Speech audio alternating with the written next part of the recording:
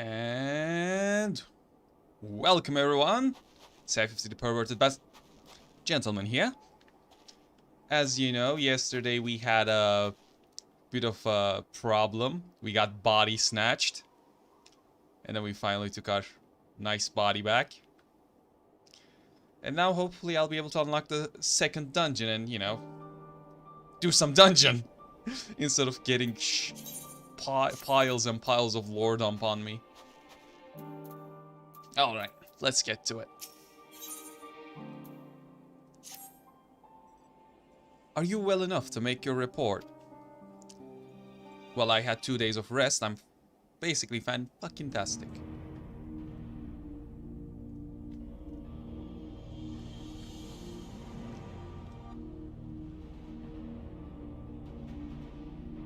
This anima was summoned with the corpse of Emperor Varys? Does that depravity know no bounds?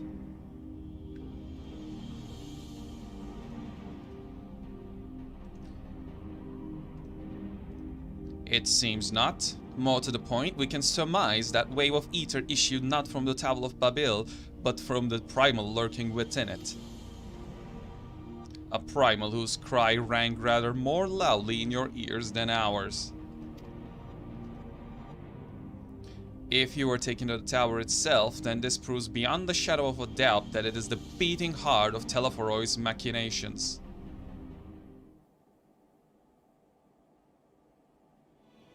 In which case, we have some highly relevant information.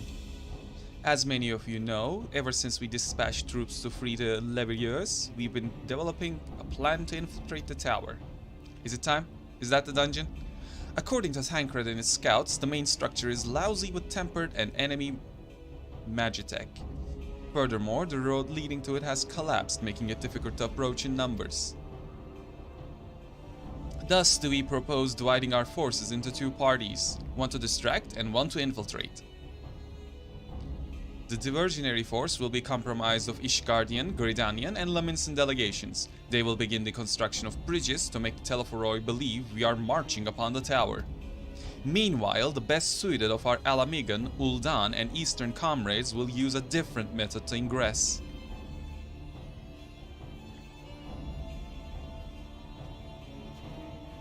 Look here. A map? The facility marked in red is the Enceladium, a vast magitech manufactory. In ruins now, of course, but the freight tunnel connecting it to the erstwhile Imperial Palace remains intact. While the Teleforoy's attention is elsewhere, our infiltration force can use it to enter the tower undetected. Be aware, however, that the underground rail network remains very much operational. The Tempered are using it to bring supplies to the tower even now. If it can carry their material, it can carry us too, providing we sneak aboard unseen. Another sneaking mission, is it?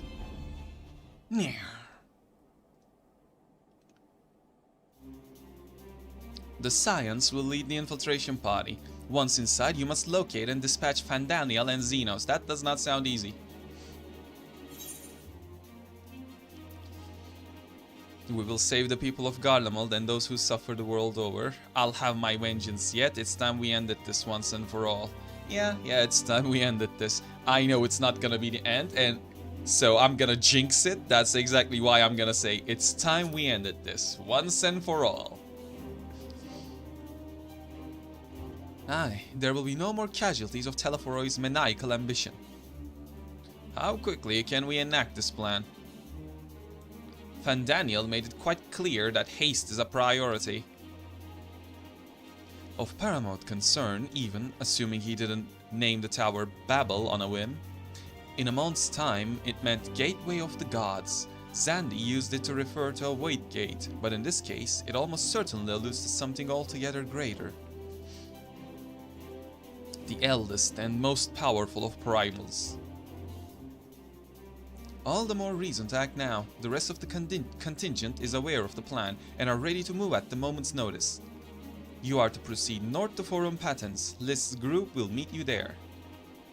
As ever, we are grateful for your foresight. This is the moment we've been waiting for. Spare no effort in your preparations. Hmm?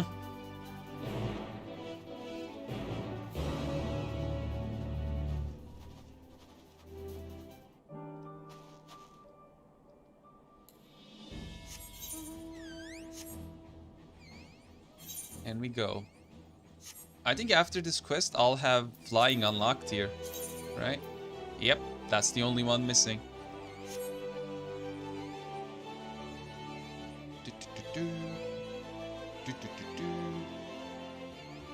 Nope.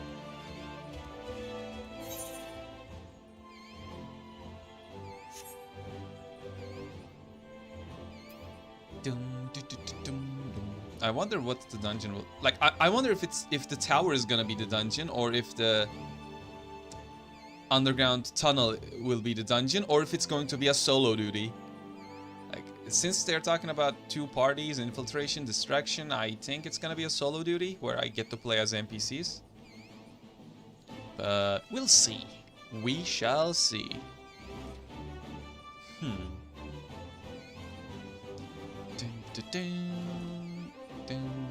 What is this Metroid sounding like song?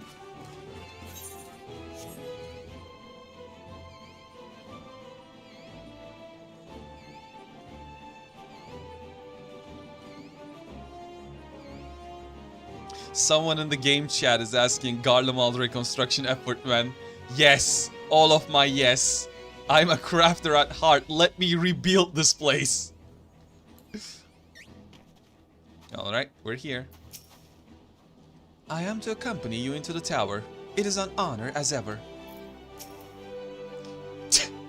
Damn these frigate lands! The sun does not sneak. However, he will travel this path of yours, and those who walk with him will bask in his radiance.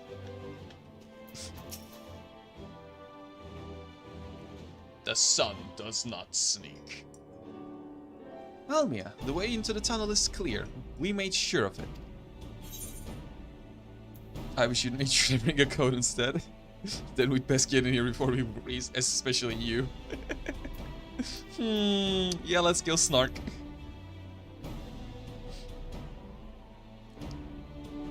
Oh, I'll warm up when I throw a punch or two. Barely enough clot to swaddle a newborn. Clearly you have spent too long around this feral dog of a Dotarl. Watch your tongue, fool! Lest I feed it to the crows. We will see who is the fool when you freeze to death. Expect me not to warm your ill-prepared hide. These furs are for myself and my Nama alone. Should I be blessed to meet her this day. You two get married already!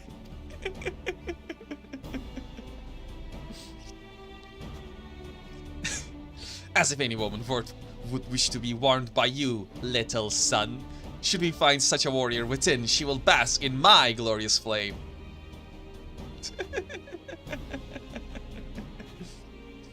Stop, both of you.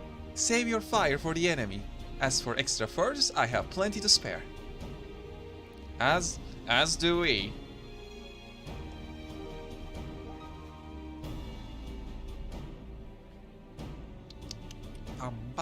Okay, this looks like a dungeon since all the NPCs are gathering. Hello everyone, all set for the battle I see. Yes, free of unnecessary encumbrances, if rather more susceptible to the cold. Let us review our strategy, quickly if you don't mind. Pippin's group has gone ahead to the Enkaladium. I don't know how to read that. We are to meet them there. We wait until the Temper's attention is drawn by our diversionary force, then we sneak onto the train. Next stop, the Tower of Babil. If any Tempered included are injured, we Zila will tend to them. You Scions must press on, no matter what.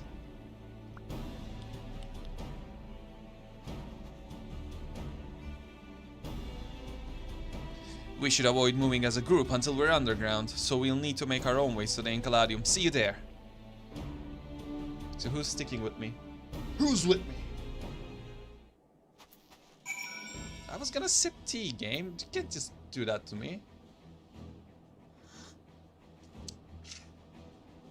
Tea get. Just head north and you'll reach Enkaladium soon enough. The Scions are welcome to our spare force as well. You might mention that to Urianger. Urianger? I crave battle, not this insipid chatter. A glorious flame? Nay, I would have seen it were it so. Fear not, no serious wounds have gone untreated. Nor will I stand for being left behind while the rest of you rush headlong into danger, so you needn't bother suggesting it. We'll stagger our departure so as not to raise suspicion. You go on ahead. Who could possibly be called at a time like this? My heart is pounding with anticipation. I think it's time I was off. If I look at Urianger one more moment, I'm liable to freeze solid.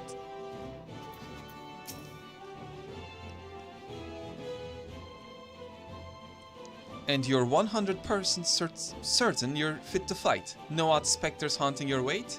Nothing feels tingly? Well, I'm not Reaper, so...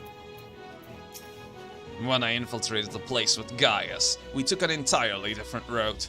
Since then, the whole place has been reconstructed, and it would appear that path is no longer accessible. Cold? Nay, I feel narrating. Narrating. Okay, you freeze your ass, boy.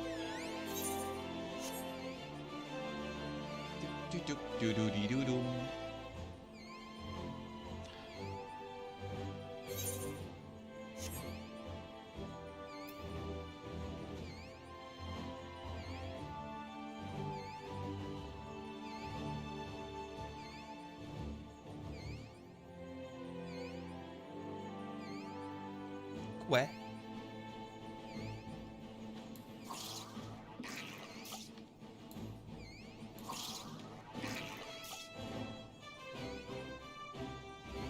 Ho. Is this the way then? Since you put the NPCs there. It's gotta be, right? Hey. Hail! It's good to see you, Almia.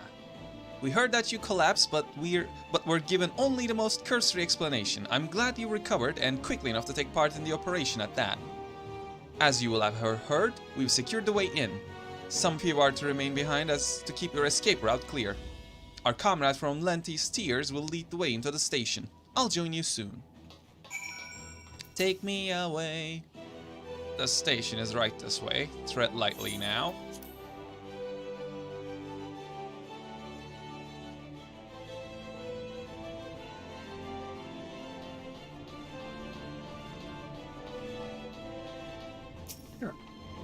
In.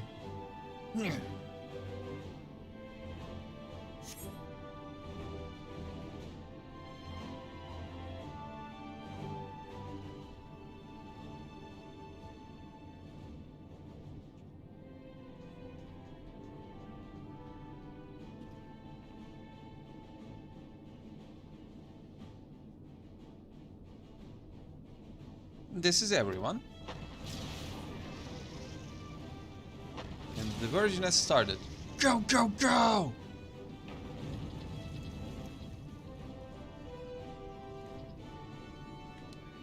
Go, go, go! Oops. Drop the mic there, literally.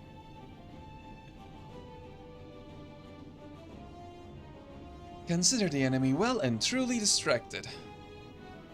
That's so.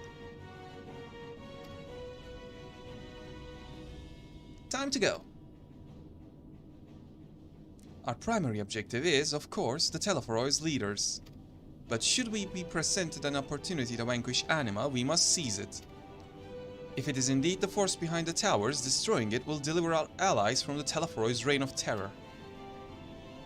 And I, for one, would not see the Guardian people manipulated any longer, be it by Primal, Ascian, or anything else. Here, there's been enough of that. We came here to help the people of Garlemald, and that's what we're going to do, together. Till the very end. The train should be along any moment now. Prepare to board, everyone. Ah! Hey, you Clarity. Welcome.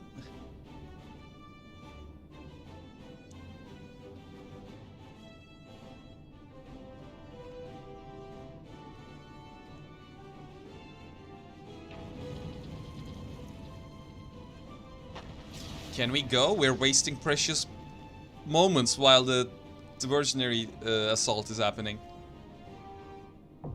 The Tower of Babel, now accessible.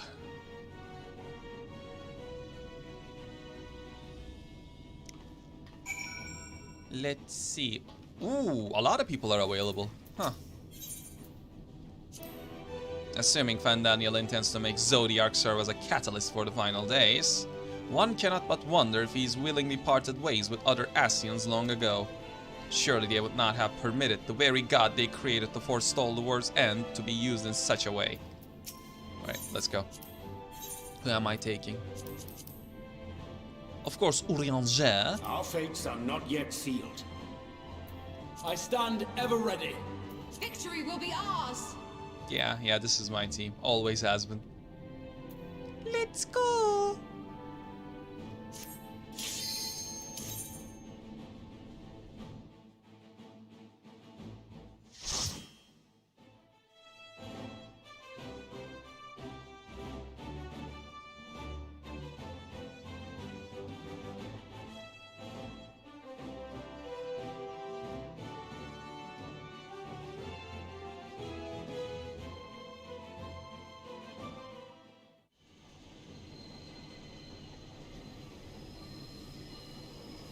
Ilzabad, the Tower of Babel.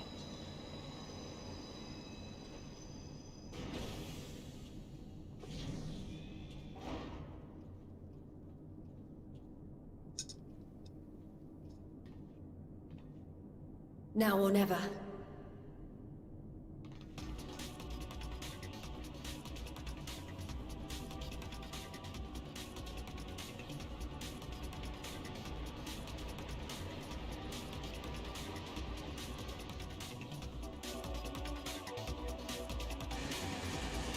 Oh-ho!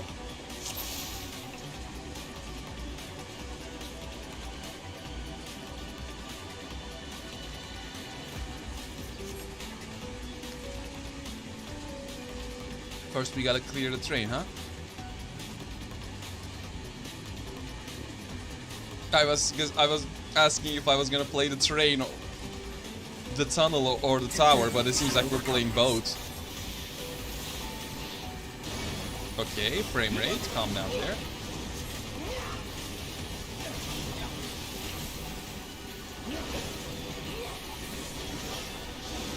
Acceleration, impact, swift cast, impact, AoE! God, Red Mage is so much fun now. It was already fun, but it got even better. Wrong target.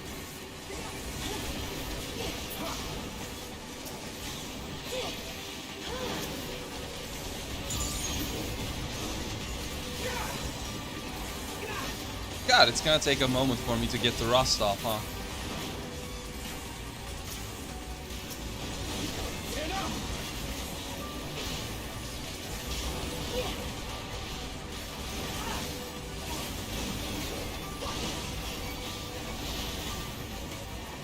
I like how in the last two dungeons, like this one and the one before, the first dungeon, we have NPCs tagging along. Like, it reminds me of Gimlet Dark with the whole feeling of large-scale assaults. And I'm here for it. Acceleration, impact, swift cast, impact! Well, that swift cast got there. Got stuck.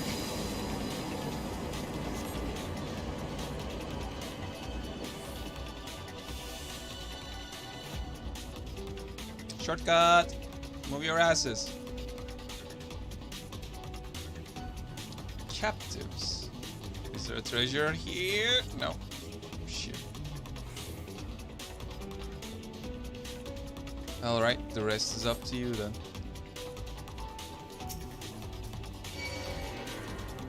Come at me, you fiends!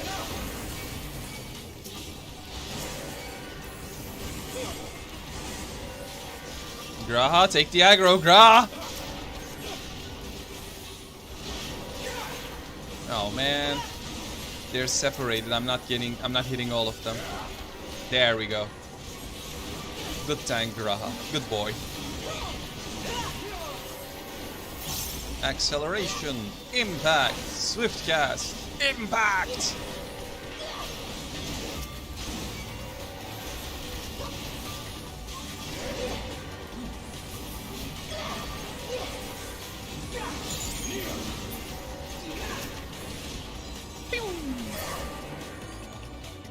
Going.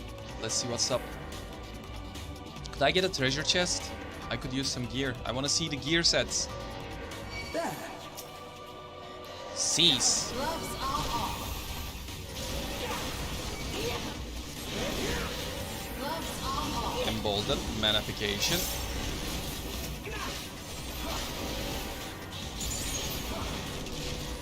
Get in there. Pop your explosions. Be happy. Get rid of your fire proc. Go back to AoE. Impact. Accelerate. Impact. Swift cast. Impact. I love this new triple player combo we have. It's precious.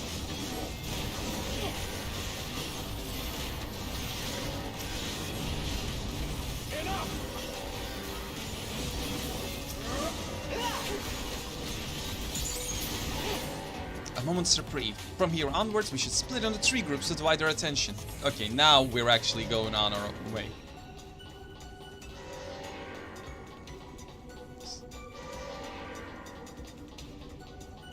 Oh, the first boss. And that's an engineer and his creation, I presume. He does not appear to be tempered.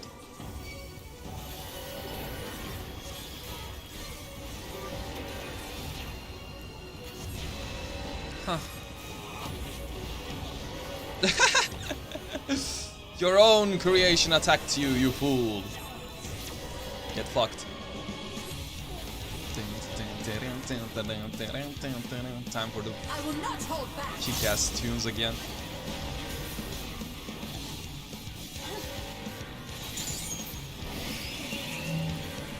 Oh, I'm gonna be pushed back.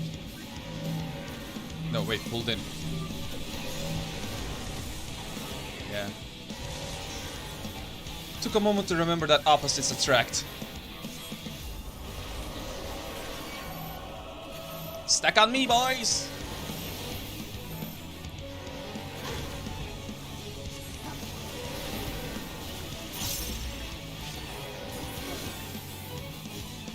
Oi! That's a plus, so I'm getting pushed away. Shoot. Be gone! Be gone! Why did I do that? Either way. Allow me. What's this? Owo.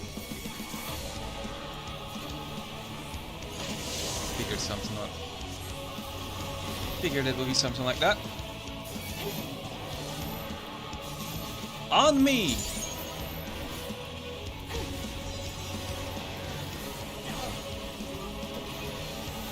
Oh no no no no no no no no no no no no no no.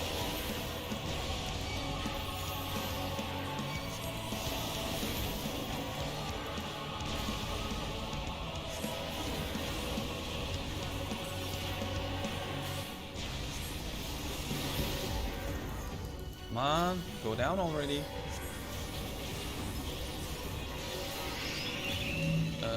I'm being pulled. Can I get the cast? Can I get the cast? I got the cast. Good. Here, take this. Chew on that.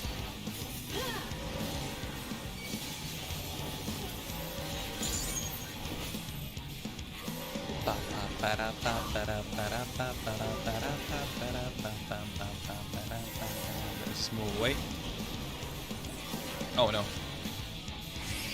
On minus, it's plus. I'm getting pulled.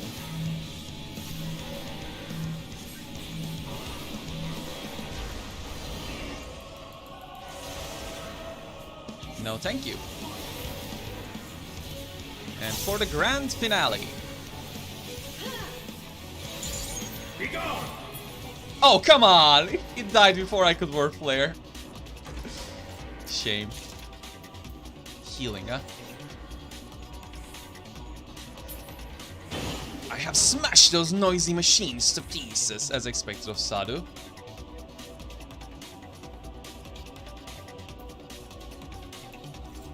Oh, whoa.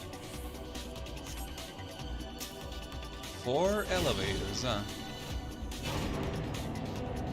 That one's empty, though. So I'm assuming there's gonna be attacks coming from that one.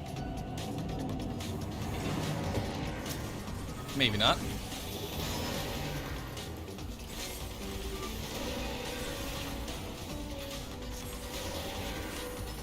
Maybe they just wanted to have a, you know, symmetrical 4 instead of a triangle. That could be it. AoE time. 1, 2, Be gone! 3. Finisher. And another one. And another one. Allow me. And another one.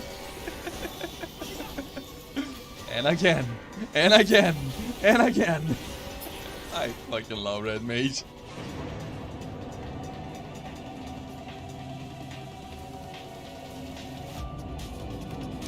Stop bickering, you two.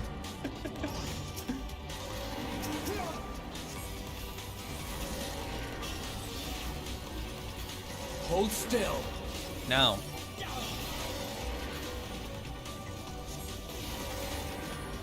My AoEs are on. My buffs are on cooldown. I need them. I need them.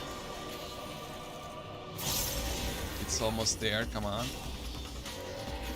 Alright, here we go. We're gonna do Embolden. 1, 2, 3. Finisher. Another. And then Manification. And then single target. 1, Allow 2, me. 3. Finisher. Boom! Just as planned.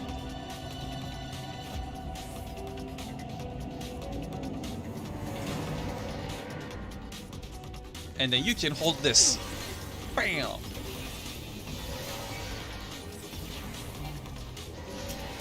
No, come on, really? It ran out. Hold still. Accelerate. Fire. Gloves are off. Well, thunder. Thunder to fire. Fire to arrow. Got the proc. Do it again. Let's Make go. ready.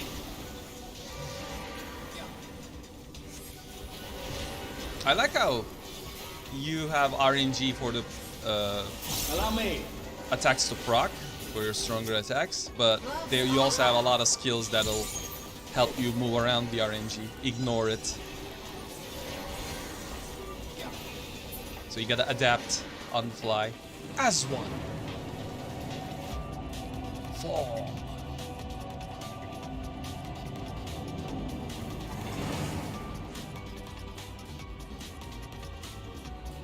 Let us see who gets there first.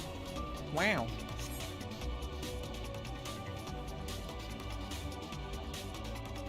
It's gonna be a race, huh? Alright, that's totally not creepy. Imperial Bristles of Fending. Yeah, okay. I do have Paladin to gear. Also, this dungeon tune slaps. Absolutely slaps. From what I've noticed so far, the music in Endwalker is a lot more subdued compared to Shadowbringers, but it's also easy to listen to.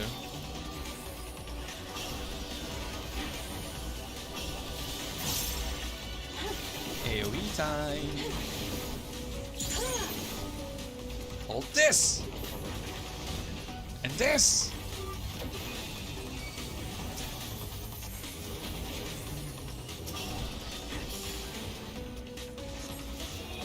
Alright, 2 enemies left. Back to single target. Assuming I can get a cast off before they're dead. Shit. Ooh, a chest.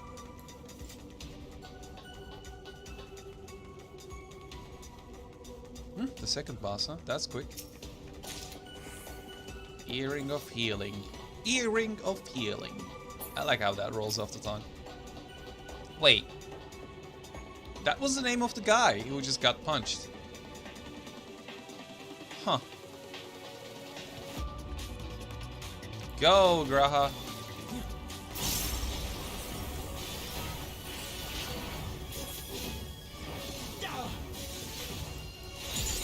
Whoop. Oh, we're doing this, huh? Raid-wise, huh? Be gone! No! Hold still. Hopefully it does hold still.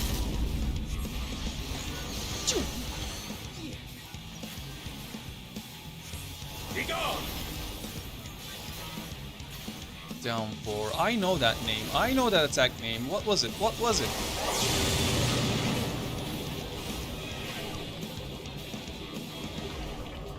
Okay.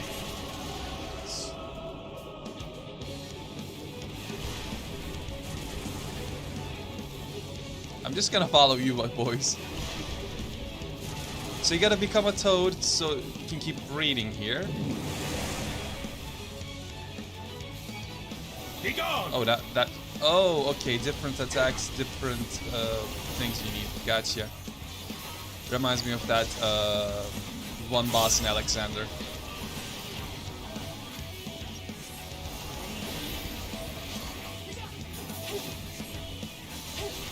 I'm small. I'm not small. Wait, what? Whatever they are, just stay away from them. Oh, it's Bomberman. Okay.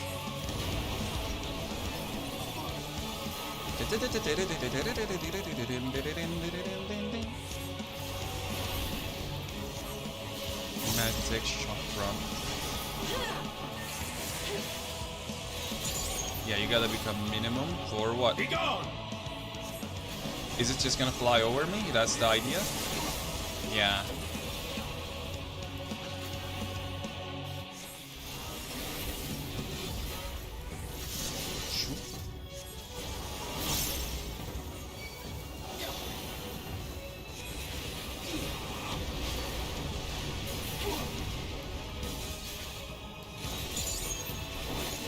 How about you don't hit me with that, huh? How about that? A novel idea, I know.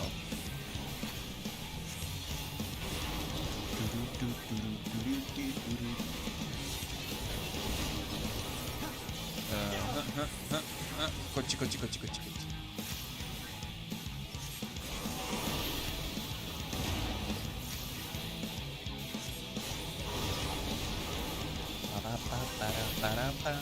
Oh, here we go again with the toad one.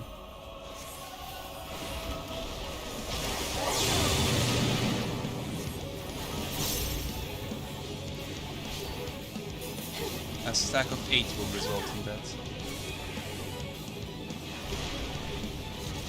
Wait, really? I can just get greedy like this? Oh no, you should not have given me this power.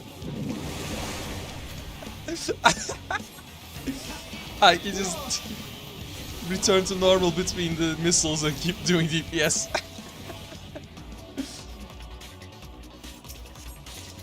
My greed. Alright, that's... Come on. Give me a caster's item, please. Let's see if there's a chest over here. Anything? Go! I shall deal with these whelps. Even though Saruda's saying it. The maniac. You won the fight. You got the fight. Do it.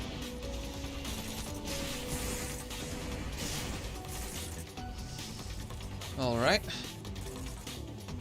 This architecture is just... Ugh.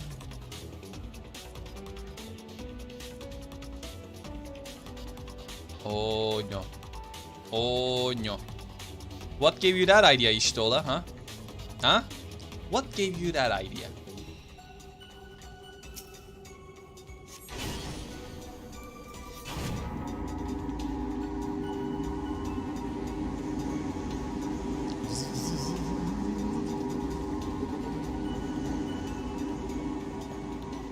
Jeez, that's a long way.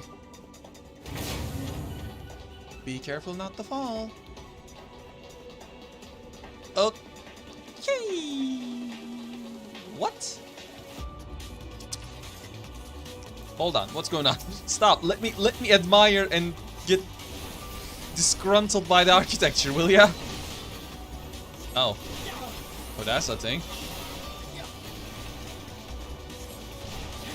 Embolden, Manification, AoE, AoE, another AoE, and then Explosion, and then another, I will and not then hold another. back. There's another.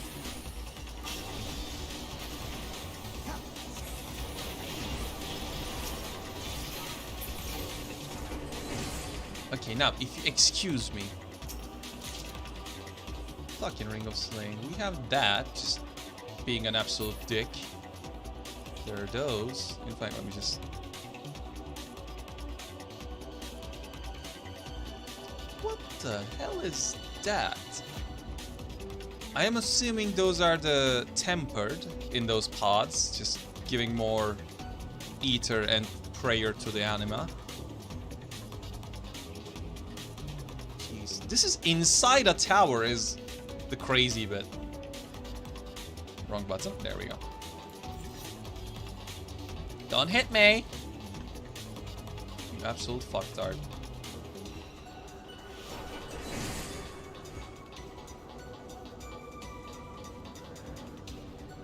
Go!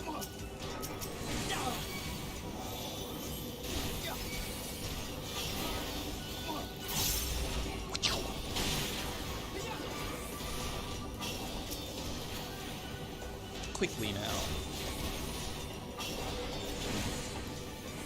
1, 2, 3, boom! And then another. What do you mean target out of range? Allow me. Target is right in front of me, you dolt.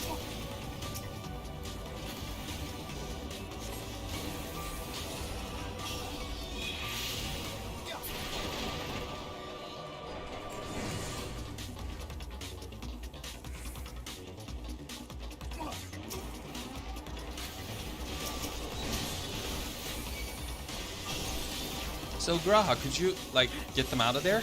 I don't want you to keep getting hit.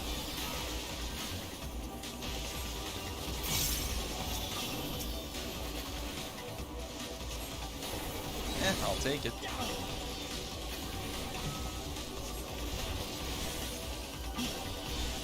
One, two, three. Explosion.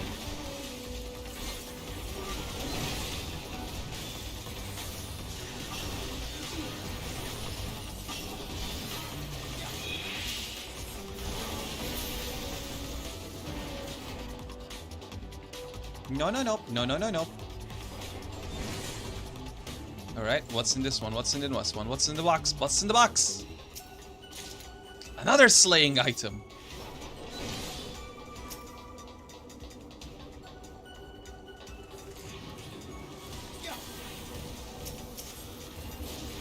I shall target this boy. It's small enough so the other two will get caught as well.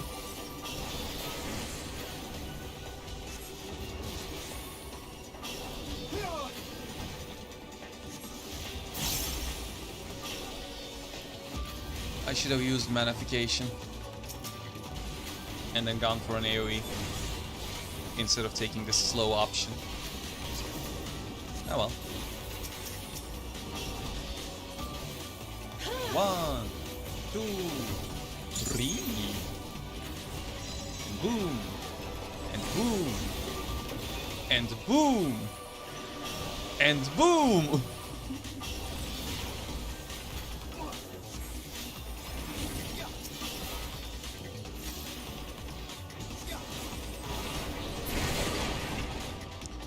Alright.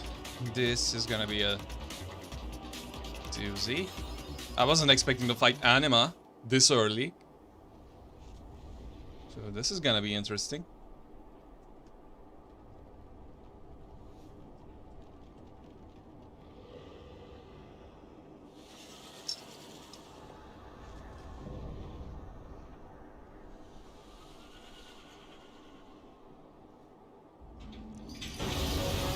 icon of icons, Anima. I wonder what kind of attacks it has. Let's go. Graha, go!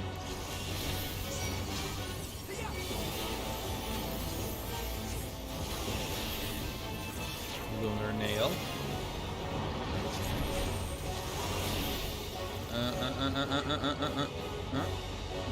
I'm assuming. Be gone!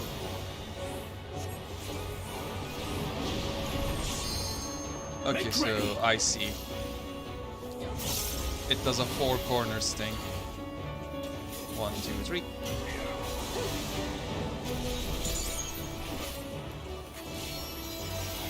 Wait, what?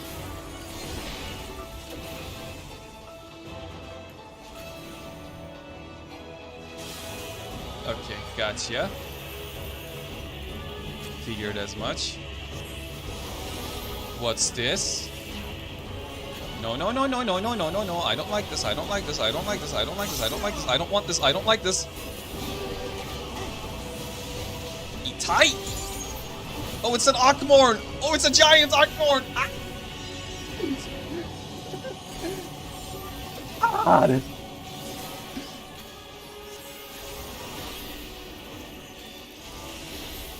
The giant Akmorn. That is not okay. I am not cool with what just happened. What's now? Uh-oh. What? What? Anima's dimension. Okay. Okay.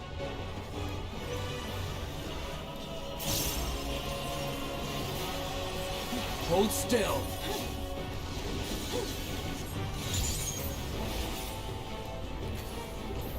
I just have a feeling that I should stand here.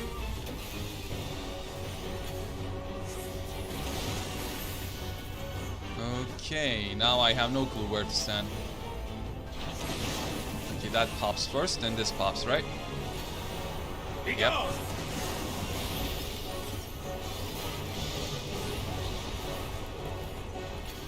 Gods. What am I doing here? Oh, great. Now I just gotta keep running, huh?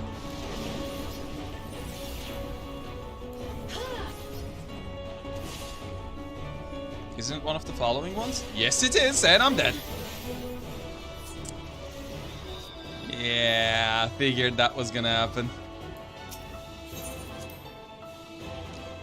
It took a lot longer than I expected. Well, the first dungeon death. Let's go.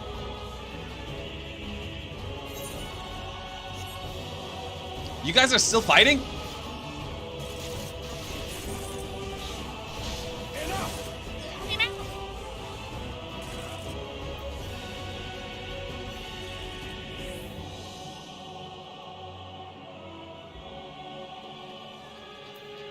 I can't believe I took my first death. And I even guessed the mechanic correctly. I just had to keep running. It just, since it came up so late, it messed me around. It messed me up. I ran away back into it. Like, I know that icon. I know what that means. It means the next attack is going to keep chasing you around. But alas, I was a fool, an idiot. Now, round 2. Fight.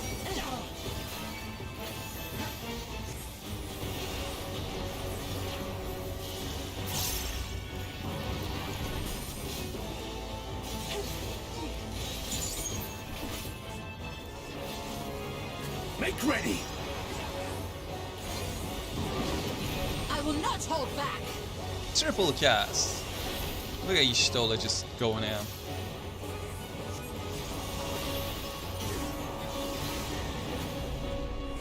Which one is mine? That one.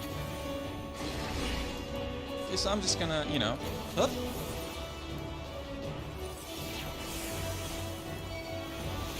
Be gone!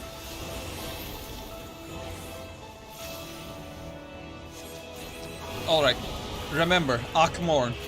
Remember, Akmorn. Hello. Run, run, run, run, run, run, run, run, run, run. Not this time. You shan't fool me this time.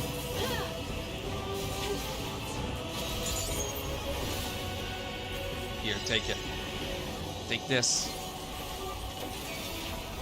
Take all of it. All of my anger. And here we go again.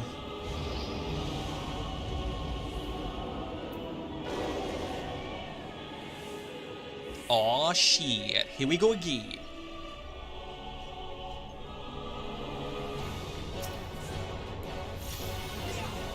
Gloves are on.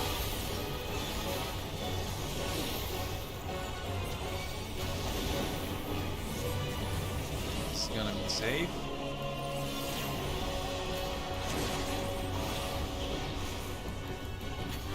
And then the next one will just take a step forward. Gotcha.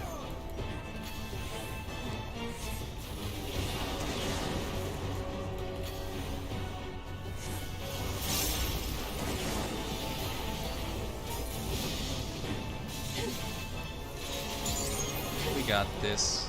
We're gonna get it right this time. I think you can fall in this map, and I hate that. Oh, I'm out of mana. Shit.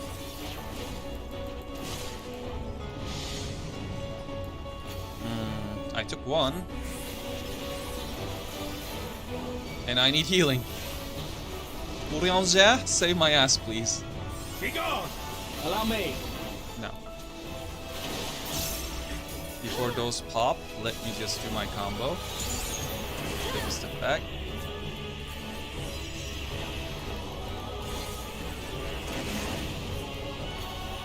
There we go. The altered reality plunges into chaos.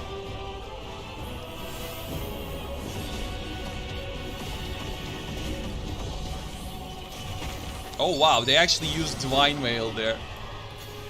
Wow. Love it.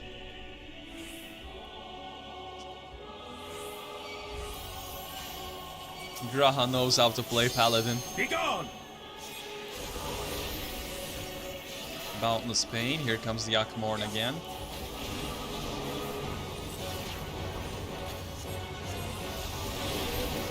Nigerunda yo!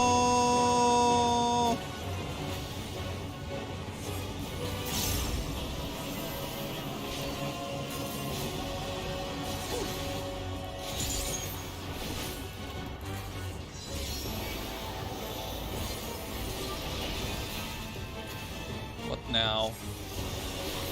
What will you use now? It's the Lunar Nail again. Okay, the squares. Over here is safe, right? Yeah.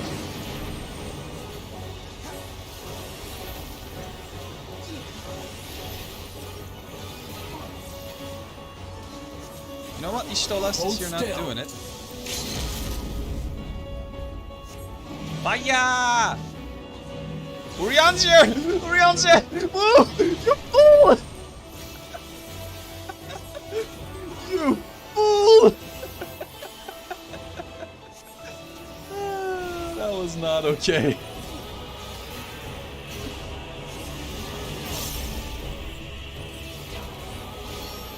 Who's mine? Okay, that one's mine. Look at that, I'm just about to backflip.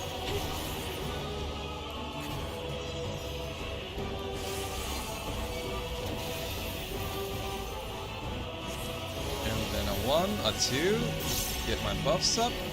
Urianger, fuck off. Allow me. And there's another. This should end it. Yes.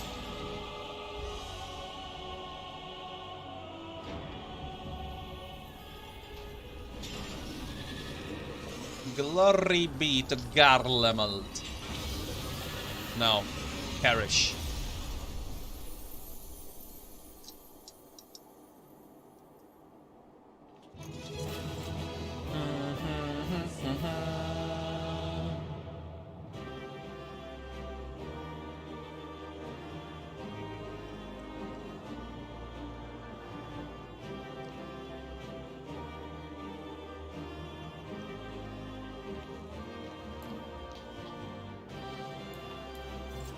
Hello. No chats? Okay. Really? They just want me to play Dragoon, huh? Well, either way. Let's equip them pants. I can't even see the pants. Meh. All these equipment, all I have is just pants. Sadness.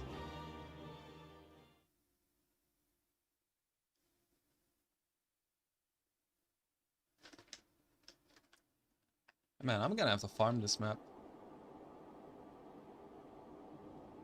Farewell, Varus. May the gods have mercy on your soul.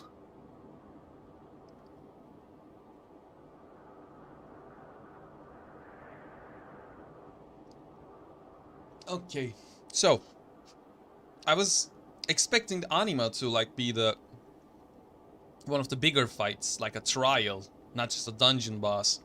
So now that that one is gone, what's the next? Like, what's going on? What?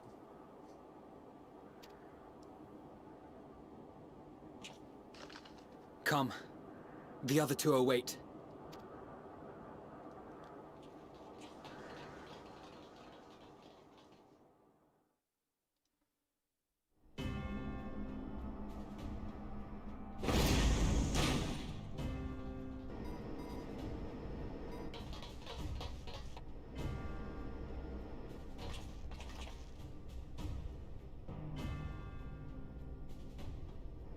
This madness ends here.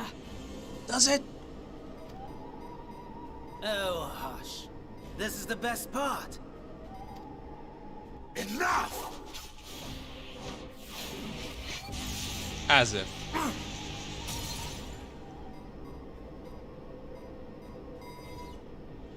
Tis done.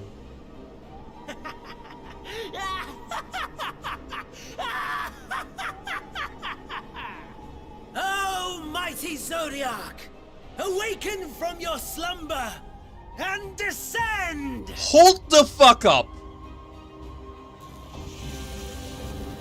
You're not telling me. You can't. You're not. Excuse me? Some manner of magical defense? Just like how Bahamut was in Dalamud, you're telling me Zodiac is in the moon. I mean, it's not an ass pull, like, it literally happened before, so... But... Huh? Huh? Excuse me? Pardon?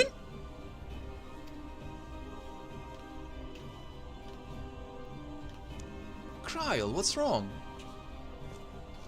Kryl? But how? More like... Hydaelyn. Seems like. Yep. The shackles that bind my adversary will not be so easily broken. Hydaelyn! Feeble relic of a forgotten age! And Zodiac is not? Hark! Victory is mine!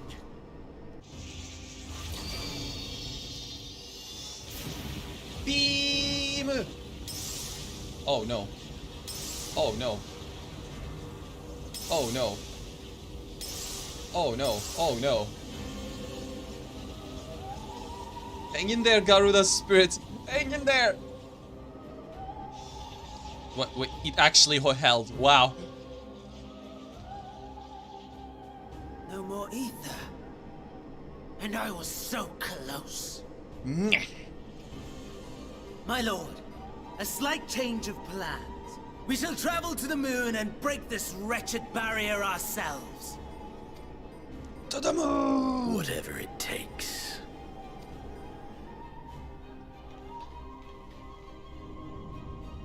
What was that?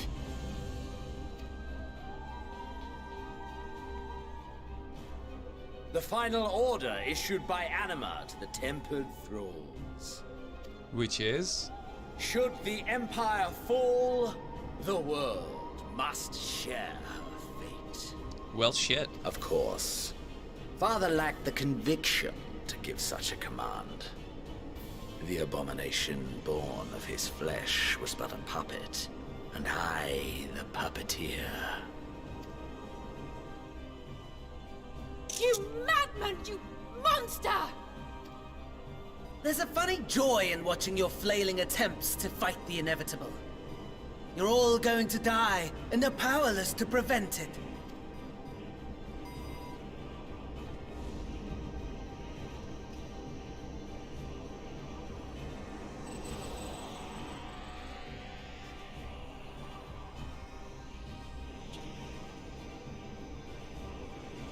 We really must be on our way.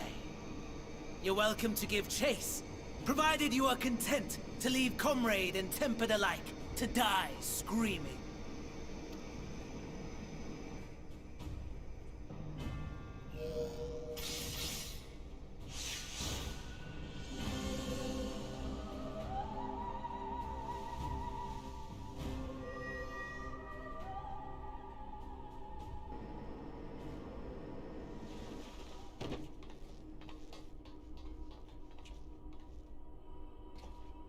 I have asked too much of this child.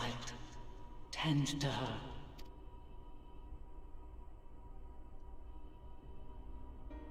The last brand at Mare Lamentorum is yet unbroken.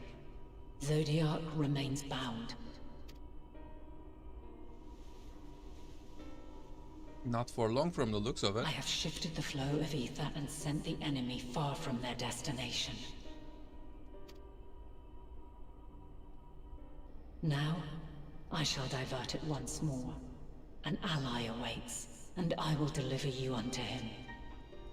Is it gonna be Elidibus? Is Elidibus the ally? Seek his aid.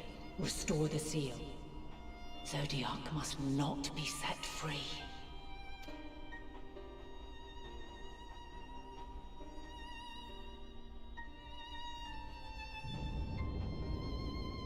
The Tempered are running wild. Not only those at the tower, but those back at the camp. The others are doing their best to contain them, but the situation is growing beyond our control. Leave them to die or give up the chase. Just like Van Daniel said. No, you all go back, I'll go up alone.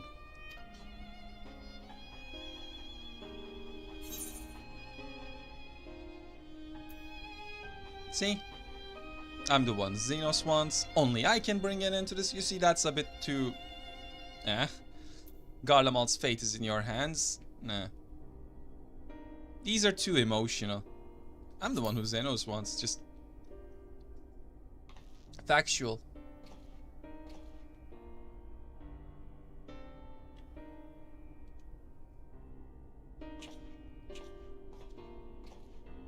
You're going alone?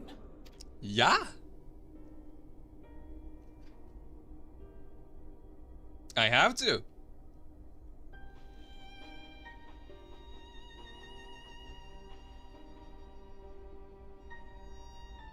You have our trust and our faith. I pray we have yours.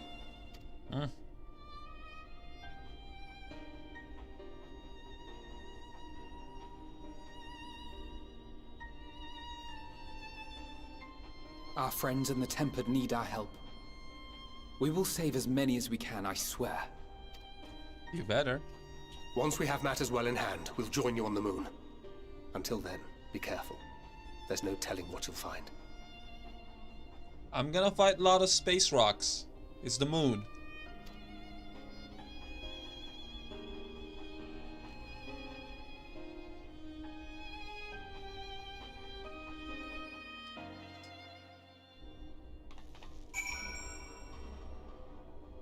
Kryl, you okay? Me, silent. She channeled a dangerous amount of ether, and that's to say nothing of the teleportation magic she must have used to get here. Yet Kryl and Hydaelyn both were clearly willing to take the risk. Fear not, Kryl. Go forth, and return, I prithee. We are moving out to rendezvous with the remainder of the contingent. Leave everything here to us. Will do. Stand there just for a moment, please. A prayer for good luck. Now you can possibly fall. We have no time worrying over what's done. Let's go. As I suspected. If all of the Tempered are affected, Ulysses and his comrades likely put up quite the struggle. We'll find a way to save them. We must. I only pray we are not too late. In the meantime, may the 12 carry you to victory.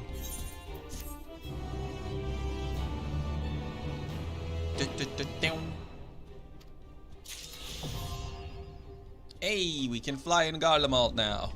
Even though I'm leaving Garlemald. Drahatia is pondering the technological marvel you have just beheld. My apologies, I was lost in thought. The device is of elegant design, which leads me to think I was right about Fandaniel. No matter what he claims, he still has an attachment to the trappings of his past. Whether knowing this will make your path forward clearer, I cannot say, but bear it in mind. But let us turn to the task at the end. As Hydaelyn said, the flow of ether will transport you to the Mare Lamentorum.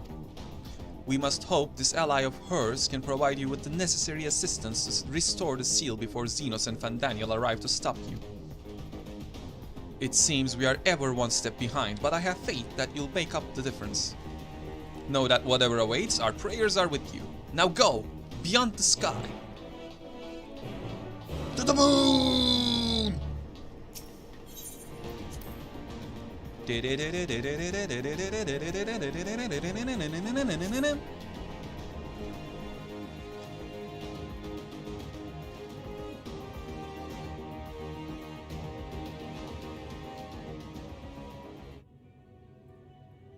Long, long before Dalamud was forged to imprison an Elder Primal, the eldest of them all, savior of the star, was sealed within a moon of his own. Souls sacrificed to grant him life still slumber and dream of the day he and we will be made whole. Here he waits, in this cold, barren place, his cradle and his grave. Silent lamentations and prayers of hope echo soundlessly to a sundered star, adrift and alone. The Sea of Stars, Mare Lamentorum. Oh.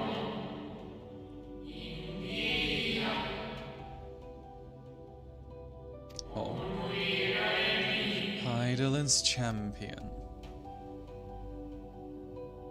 Hey, an Ascian. This is gonna be an interesting lore dump. Make no mistake, this will be a lore dump. What are these? What are you? Oh. Oh, you're ugly. Oh.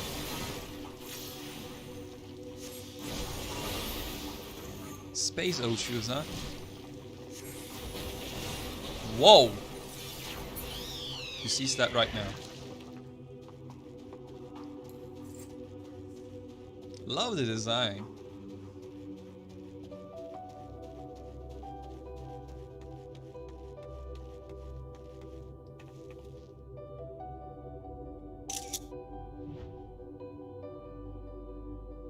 Let me just get it just right like so.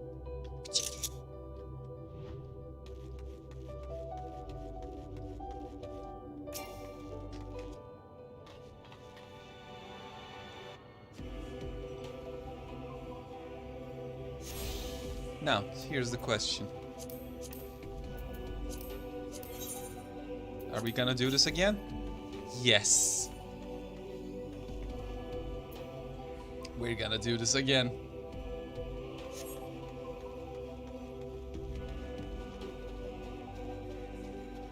Hello, my good sir. I'm here for the lore. I return. I must return. Why? Why? Why? Okay.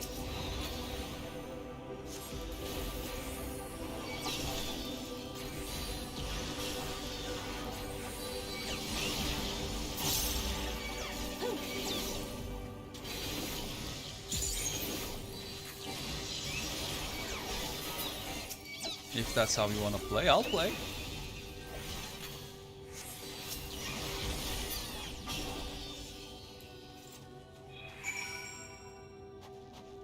Have you calmed down, my good sir? Home. I want. I need. Okay.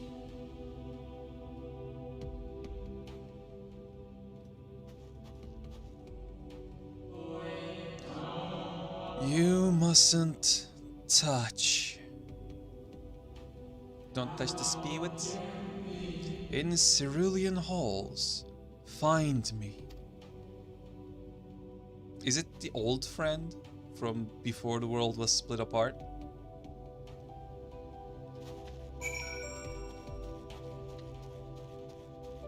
Man, this reminds me so much of Phantasy Star Online.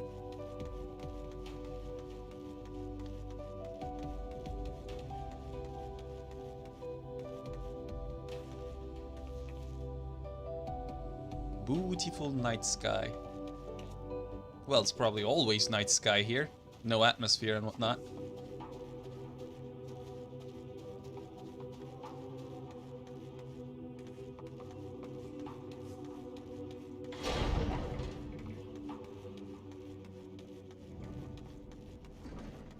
The Watcher's Palace.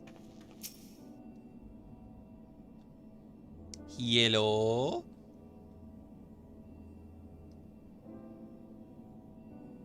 Man, it's beautiful in here. No steps echo through this looming spire to save your own, but you nevertheless sense a presence above. Upstairs! But what about downstairs? What's down there? Nothing? Okay. Upstairs!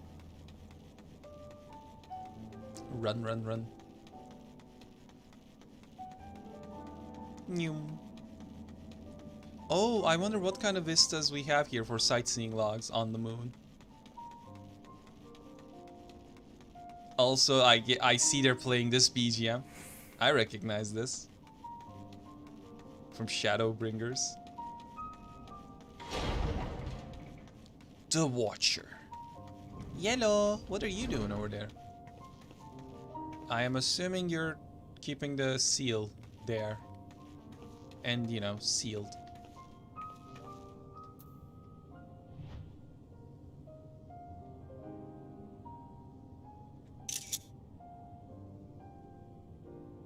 Is that Zodiac in there? That's like the vague figure of him. Okay.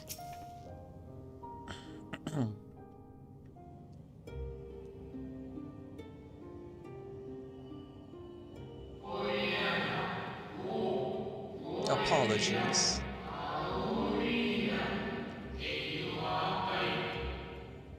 Apologies, I have been preoccupied for some time and am out of practice at conversation. Yeah, being alone on the moon does that to you.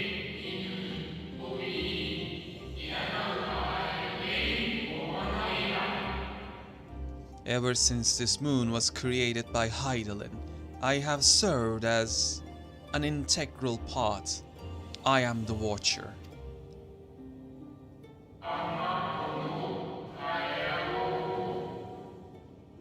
I am responsible for the prisoner and the devices that hold him fast. Ah, I missed my chance.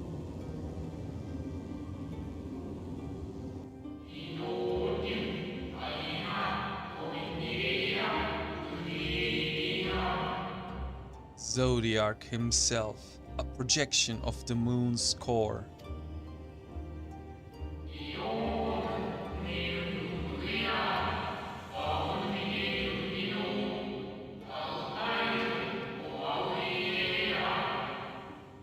Though rent asunder by Hydaelyn, he grows more powerful at every rejoining. 7 there have been, 7 too many.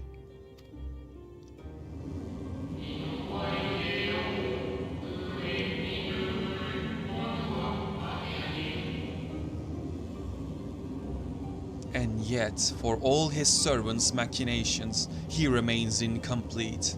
The fallen are beyond salvation.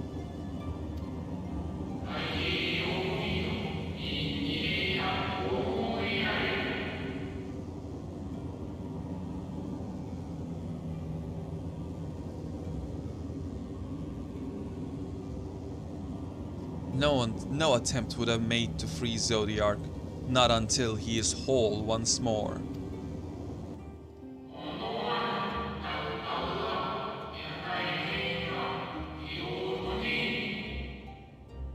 But someone has taken action. The shackles that hold him nearly shattered.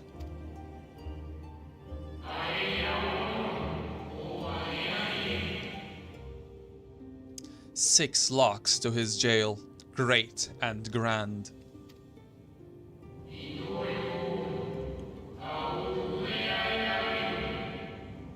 Gargantuan swords driven deep, brands to bind Zodiark forevermore.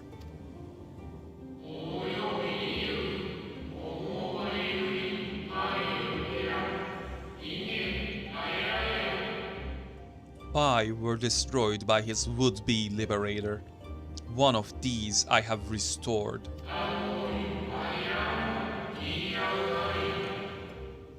I strive to mend the remaining four, but my efforts are being impeded.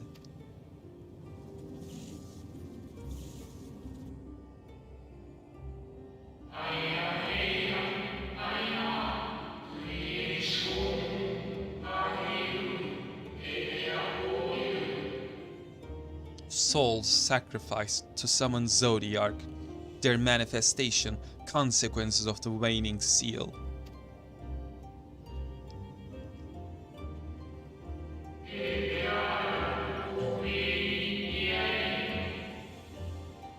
They labor in opposition to my work. They must be expelled for the preservation of all.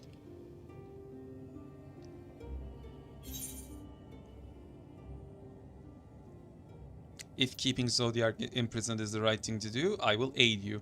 I will only resort to expelling them if all else fails. Yeah.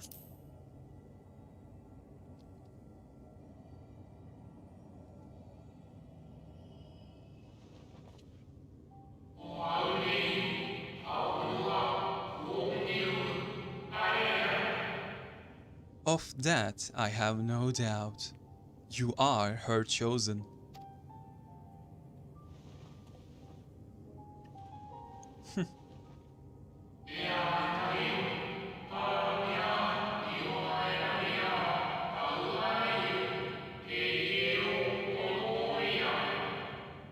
I am the watcher and the jailer. I am not the judge.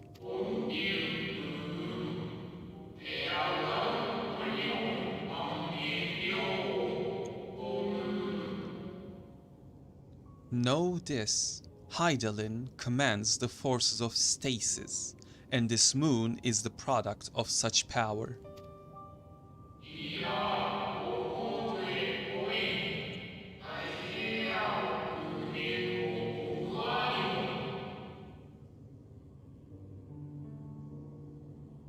So long as Zodiark remains imprisoned in his place, no more sacrifices will be made in his name. Nor will those souls rendered up in his name fade into oblivion.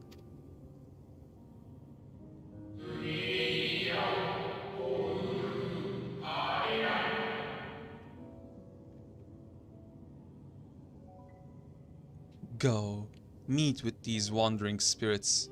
Do what you think is right.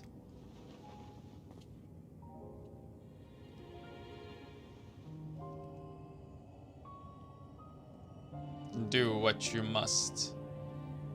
Become who you must.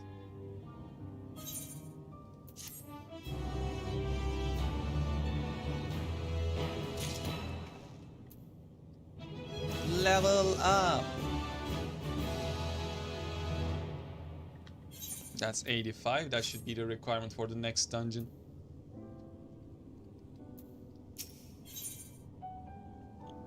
The Watcher would have you deal with the specters haunting the moon. You must confront these lost souls, yes, but you need not expel them by might of arms. A feather touch, a firm word, simple methods may send them away, faint echoes as they are. Wear the strength of sentiment that drives them, however, emotions that do not fade even with the passage of centuries. and make haste, though yet distant, unwelcome guests draw closer.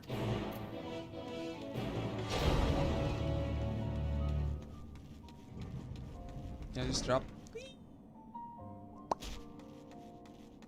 Pillar of industry. What? What? You can just... What? What are you selling?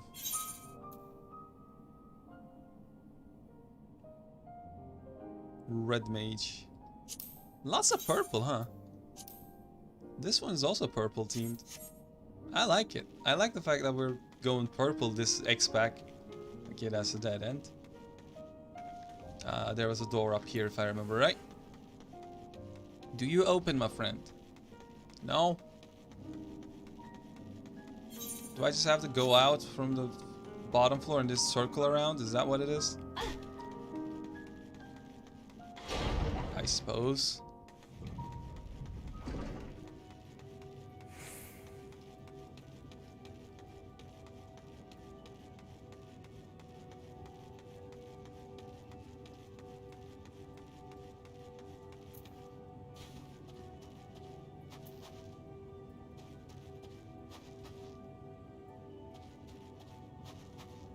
Jeez, look at that.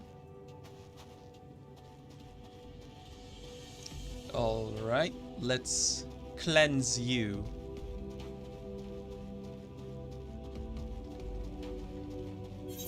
Also, hide this one. Yellow. Where? When? How long? Just gonna go away like that, okay. Saves me the trouble.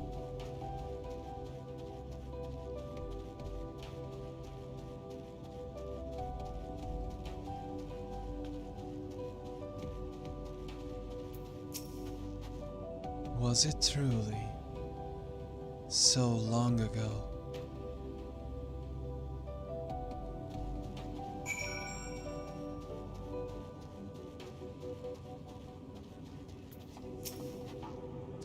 We were happy, at peace with the star. We nurtured it, helped it grow with our will, our creations. And yet, in the end, it didn't even matter.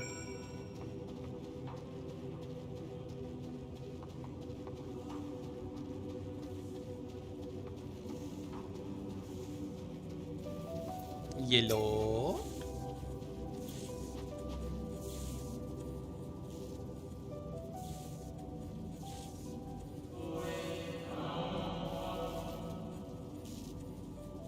We were the star's beating heart, its life, every soul a drop of blood flowing through its veins.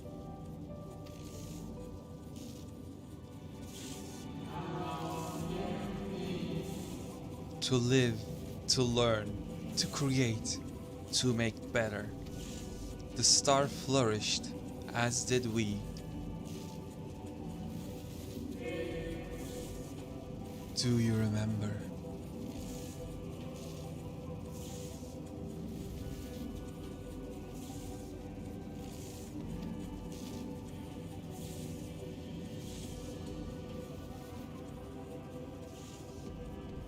Do you remember the 21st night of September? As the whispers die, the final spirit fades. No shadows of time's long lost remain around the drowning brand.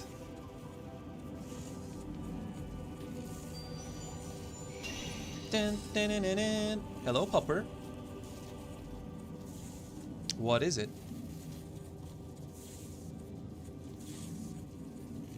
Huh? An unusually lustrous dog is gazing at you with what he seems to be fond anticipation.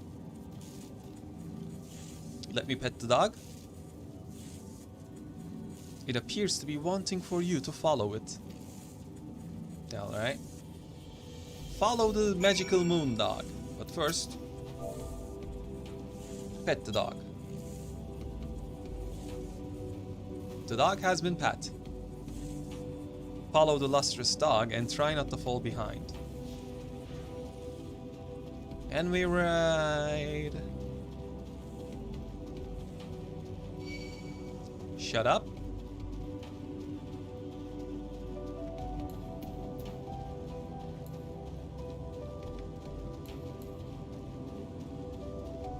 Where are we going, Popper? Space Popper, tell me. Oh. Oh, whoa, whoa, whoa.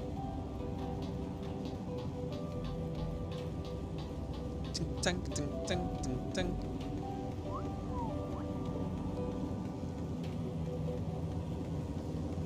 That is big. I wonder what would happen if I fell.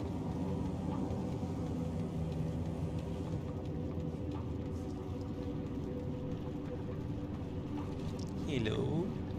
We're here in a cave. Now what? Just keep going? Where are you taking me? And why is my frames dropping? Why is my game freezing?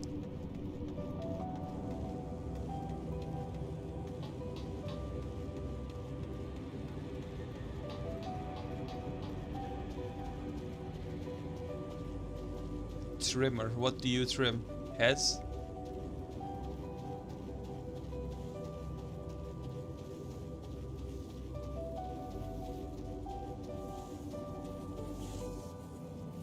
The dog silently regards the spirit that lurks near the brand. Temperamental, huh? This one's gonna go off, isn't it? We and the star were fulfilled. Wanted for naught, mourned for naught. So why? Why did it have to end? I don't know, you tell me.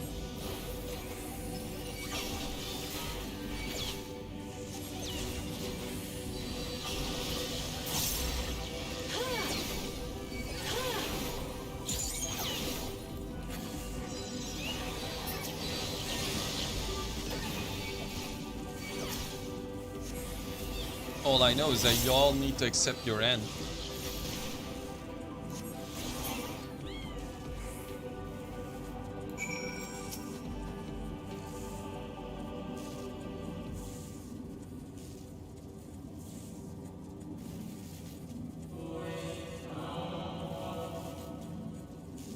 The final days taught us fear a death forced upon us. The injustice of duties and dreams left unfulfilled, the grief of unexpected partings, swift as darkness, cold as ash. Hold on.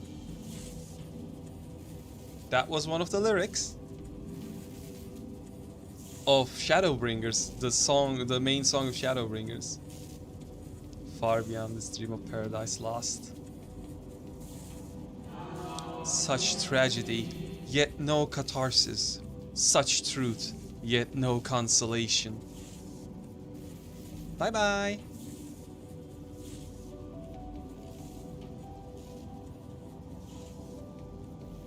As the whispers die, the spirit fades. All is silent and still around the numbing brand. Now what, Popper? Where are we going? The lustrous dog is once again staring at you expectantly, and who are you to deny it? Follow and try not to fall behind. Take me away, boy.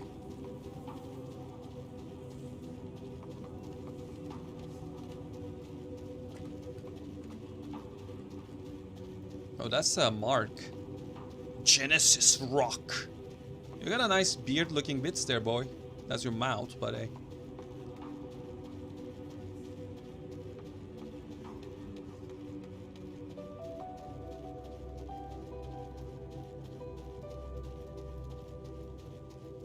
What is that over there? Enemy.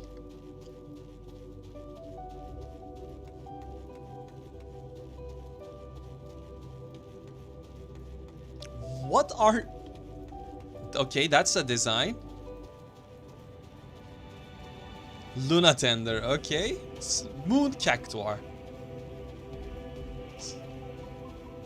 Huh. What? What?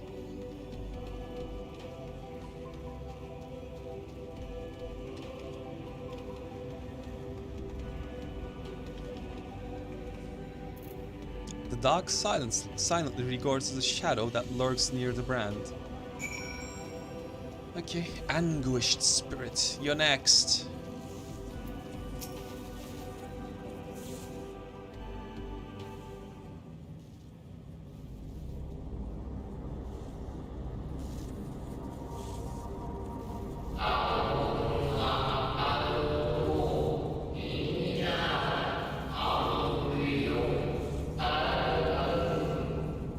Our perfection came crumbling down. Such overwhelming despair. In that moment we knew the end was nigh.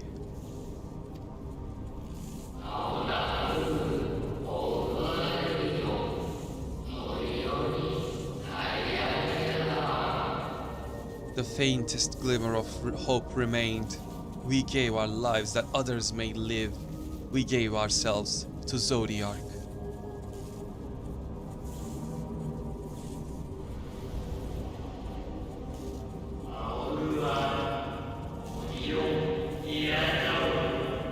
Zodiac, our Lord and Savior, to forge our world anew.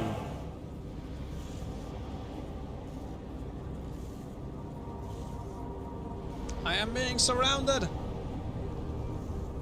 Holy shit, that's a lot of them. To live and love again.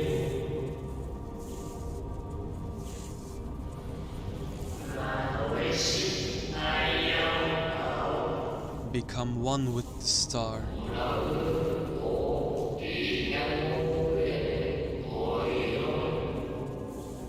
Fill earth and heaven with life. Birth paradise where fear is distant memory.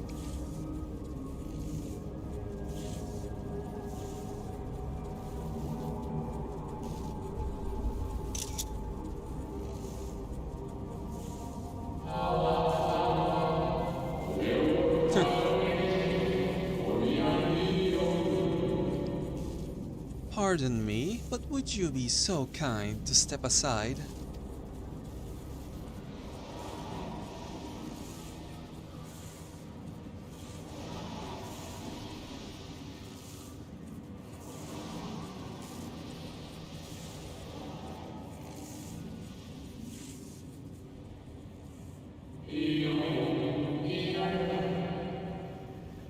Ah, that unmistakable color. The soul of Azim.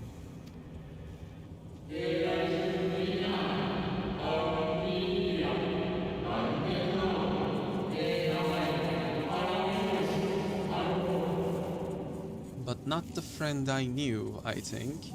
Nevertheless, you are you.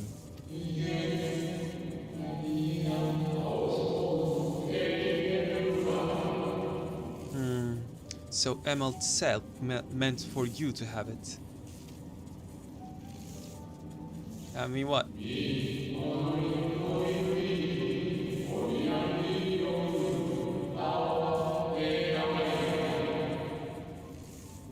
You seem surprised. Why might that be? We meet again, Hadladeus. You're the receptionist at the Bureau of Secretariat, correct? Yeah. We meet again, Hadladeus.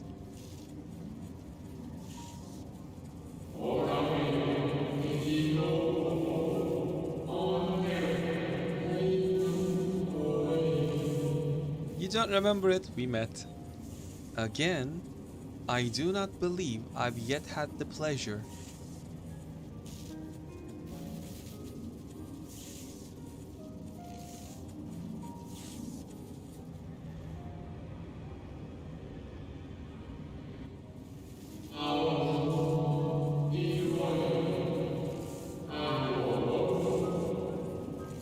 Emmet Selk created a shade in my likeness. And not only me, but all of Amaroth. And my frames are chugging.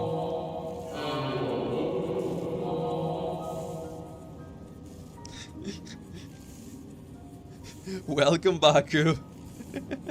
Yeah, it do be like that. We are on the moon. Reinforcing the seal on a great god. How very like him. A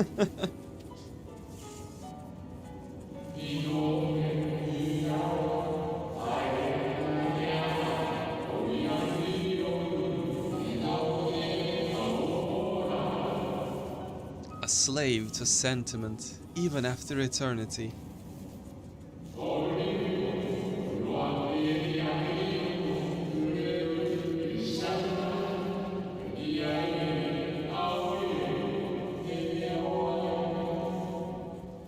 As you may have guessed, I am different from the shade you met before. No mere approximation, but the original. A soul sacrificed to Zodiac.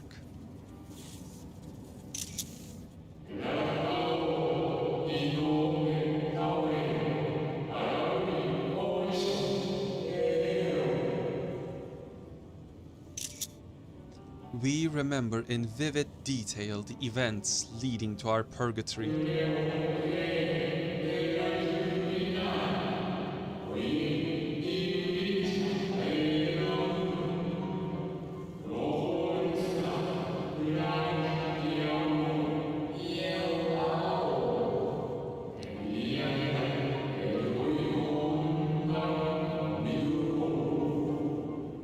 The plans and plots for our resurrection, Hydaelyn's intervention, and Zodiarc's and the stars' final fate.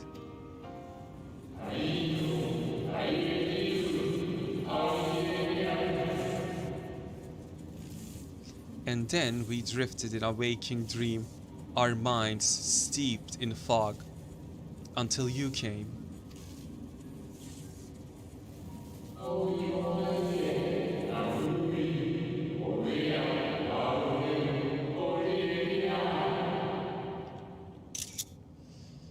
I know not what you and your friends intend for Zodiac or the future of the star. Nevertheless,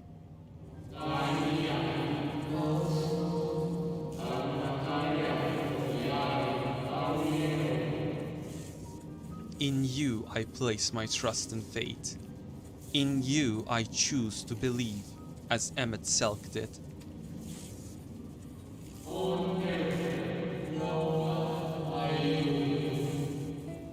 Believe in yourself and all will be well.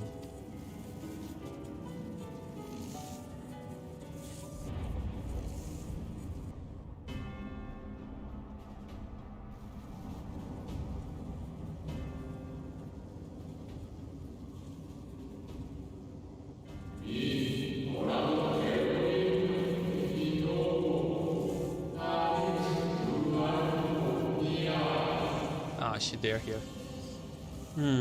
More new arrivals. Though... Ah, Bandaniel. That color I know.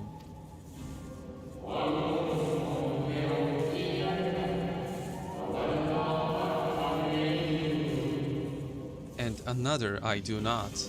An unfamiliar but fearsome being.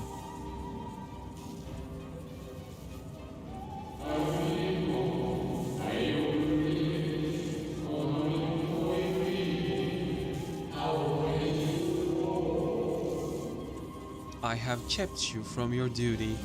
By way of apology, I will ensure that the shades hinder you no more.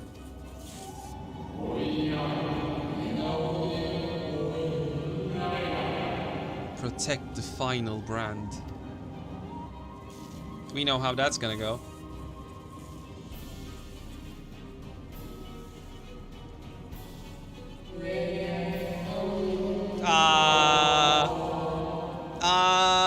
He said the same thing as the illusion version. Fare you well, my new old friend.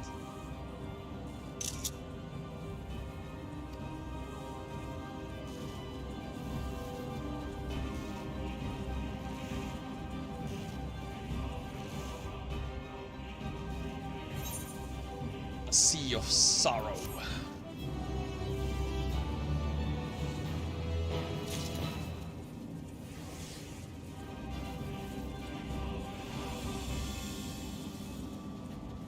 Alright, pupper.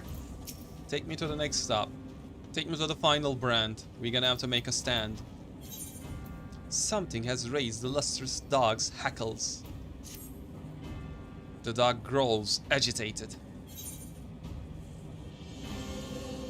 We must protect the brand. Come on, boy. Cry havoc and let's slip the dog of war. That's you, by the way. Nah. Come on, boy. The dog nudges you with its nose. You get the feeling it wants you to hop on.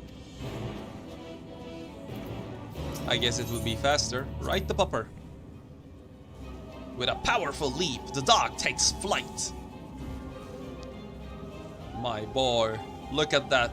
Look at that floof. Look at that floof. That's a lot of floof.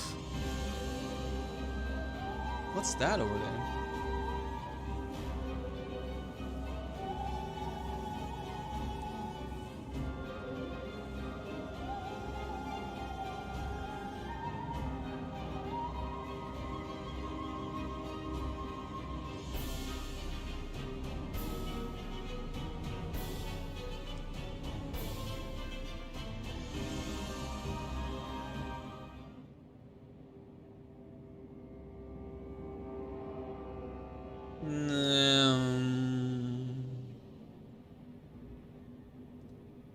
Oh, you're here already. Jeez, that was quick.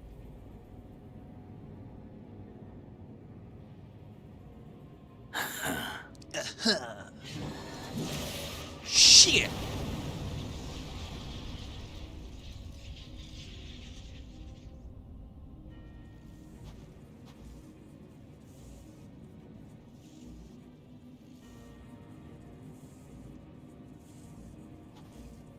In the nick of time to savor the crowning triumph.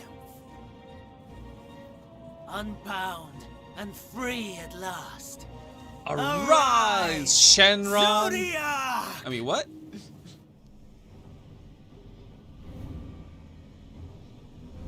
Arise, Shenron.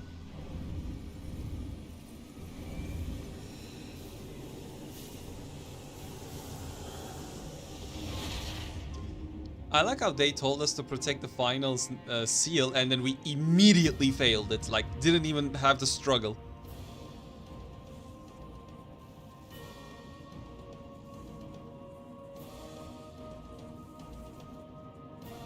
Deprived of heart and will by the loss of dearest Elidibus. A creature of pure instinct, wanting for guidance.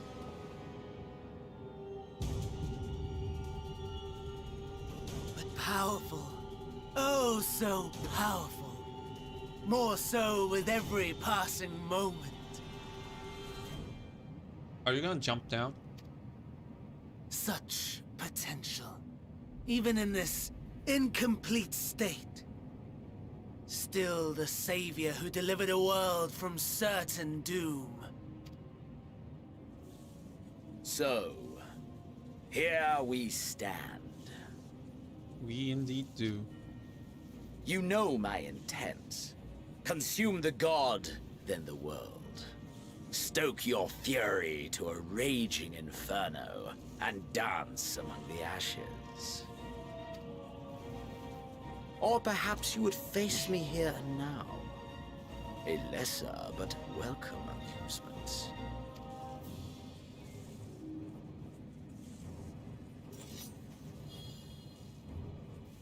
Yes. A taste to whet the appetite. Really? We're doing this?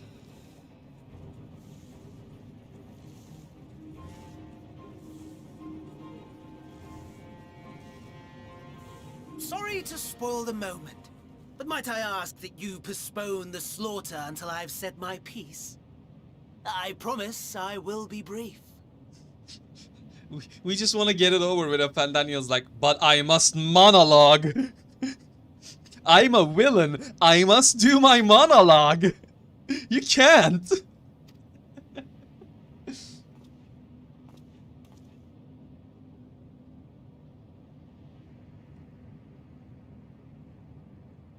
Do you remember when I told you that I wanted to die? and take everyone with me. I meant it. He's gonna drop. Told you he was gonna jump.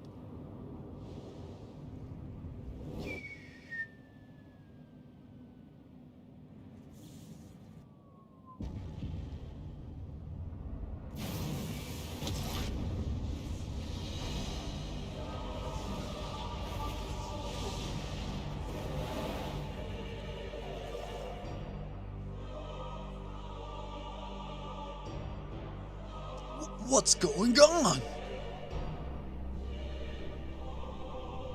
Oh shit, really? We're having this?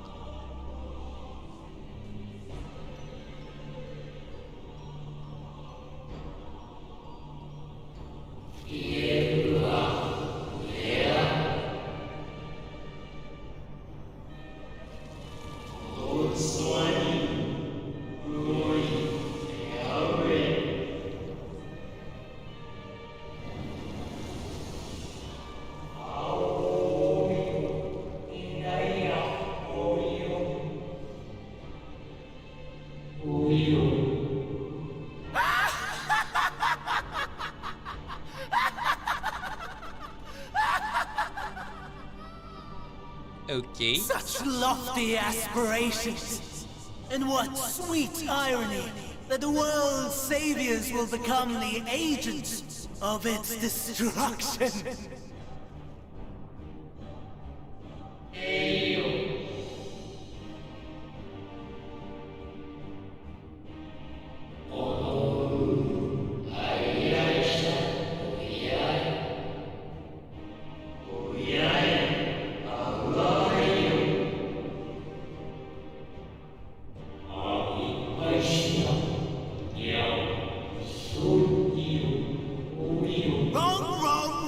Wrong!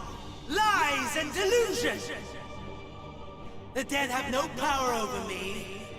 You will be silent. Silent as the grave!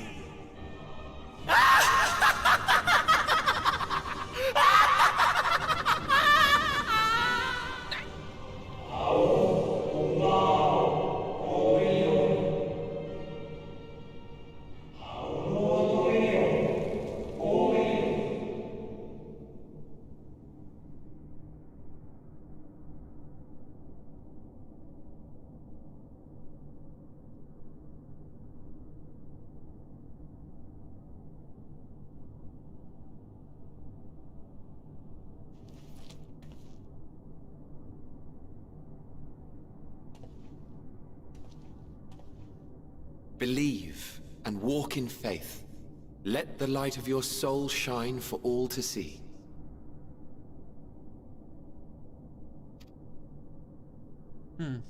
Not quite the outcome you'd imagined, but a fitting one nonetheless. Don't you think so, Hades?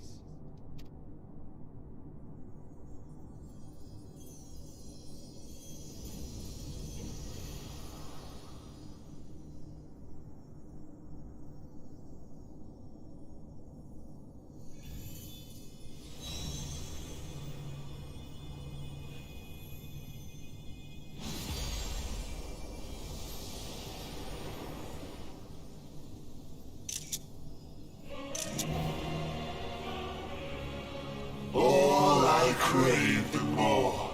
Boundless power. Mine to command.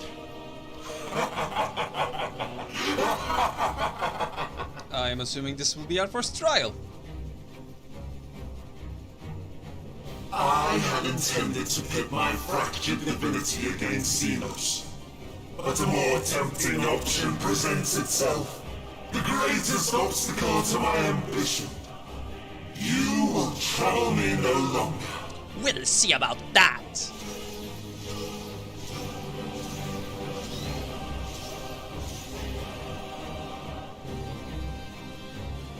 You understand what those 7 lights mean, right, Zodiac?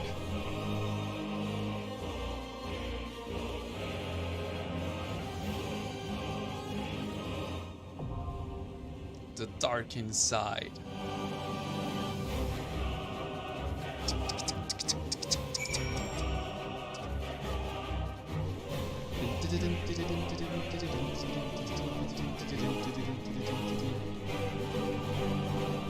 Alright, duty finder. Find me a duty. The dark inside. Join. Let's see how long it takes. Look at this boy. Look at this big boy. So I know a secret way to make this queue pop immediately. I'm gonna take a bathroom break. And the moment I leave the room, it's gonna pop.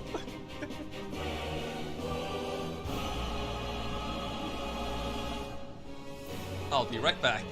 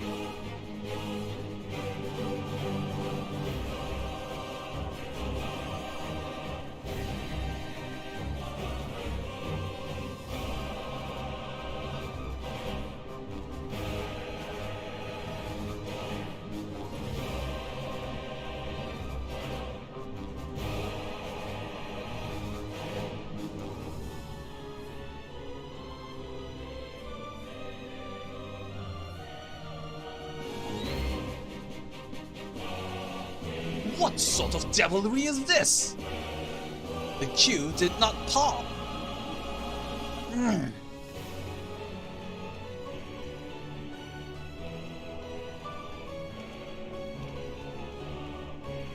Well, it's almost there.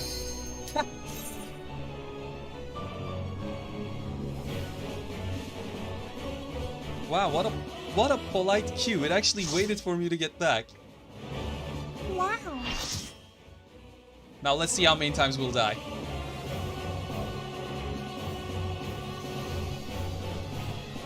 The Sea of Stars. The dark inside. Eternal darkness. Zodiac.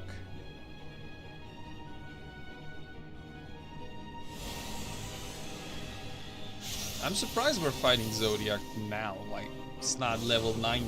Establishing connection. All creation shall bend to my will. Will it?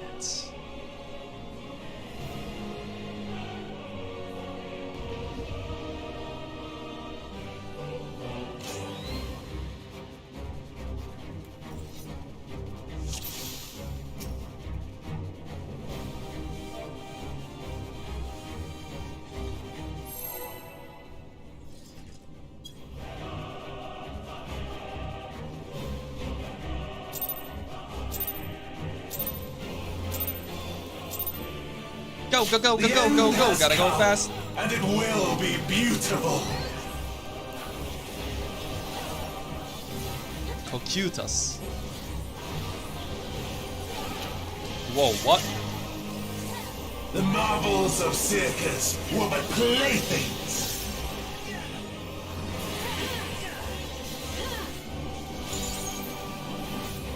Oh, I see. It's a triangle. God, I need to restart my game or something. Okay, what's this one now? Square. What kind of... What, huh? How does that work? How does that work? Okay, that works like that. Gotcha.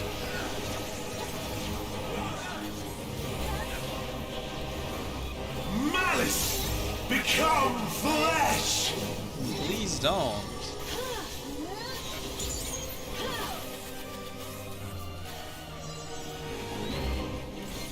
Okay, the poppers. The giant dogs create AoEs under them.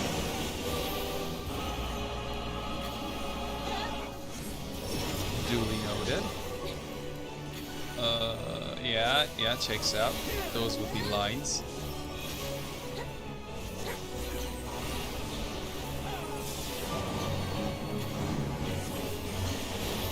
I like how he's using creation magic because that's, well, what the Asians used to do. Will you live to see the end?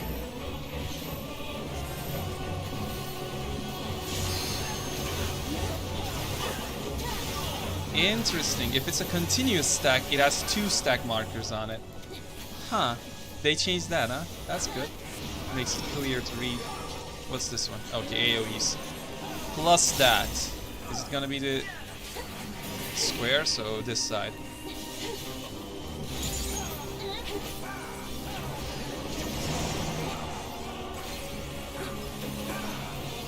Soon my hold over Zodiac shall be complete!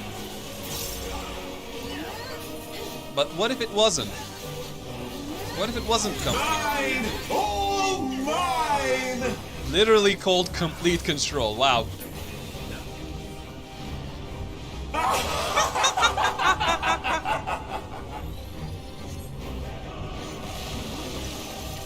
Oh, hello there. You're missing your... At last, I am become Zodiac! Okay.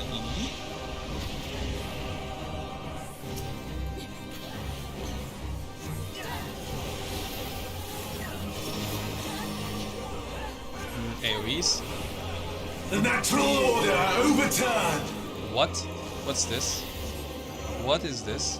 Are they gonna change places? Is that what's gonna happen?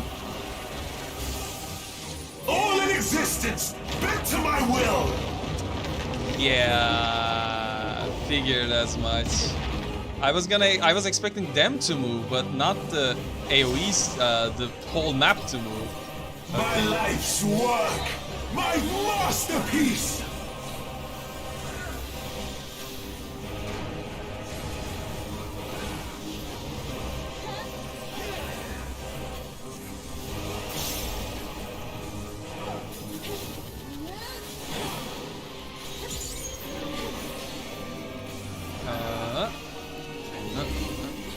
I don't know what's going on this one. Okay, just beams. Just beams. What? How did I get hit by that? I've waited for this day! Okay, if I'm not healed, I'm gonna die in a moment. We're safe.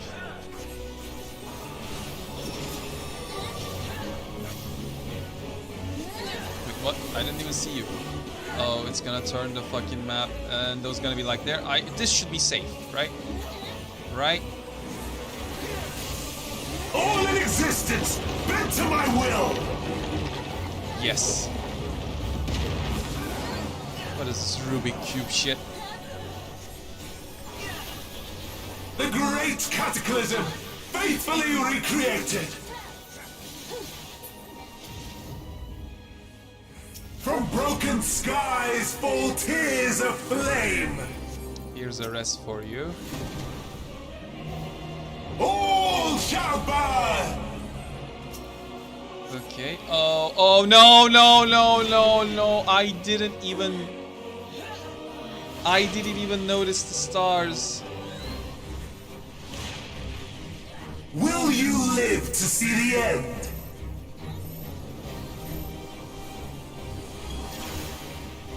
By the time I realized the mechanic, it was too late.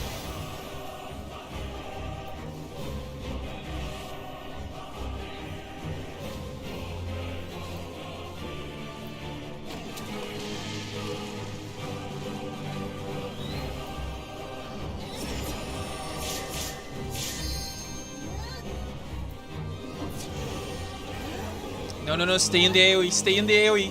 Get in the AoE. All in existence, bent to my will. Healer limit break. Healer LB. Please. Healer LB. Will you live to see the end? Yes, healer LB, there we go.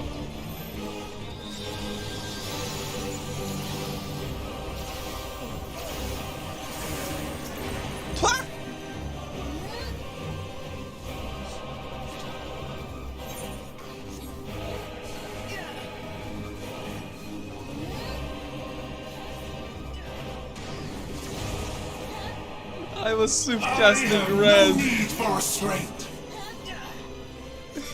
I should not have casted.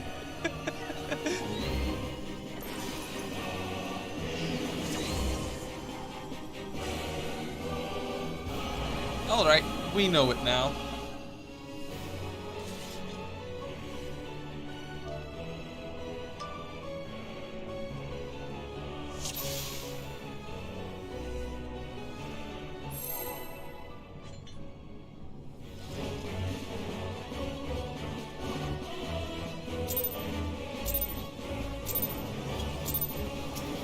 This time we'll get through. The end has come, and it will be beautiful.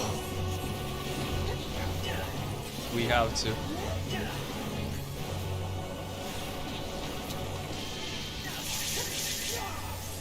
The marvels of circus were but playthings.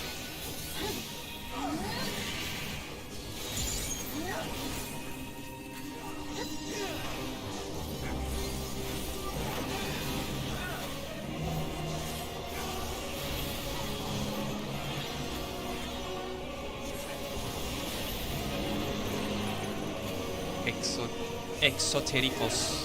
This one is the square, so this side is safe.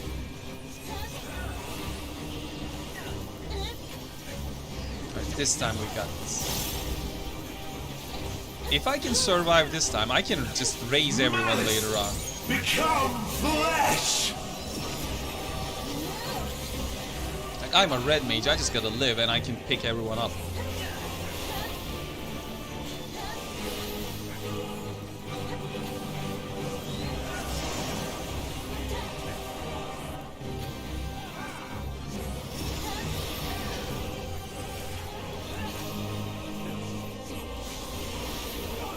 Alright, so far so good. Phase 1 was easy anyways.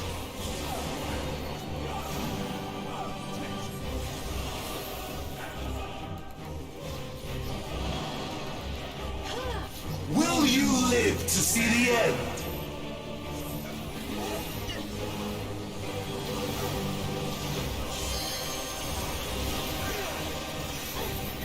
Ow, ow, ow. Okay, it's gonna spawn things again. Okay, it's gonna be square, right? Yep. So this side is safe.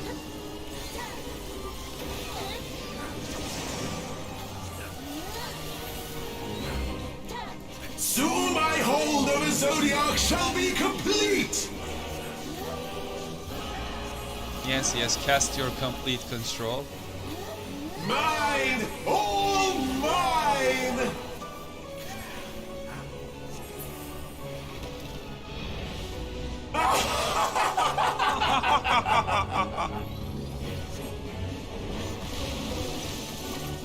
We can get through this, I know it. At last, I am become Zodiac. Not for long!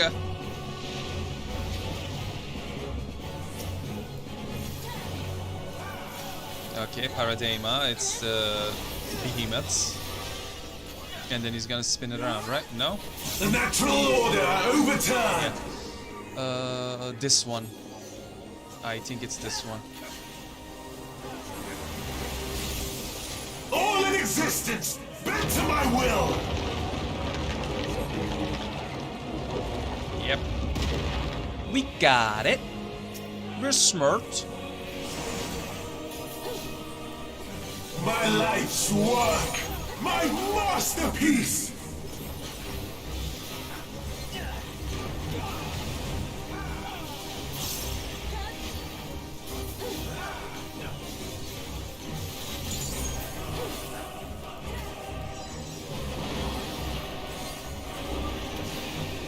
Okay, let's not get beamed this time, okay?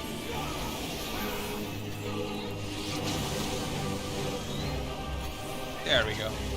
Easy. How I've waited for this day.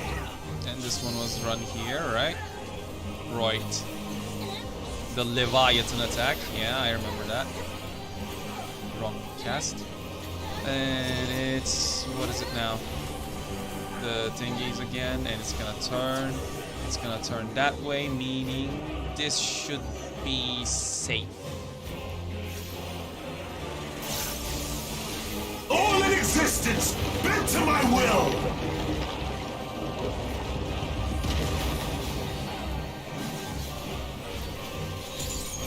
Alright, so far so good. No long stacks. Cataclysm, faithfully recreated. And now here we go. Oh god. Let's see. For the first From one, broken skies fall tears this of should be flame. safe. For the second one, this should be safe. For the last one, I'm gonna have to move to the side. All shall burn. 1, 2, and move. Get his ass up. Will you live to see the end? Get him up. And then get him up. While at it, use Lucid Dreaming. Res Mage at it again!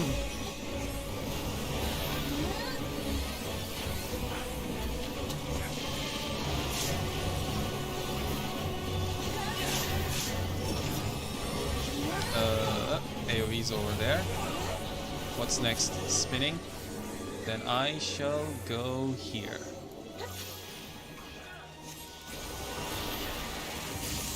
All in existence, bent to my will.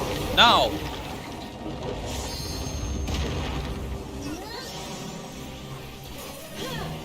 Will you live to see the end? Fuck! Get back in there!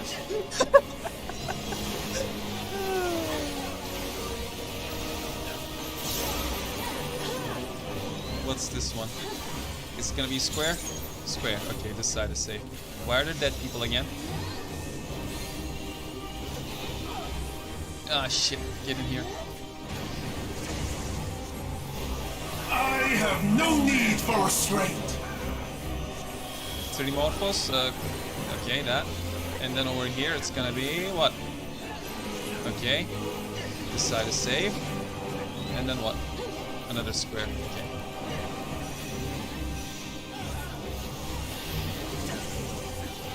I'm like losing a lot of DPS because I'm trying not to die, and that's much more important right now. Oh shit! No! So it's gonna turn. This should be safe. All in existence, bent to my will. Yush.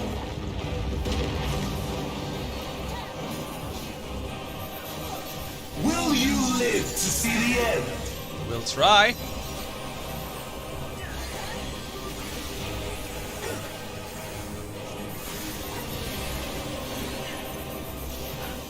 That's a triangle. Yes.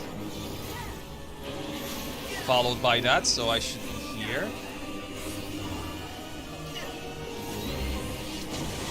get him. That's a tank buster. It's not my problem.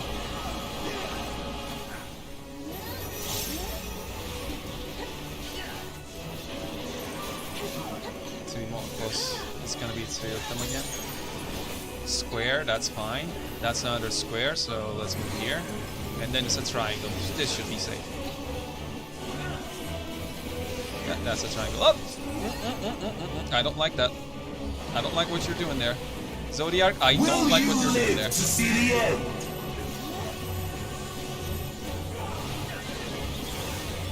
You know what? I'm just gonna clip a bit so I can do my finisher. Over here, over here, over here. Right. Not falling for that. My god, this is a fun fight. It's active.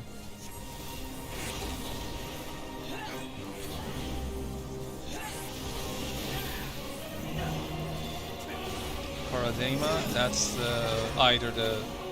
Okay, those, or... It's gonna turn. This should be safe, right? Right, should be. No, it's turning the other way. Oh, fuck! All in existence! Fuck, it's turning the other way! Oh, shit. It got me. Will you live to see the end? Let me heal my ass.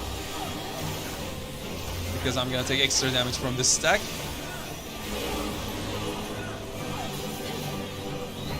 Come on, this is the end. Take that.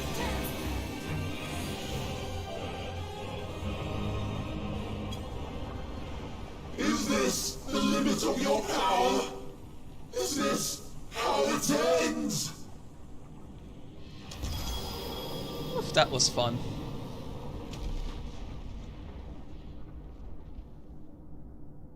Now let me sip on my tea in victory. Oh, and of course, here.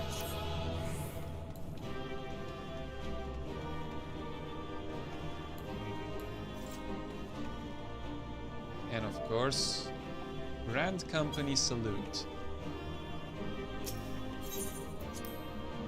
I hate the fact that it's not dead. It's still breathing. Oh god. There's something more to this.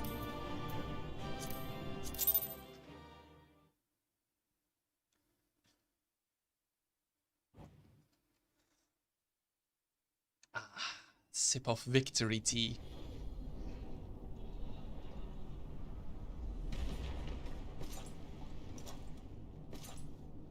Ah, shit.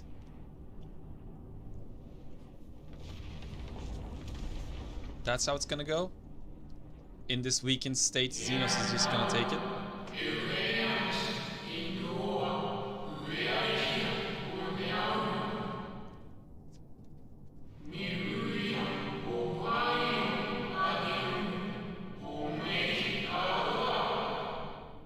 I can't! Xenos is there!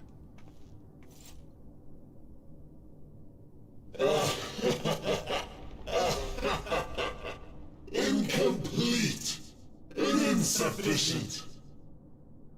Of course he was no much. Once again, you have left my best laid plans in ruins. I am known to do that. And played your role to perfection. What? Thus, sealing my victory. What?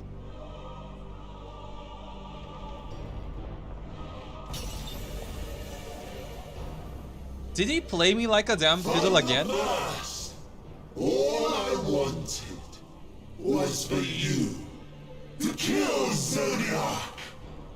'Twas but one of many methods to achieve the desired effect. 'Twould have been the same had Xenos died in my place. But what better and more satisfying way to ensure success than to take control myself? He played me like a damn fiddle! My sole regret is that you live to tell the tale. Even so, I have fulfilled My heart's desire. My heart's desire. Let your murder mark the beginning of the end. Oh my god, what have I done? Of the final days! I mean, considering Zodiac has always been telling I am the will of the world and whatnot, yeah, killing him, causing the world to end, doesn't sound so far-fetched.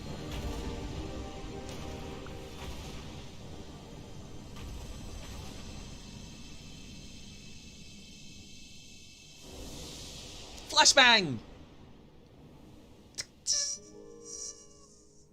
How quickly strength fades and blood cools.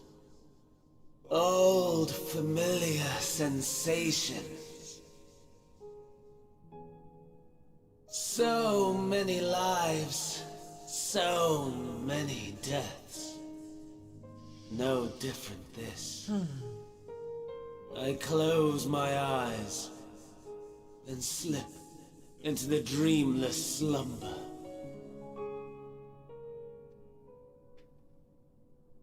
A tired song and dance. Routine.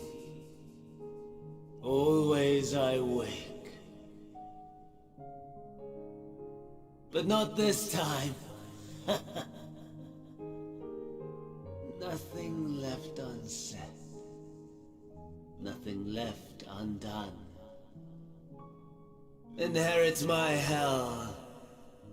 I intone with glee. The man I was would weep for what I have become. The all-consuming contempt.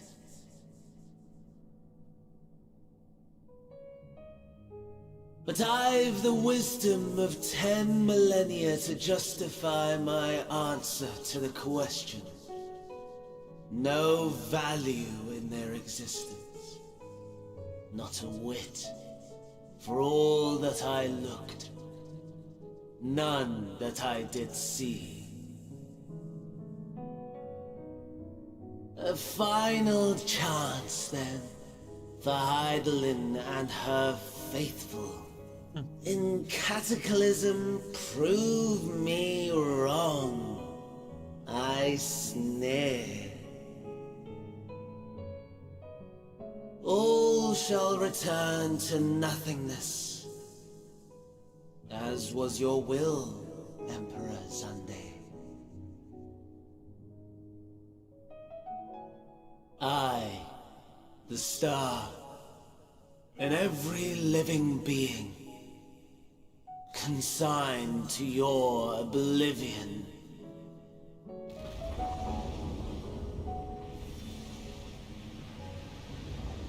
Well, nice job breaking it, hero.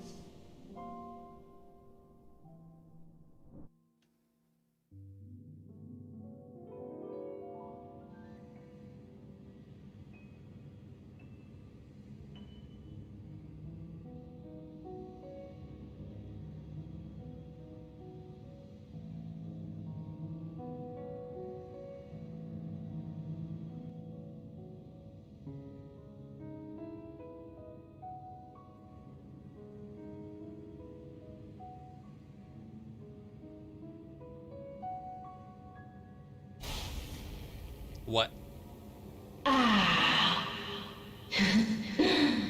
At last. Oh no!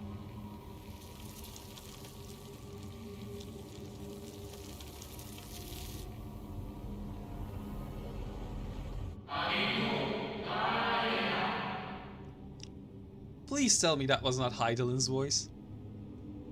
Deep breaths, slow and steady.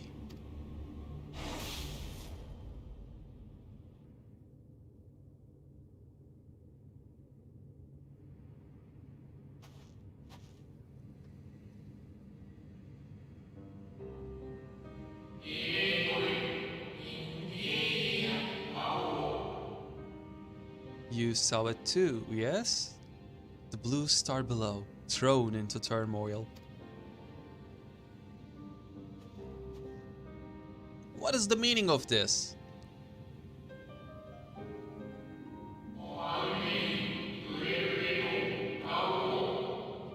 Then it was no illusion. All was truth.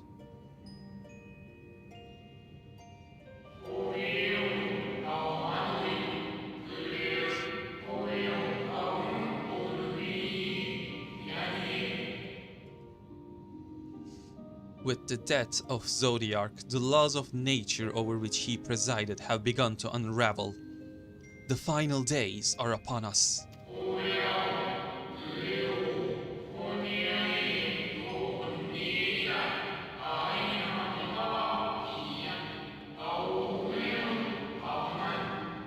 What you witnessed was an omen granted by the Echo, a vision of the horrors to come.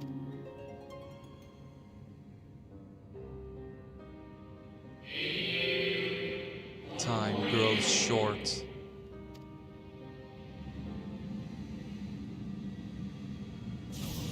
And then, of course, with all that primal energy, Xenos coming right at me.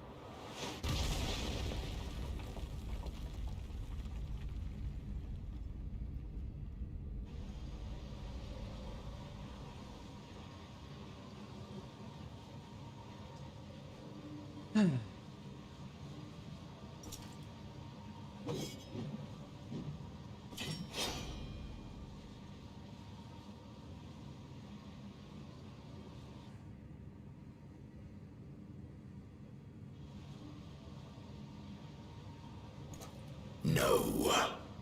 I'll find no fulfillment in a contest with you this day. Yep. I cannot give you my 100% because the world is about to end and I have to take care of that first. But then I'll come back and kick your ass, don't worry.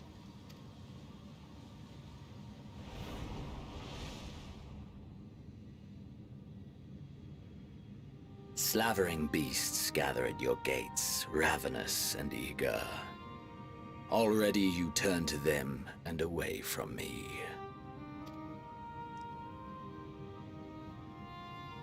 I must go forth once more in search of power far beyond the might of Shinryu.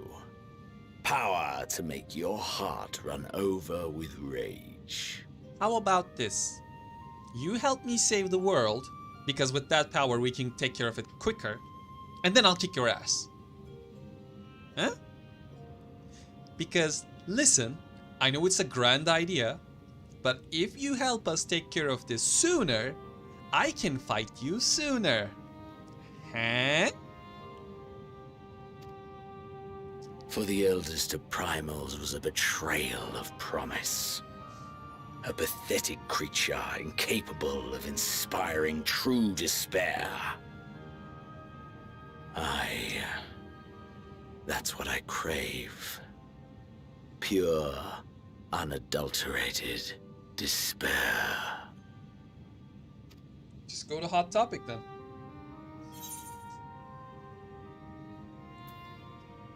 Hope will win the day. I will not fight for your amusement. You know, I would totally fight, but yeah, Hope will win the day. Because the second one is a lie.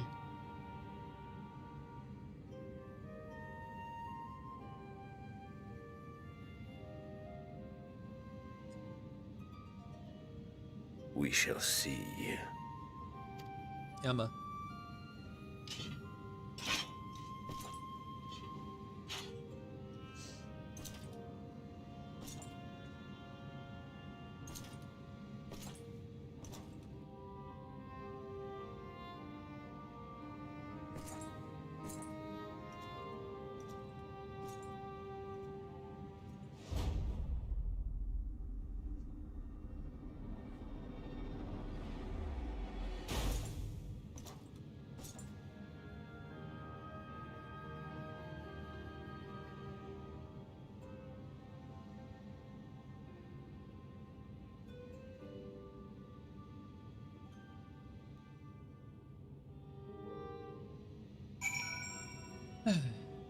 Okay. I sense his presence on the moon no longer. If you need not follow, then I beg you stay and listen to what I have to tell you. Stay a while and listen. Of Zodiac, and the end of all things. So, Lordom time, huh?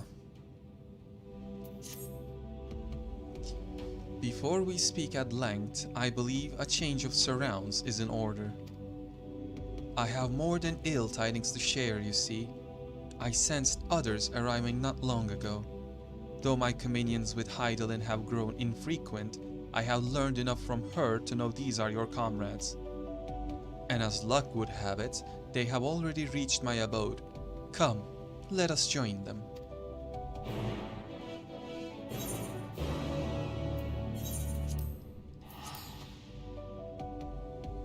Shwoop.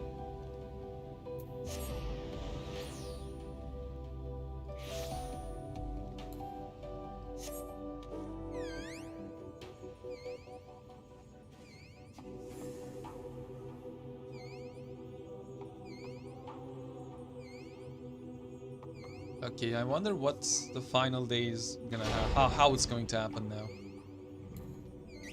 Yellow. May we presume this being the native of the moon? Dare ask what happened before we arrived? Dare you?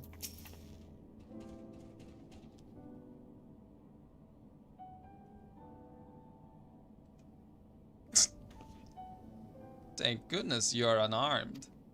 We did what we could to subdue the Tempered before making our way here. No, not without casualties, unfortunately.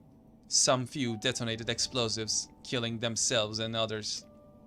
The contingent's healers had their hands full tending to the injured and enthralled when we took our leave. Lest you wonder, Mrs. Kryl had also been delivered unto their care.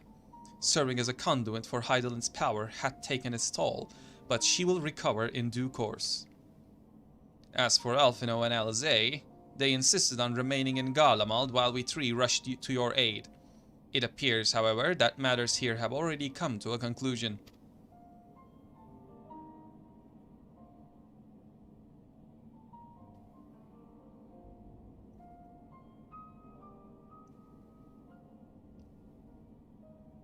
But what manner of conclusion, if I might ask? And is this the ally whom Hydaelyn bade you to seek out? He is not unlike the Shades of Amarat.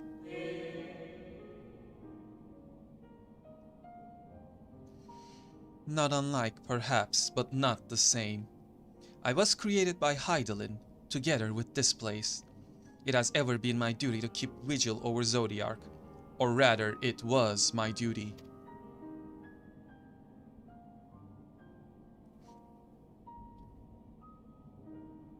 Oh hey, that's a new conversation animation. I'm assuming it only is in the cutscenes. That's the old one. Then Zodiac is no more.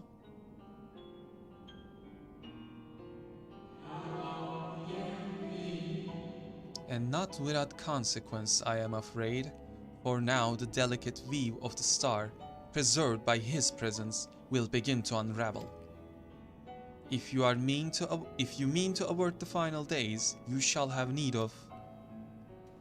Oh no. Are you alright?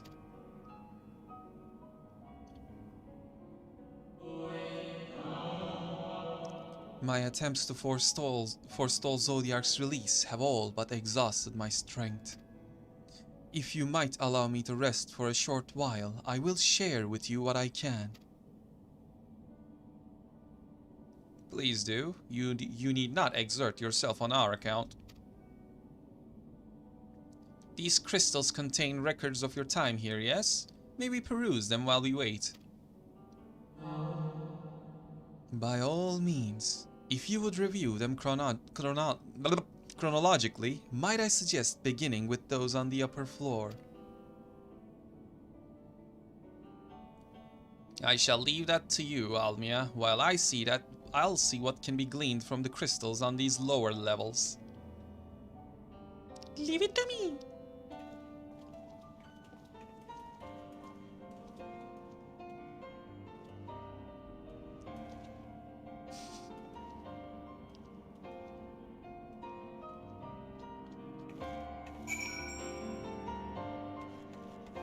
Okay, upstairs we go.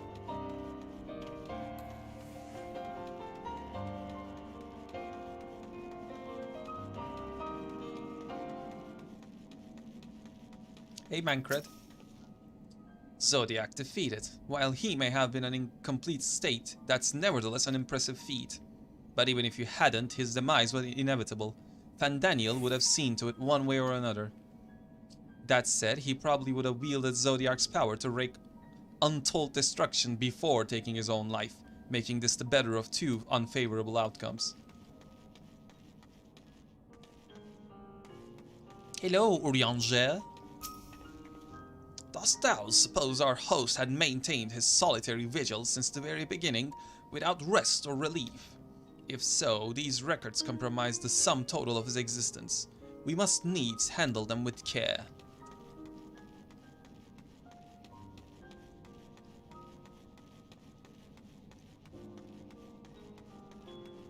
Yellow.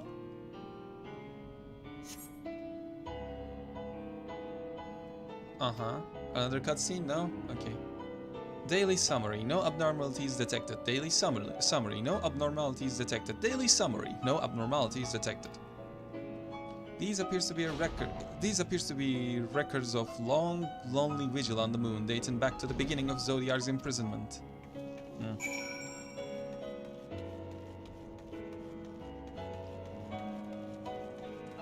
Look at these people with their pets, minions, mounts, and me just here, lonely existence. As you gaze into the crystal, knowledge of past calamities flows through your mind. The records describe how, with each rejoining, Zodiac's thirst for freedom grew, as did the strain on the brands. Maintaining Zodiac's imprisonment appears to tax Hydaelyn greatly. And now, she has a lot more power to work with?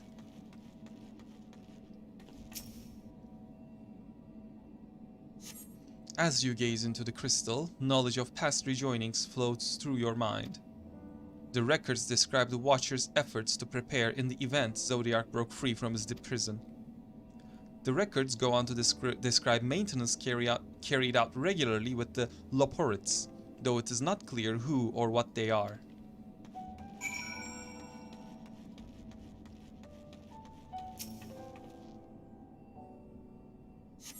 As you gaze into the crystal, a record of an unexpected visitor flows through your mind. The records note the Watcher's musings when Elidibus is spotted on the moon, though clearly not for the first time. It is clear he and his brethren have a keen interest in freeing Zodiac from his prison, and yet they have made no attempt to destroy the brands. Perhaps they prefer he remain hidden from mortal eyes until the final rejoining. Perhaps they realize we would never dare bring harm to Zodiac so long as he remains imprisoned.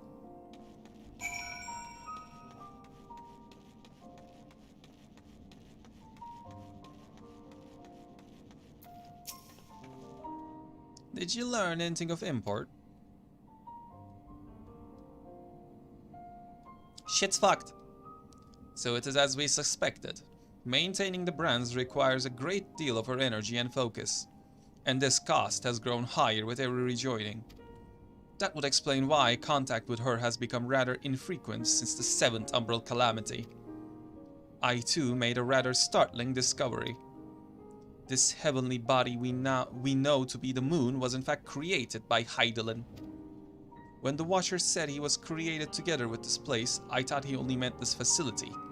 Truly, Hydaelyn's powers are far beyond anything I could have imagined.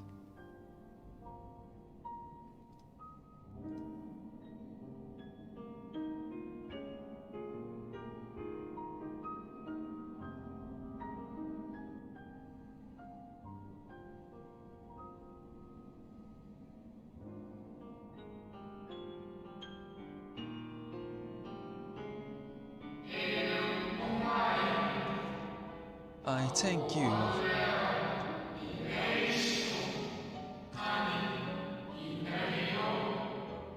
I thank you for affording me this short reprieve.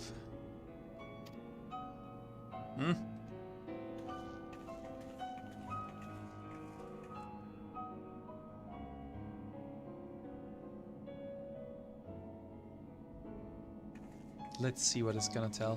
What's the tale you're gonna spin? It is we who should thank you. The records stored here are nothing short of extraordinary. There is much we could learn of Zodiac and his imprisonment, but perhaps you could offer us more focused guidance. Pray, tell us of the calamity that came before and comes now again.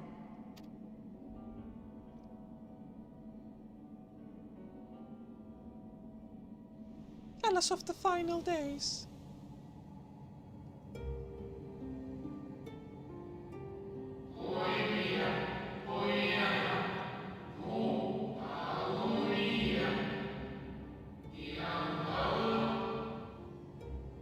Long ago, before the Great Sundering, there was but a single world. Eterius. I'm trying so not to make an Iris joke.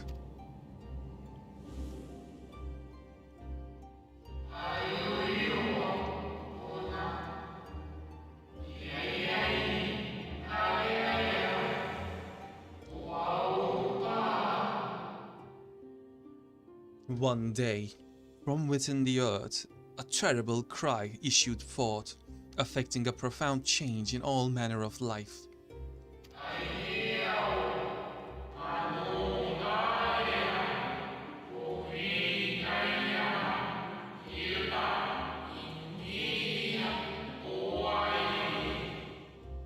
We were not exempt.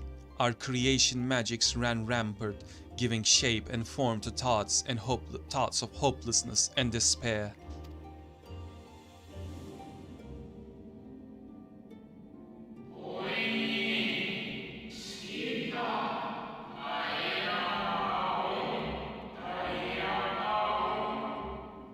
At first, the phenomenon was limited to a single region, but quickly, so very quickly, it spread and engulfed the whole star. Were the ancients ever able to deduce its source?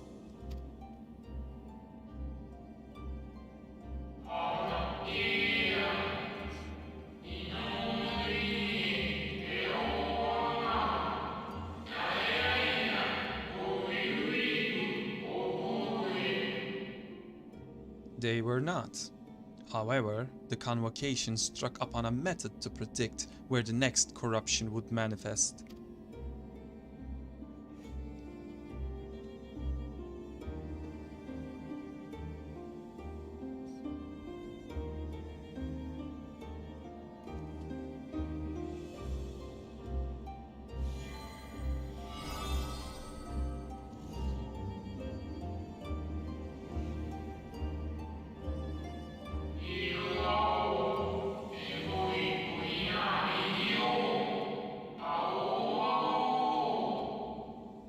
The etheric energies which flow through all of creation in the form of various currents.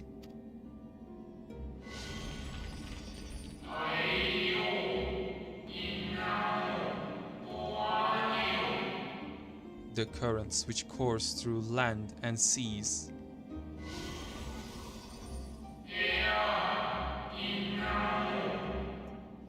Those which flow through the very air.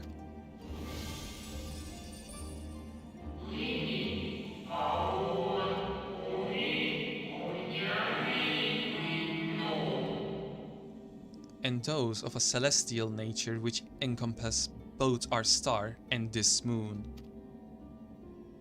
Celestial currents. I cannot say I am familiar with the concept. Me neither.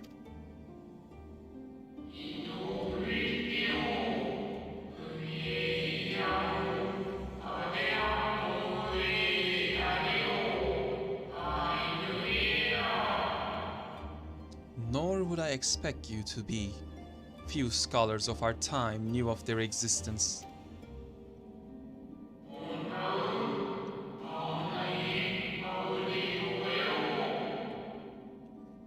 Their invaluable knowledge helped us to better understand the nature of the calamity.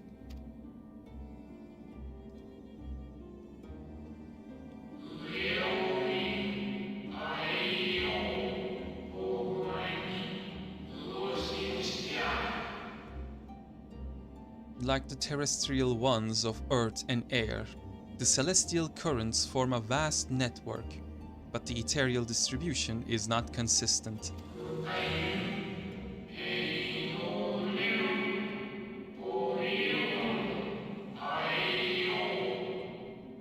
The convocation soon realized that the inciting incidents occurred in regions where the flow was weakest.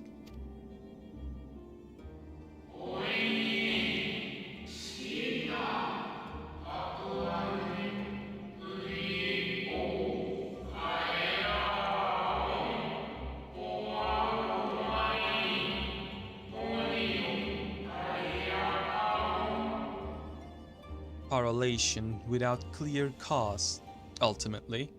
Nevertheless, on closer study, a stagnancy of ether was observed in nearby currents. And so they sought a means to harness the forces of darkness, of activity and growth. Thus was Zodiac conceived. No less a power than a god's could set right the laws of nature and quicken the flow of ether within the star.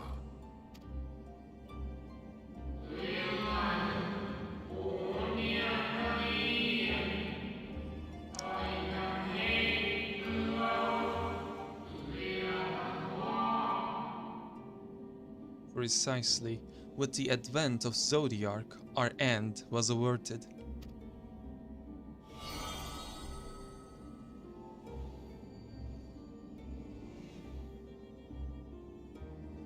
Emmett Selk claimed that those who summoned Hydaelyn did so because they saw Zodiac's power as a threat. Is that true?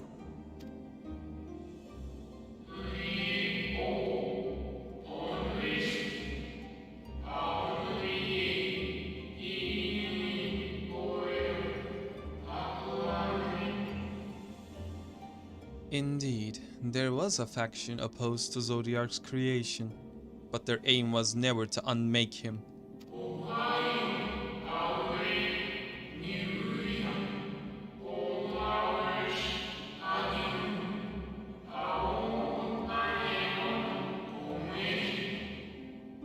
They understood the continued preservation of the natural order was dependent on his very existence. Until we could identify and address the underlying cause of the final days, he would need remain, for his departure would set in motion those apocalyptic forces once more.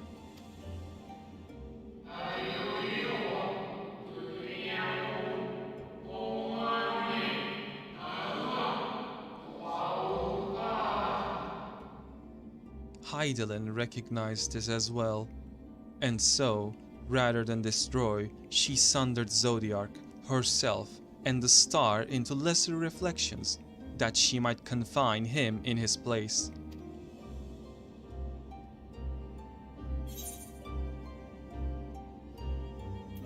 I could have sworn she beseeched me to banish the darkness, then what she told me in the Ethereal Sea was false. She's up to something, isn't she?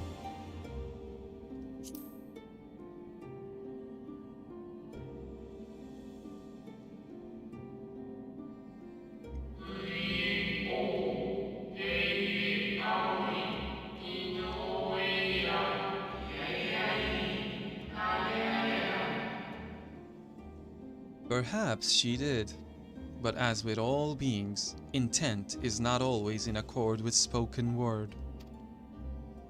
Ah, she didn't mean it.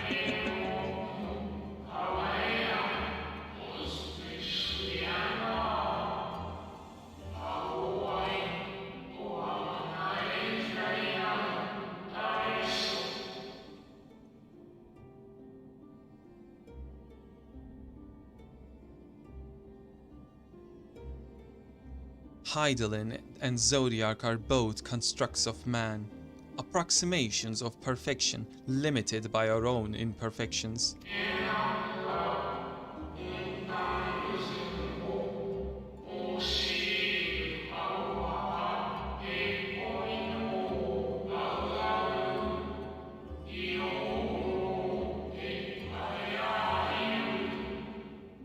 Zodiac was, without question, the more powerful of the two, having been born from the sacrifice of half Etherea's population.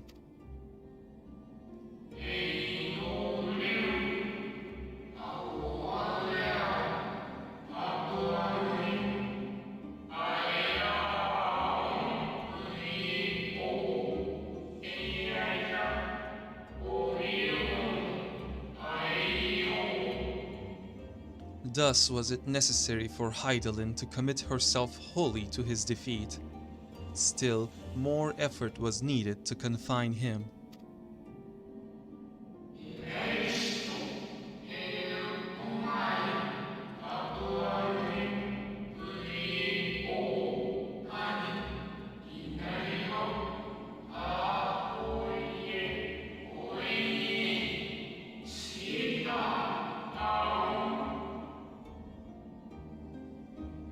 Maintaining the brands taxed her greatly. With what power she dared to spare, she cried out to any who might listen and offered her blessing to those who heeded her call.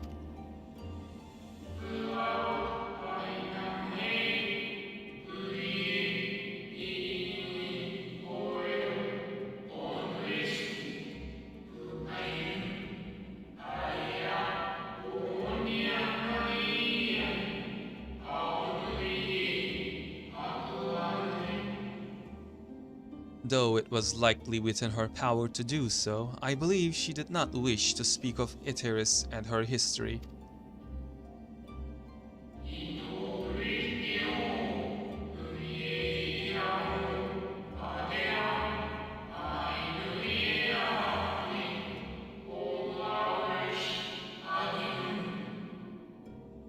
Like Zodiark, Hydaelyn's purpose is a reflection of her creators. They wish to look to the future and not linger in a prison of the past. The Ascians set in motion 7 rejoinings before we came to oppose them. How many more worlds would have been lost had we not placed our faith in her? How many more souls living in the present would have been snuffed out for the sake of those long dead?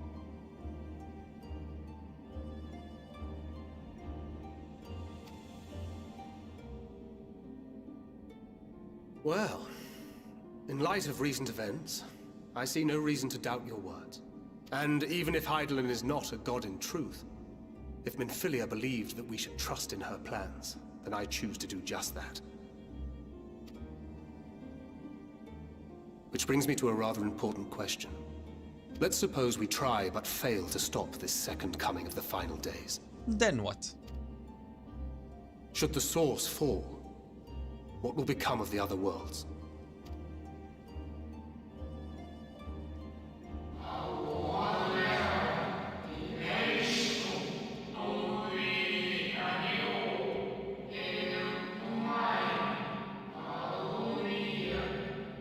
The nomenclature is more fitting than you know.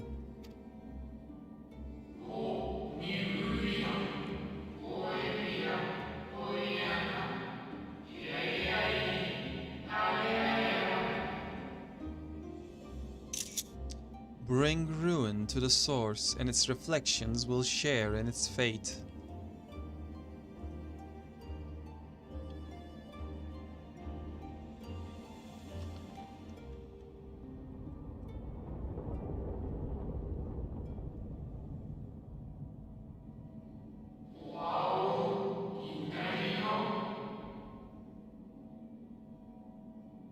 Ah, it is ready.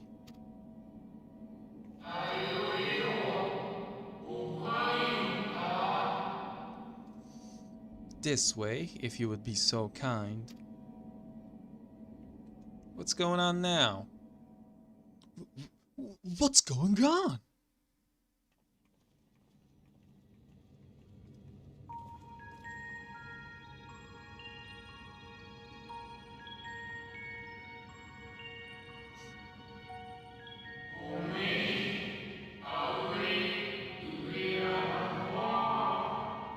A beautiful sight, is it not? Yes, but what is it?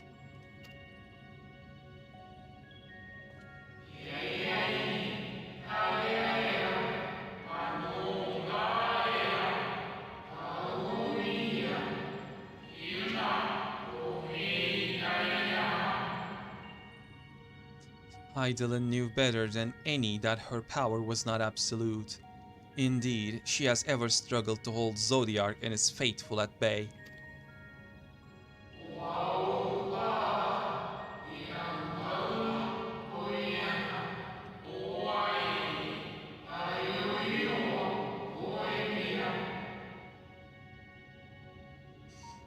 She feared the worst and so made preparations.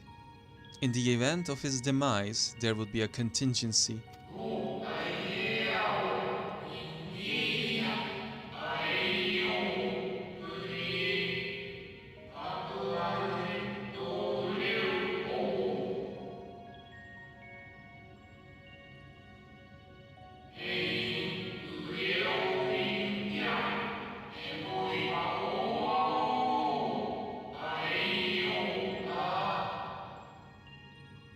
You need not go far to find its pilots. In fact, I should be happy to take you to them.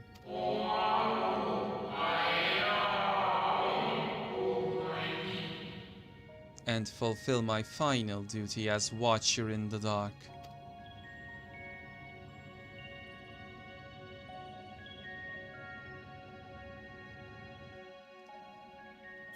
That's a lot of lore!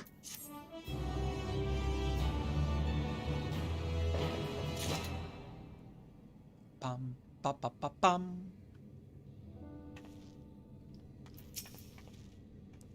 It may be true, but others will struggle to believe it. I can scarcely believe it myself. The moon is a ship! Well, now I've heard everything. I should very much like to hear more of this extraordinary story. We are on the moon and we're gonna ride it. Apparently the moon is a ship. At long last, the Watcher is ready to fulfill his final duty. The time has come for you to be on your way. The crater at the heart of Mare Lamentorum, where Zodiark was imprisoned, is not so easily traversed, however. Let us call upon Argos, the familiar whom you met earlier. He should have no trouble bearing you across. Pupper? Pupper? Flying Pupper? As Hydaelyn created me as the jailer, so too did she create Argus as the guard. It is his nature to appear when needed, and yet he is nowhere to be found. Strange. Mayhap the imbalancing of ether has affected him. Let us make for the crushing brand and attempt to call upon him there. You need but recall the path you walked with Argos before, and you will find your way. If he labors in service to Hydaelyn's plan, I see no reason not to do as he suggests. Shall we make for this crushing brand, then? It is that way.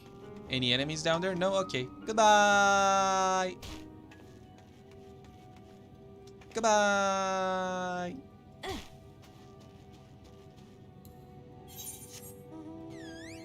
Okay, let's see. There's a bridge there. I'm gonna go there and then take the long way around. Let's go! Man. Things are getting freaky. I was not expecting us to handle Zodiark so quickly. Like, same with Anima and Zodiark. Those just resolved too quickly. But makes sense considering the final days and whatnot. It was still surprising. You think you figured out everything, the game throws you another curveball. It really loves doing that.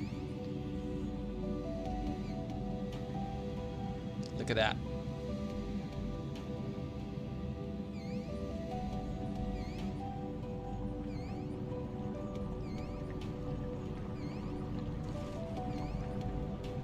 Oh no, it's a liquid.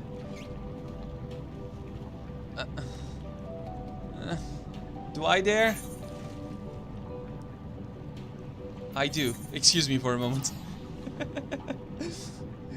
If you watched the earlier streams, you know exactly what's coming.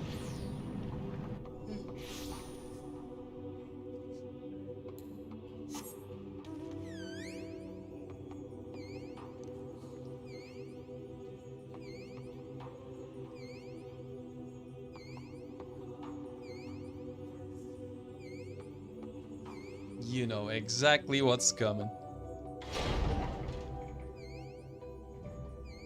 Baku, if you're still here, this one's for you.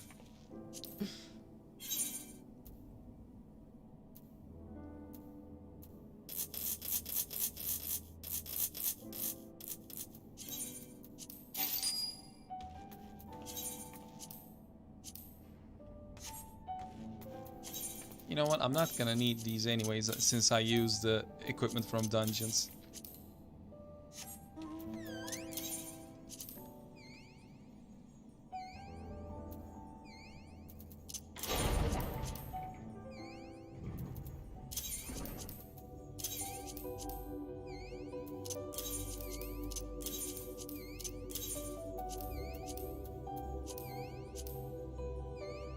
Now,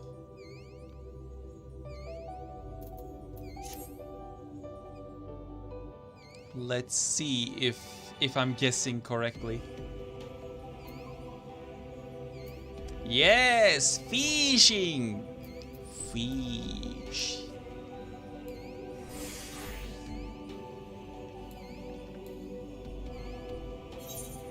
We shall fish. I want to see what kind of fish are in space. We got 3 unknown fishing spots. Can I fish in like the core? Is that a thing? Is that a thing I can do? It's not lighting up. It's not a thing I can do. Shame.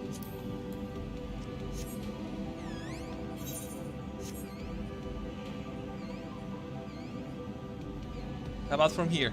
Can I? Can I? Can I? Can I? Let me fish. Let me fish. No? Okay.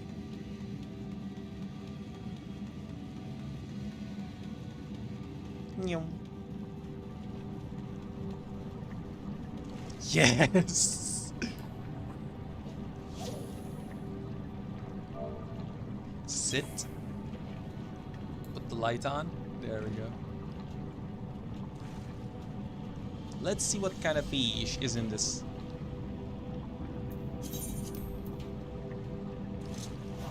Okay, it doesn't bite this bait. Let's try the leech.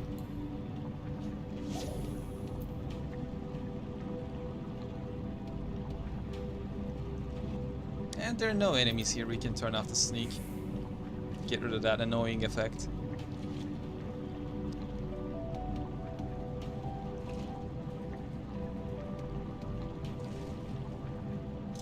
Okay, they don't bite this one too. How about the Grey Worm? Come on.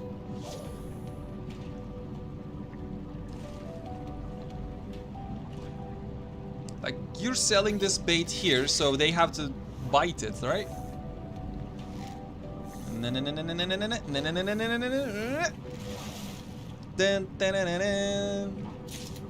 It is a fever fish. Within the electrochemical pools it calls home, this bizarre wavekin consumes toxic substances like they are going out of style. Okay, how many? 4 fish. There are 4 fish. Then we shall get 4 fish.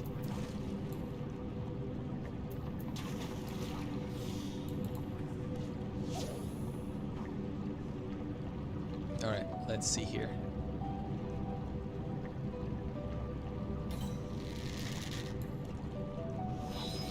Shrimp Bowl is too low leveled for this place. Like, the NPC was not selling it, so chances are they're not gonna bite it. Another fever fish. Release. I have 40 baits and I'm gonna grab 40 fish, see what comes up.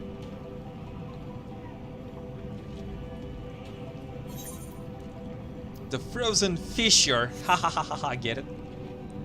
Fisher. Hi, bye. Bye. Don't mind me. Just fishing here.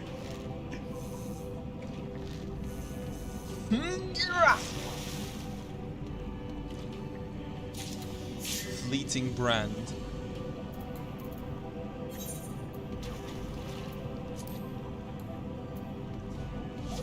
Okay, what's the lore on this one? Let me read it.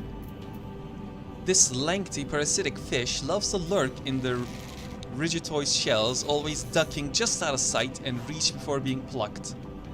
Wow, this one actually got away. Do what for you?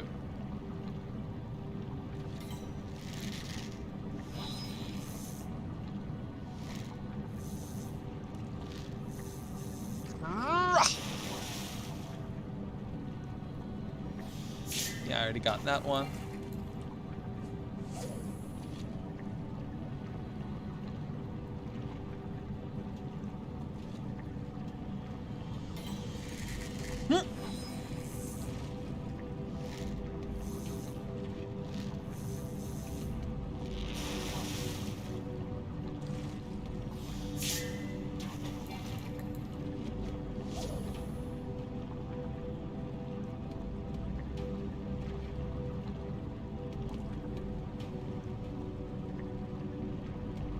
Come on, 4 more. Come on.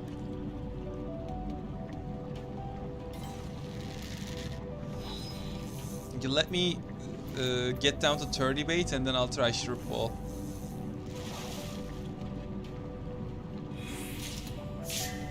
Regitoids. A large turtle who blends so seamlessly into his surroundings you may not even notice it until you trip over it.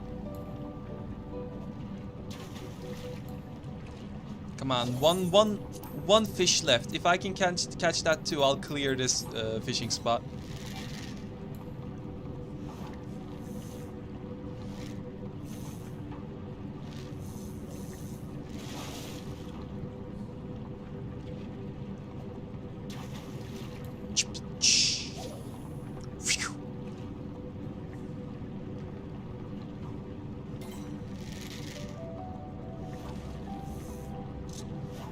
Oh no, the fish got away.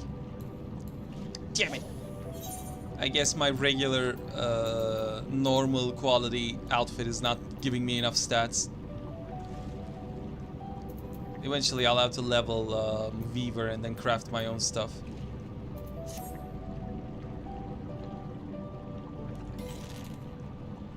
Oh? A single one. Wait, is that the one? Is that the one I'm looking for? Yes! In etherochemical environments, this wavekin's coloration is reminiscent of a wine-filled chalice. The rest of the time, it's entirely uninteresting. Oh, you can mooch with it. What happens if I mooch? Ah, I missed it. Anyways, shrimp ball. Shoot. I wonder if anything... Sometimes they bite. But we'll see. Eh? Nope. The bait you're using may not be suited for location. Yeah, checks out. Anyways, we have completed this one.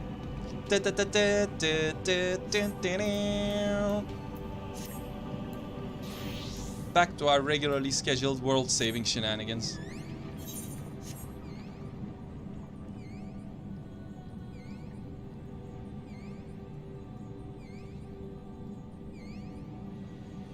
If I see any other fishing spots, I'll hit them too while at it.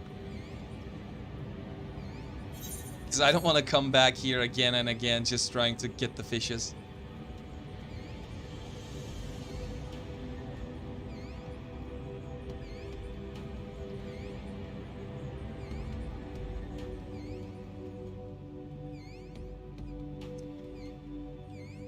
I still have the whole fishing and crafting quest lines, fishing other gathering quest lines to do as well. They seem to be pretty interesting this time around.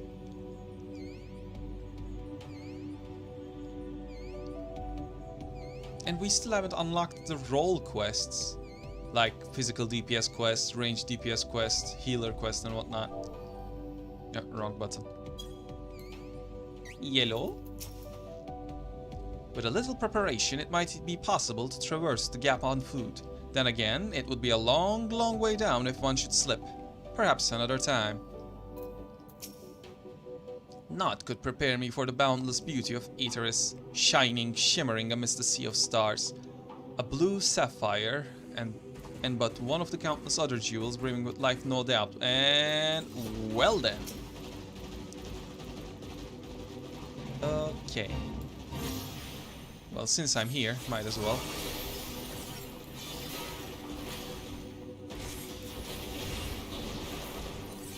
I usually prefer doing these with my paladin as it gets experience, but level difference. Oh, it's levels 83. Never mind then, I can do this with paladin. Oh hey, another red mage. You know what? Just, I need you to die so I can switch back to Paladin. Classes, tank, Paladin.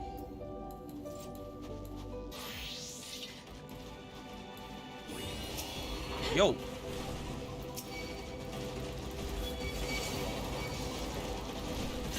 Ooh, pain.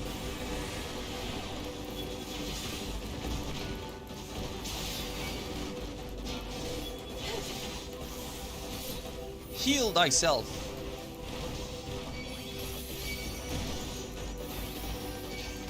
There's another paladin over there. Precious.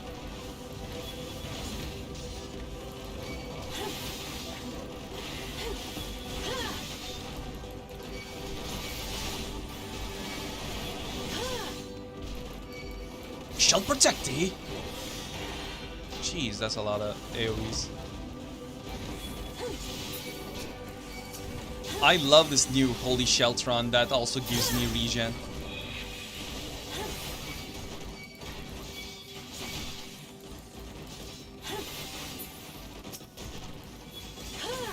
I wish they brought those enemies here. We'd have a lot more AoE just burning them down that way. So I'll bring mine over there instead.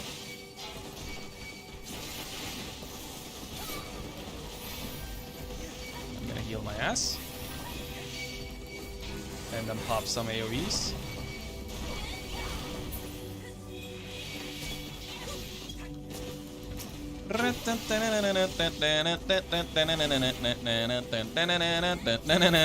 Just running around in circles.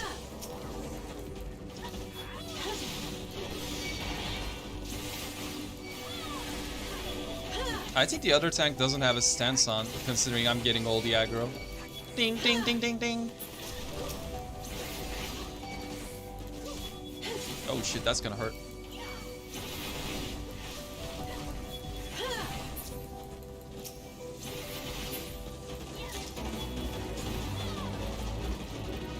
Ah!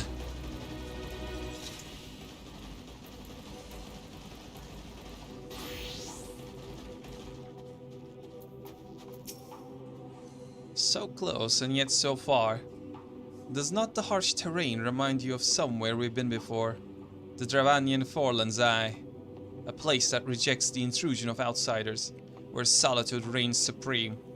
At the very least, it sounds suitable for Zodiark's prison. Ayo. The place we seek is just ahead at the Chlorophoskrat, that's the name.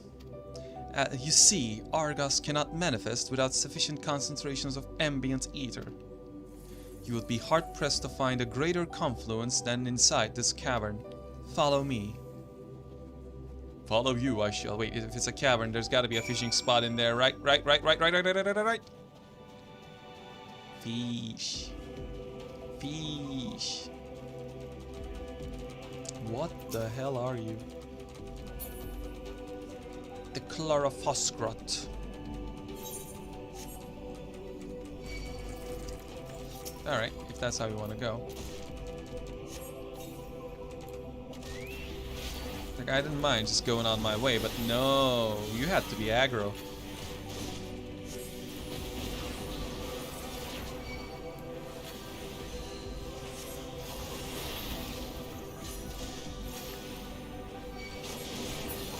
Perish. You too.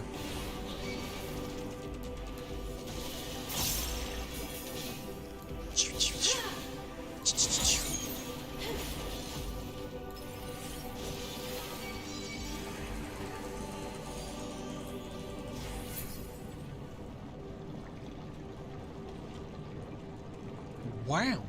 This is a place.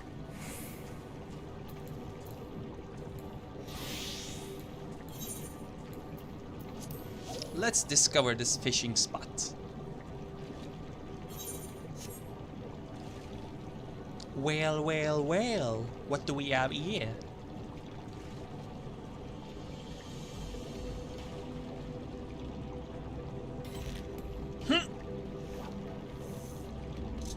Really? Got away?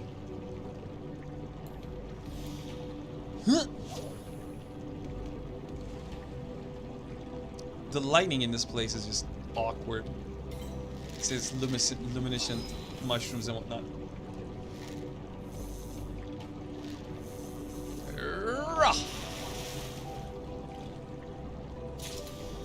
Okay, a fever fish. What else is there? Oh, I don't have the item to unlock this one. Okay, we're gonna have to come back here later.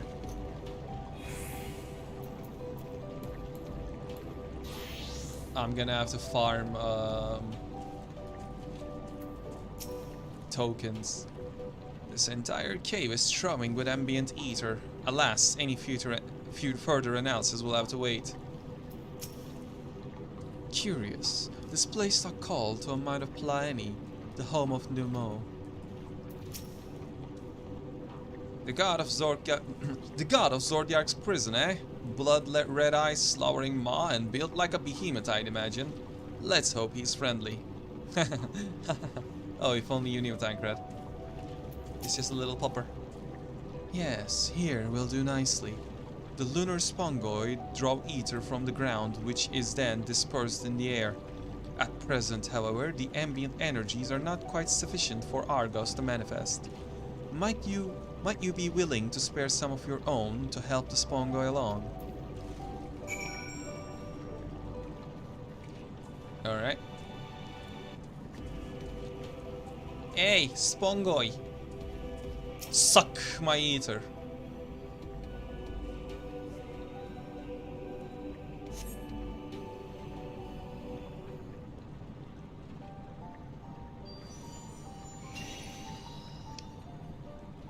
Bork. Bork.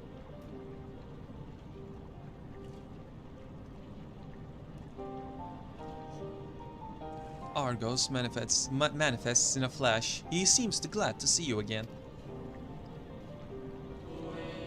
A most fascinating creation of Heidelin's, would you not agree? Should the need arise, he is even able to create reflections of himself on a whim. Though I assure you it was no reflection which accompanied you earlier to the brand. No, Argos was quite eager to be at your side then, as he is now, it seems. I cannot recall when last he showed such affinity for anyone. Indeed, I thought him more likely to shy away from you and your companions. Perhaps it was more than a sense of duty that compelled him to aid you before. He's my boy! As for your companions...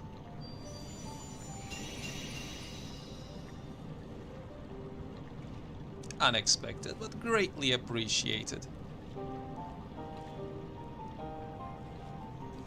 I believe we are all ready. Then let us return outside that you may cross the chasm.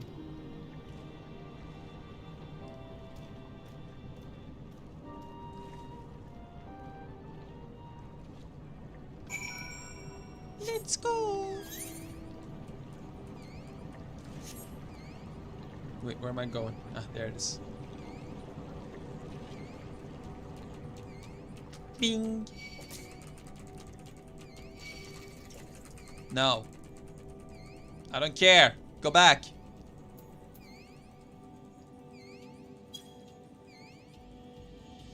Scree.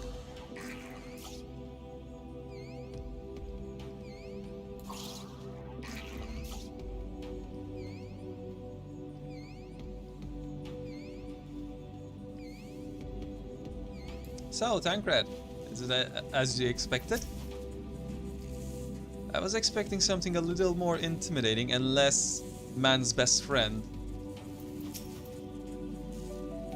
To whom would Heidelin entrust the command of so grand a vessel, I wonder? Whomstev? Dalamud has long described as the loyal hound of Menfina due to its relation to the Greater Moon.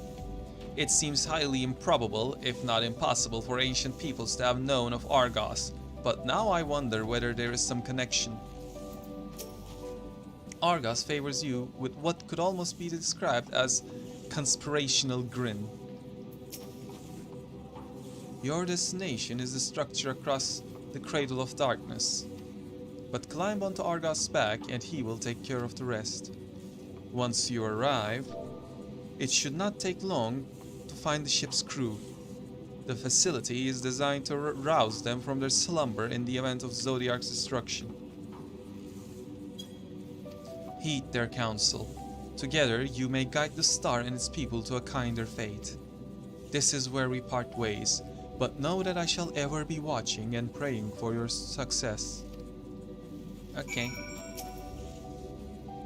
Our allies' assurances but notwithstanding, we cannot be certain what awaits us on the other side, so perhaps it would be best if we did not go all go at once. I propose the two of us cross first, while Thancred and Urianger wait here. A ride date with Shtola. Onward! A malefic ether yet permeates the crater.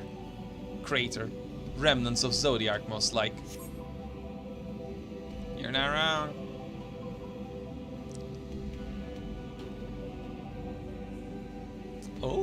Oh, that looks fancy over there. There's probably an ether current there somewhere. Just a little further. Oh my. That's a giant door.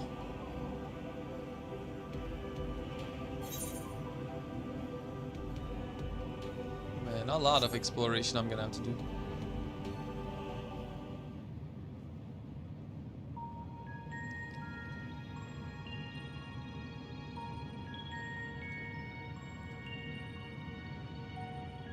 This structure is enormous, though that is hardly surprising given the size of an average Amorantine. Apologies for the wait. Right then, let us head inside and... Oh?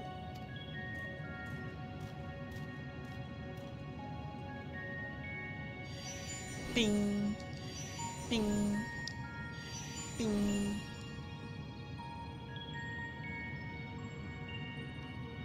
Most intriguing. A means by which he can serve with energy, mayhap. Well, I certainly wouldn't want him blink out of existence on our account, helpful as he's been. Thank you, Argus. We'll take things from here. Goodbye. If Argus is to remain without, let us not keep him waiting over long. Bork.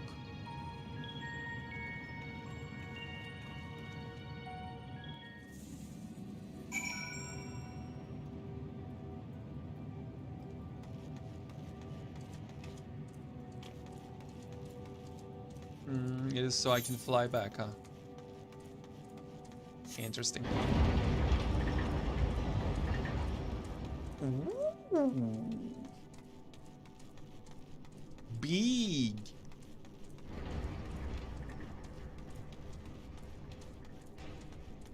Oh no, there's more to this place.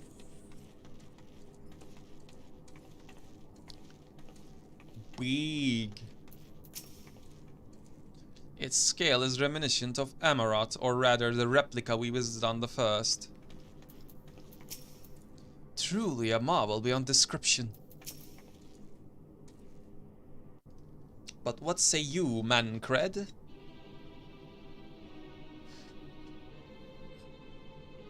Oh, is this going to be voiced?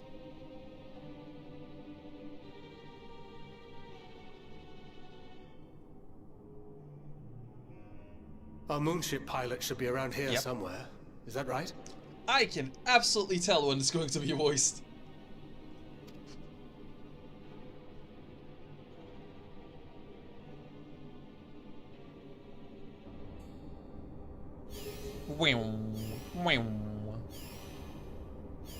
Hello?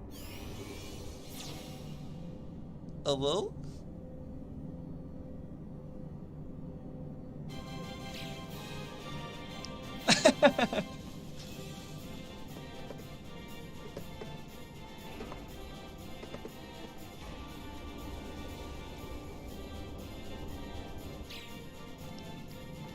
Oh no, they are cute.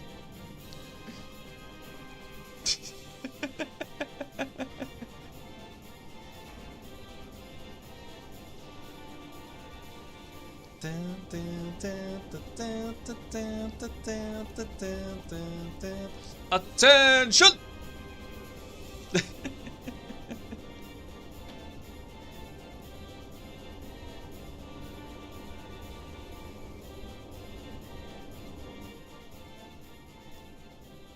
Commander? Look lively, everyone! I know, this 1243rd inspection is a mite ahead of schedule, but it is of the utmost importance, for Zodiac, alas, is no more. I love the way that they delivered that line. For Zodiac, alas, is no more. As of now, our mighty moon has a new purpose. To bear the people of Aetheris to safety! Our time has come, my friends!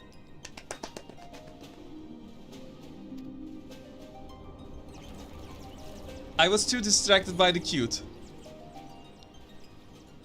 We must be swifter than swift. There is much to do before our guests arrive. We're here. I expect your workstations to be immaculate. And don't forget to relay our signal to Aetheris. Questions? Yes? No? Maybe so? No? Then hop to it! Why are you so cute?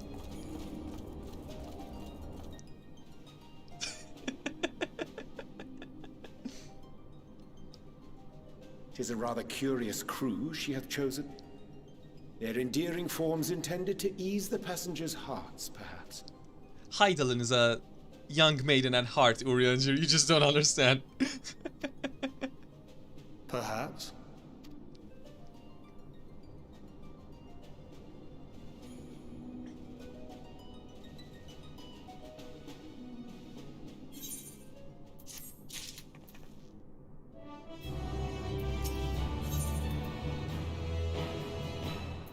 Tancred's dumbfounded expression suggests he is still struggling to comprehend the spectacle he has just witnessed.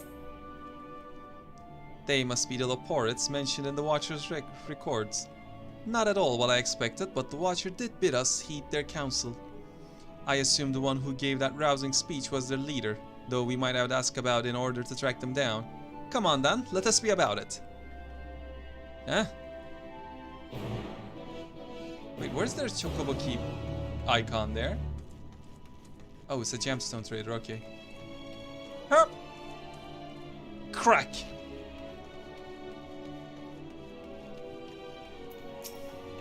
The Loporites all appear to have set about their task. Whither is their leader, I wonder?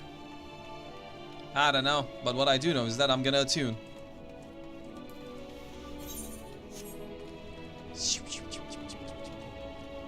Hup.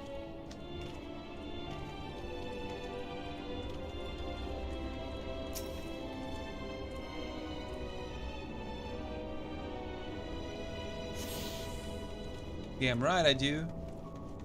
Okay, where's the gem trader? Alright. Hello. So all the fun the traders on Aetheris were getting up to, and I thought to myself, hey, I could do that. So here I am, eagerly awaiting your patronage and bicolor gemstones.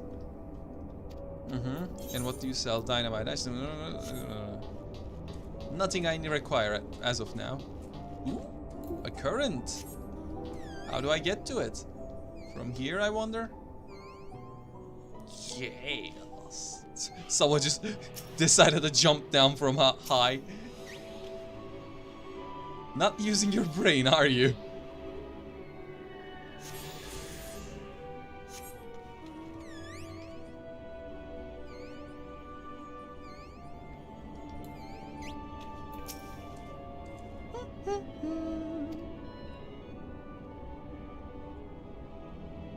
The leader of the crew? Not me, I'm afraid. Singing Way's the name. Huh. I'm in charge of the construction and maintenance of the atmospheric circulation system. Only the crispest, cleanest air for the people of Aetheris, and that's a promise.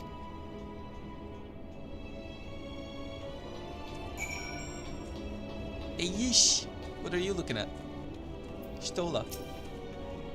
Such fascinating apparatus, though it's hard to believe it could house so many crew members. Even so, there is nothing here to suggest other types of accommodation.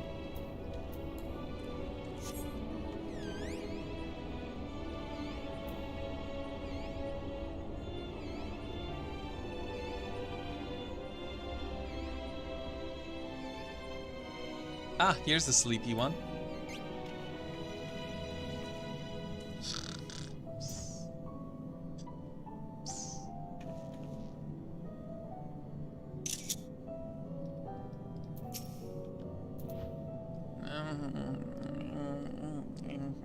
Leader? No. Sleeping away. My job is... Perhaps I'd better ask.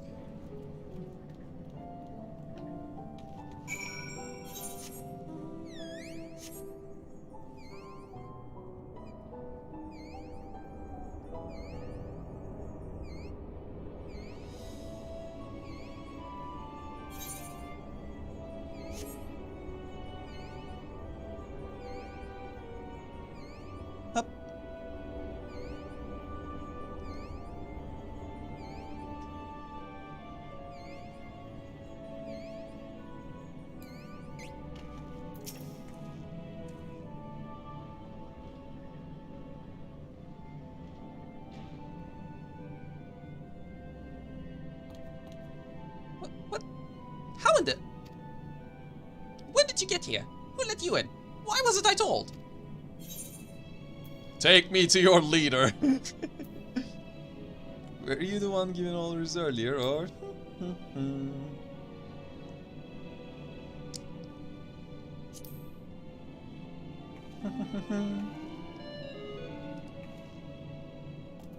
What was that supposed to be?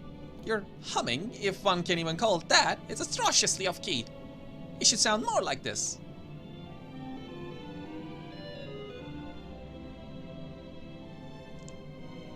As the leader of Loporets, I cannot allow substandard attempts at musicality to go unremarked, even if you are a guest. But being the magnanimous sort of that I am, I'll forgive you this once. Well, well, looks like you beat Issa here. Your friends, I take it. Is this all of them?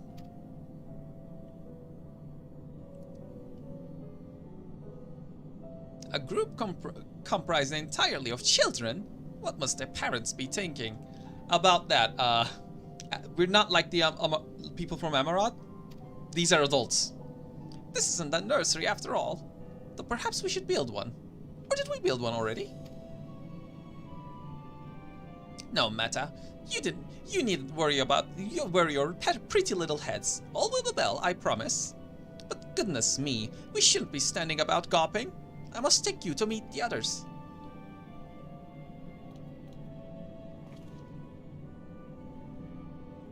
If you could run along back toward the entrance, you'll find a path that leads to the central platform on the upper floor. There is no wrong way to reach it, but it's the large glowing ball at the center if you should find yourselves lost. I shall gather the others and meet you there.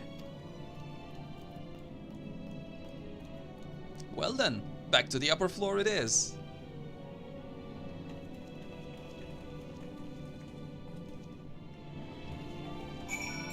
Let's go!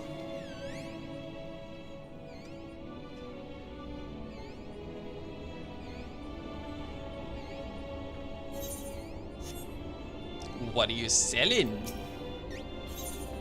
Any different baits? No? Same bait, okay. Oh wait, before I go.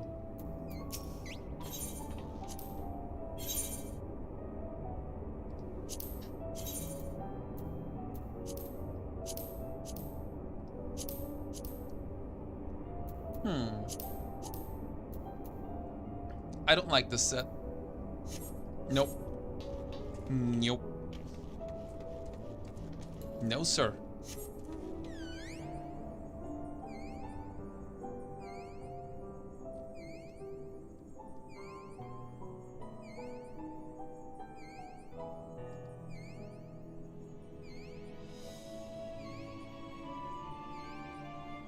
Where do I remember this tune from? This music is familiar to me. Hurry now! Time is of the essence. Pick up the pace, everyone!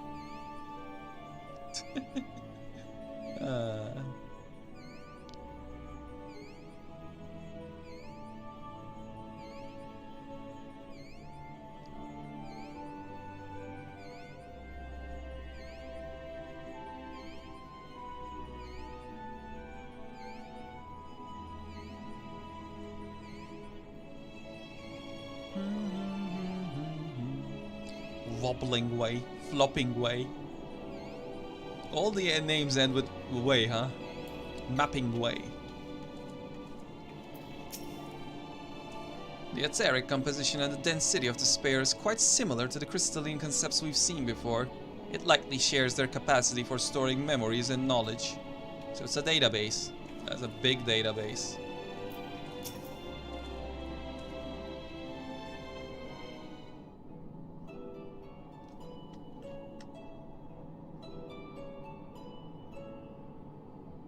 Right, of course.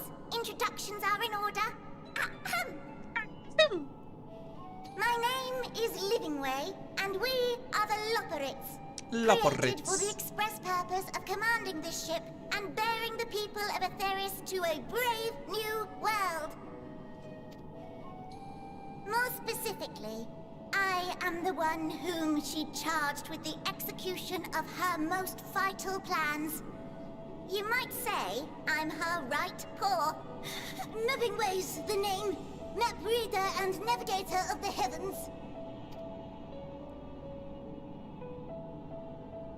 So what's the idea? Pleasure to meet you all, but I'm still trying to make sense of this. You're saying bringing people of Etheris to a brave new world. Does that mean we're gonna abandon this world because it's like final days are coming and they're just gonna take everyone and then just go find another planet? Because I do not like that. Confusion and bewilderment are completely understandable. Fear not, I shall walk you through it. The people of Etheris, through no fault of your own, I'm sure, set in motion a series of events that, unfortunately, culminated in Zodiac's obliteration. I love her speech pattern. Acutely aware of the imminent crisis, your parents sent you little ones on ahead while they began the necessary preparations.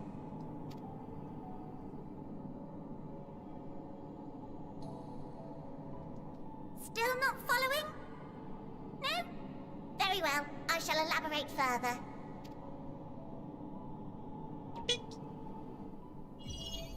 Wow.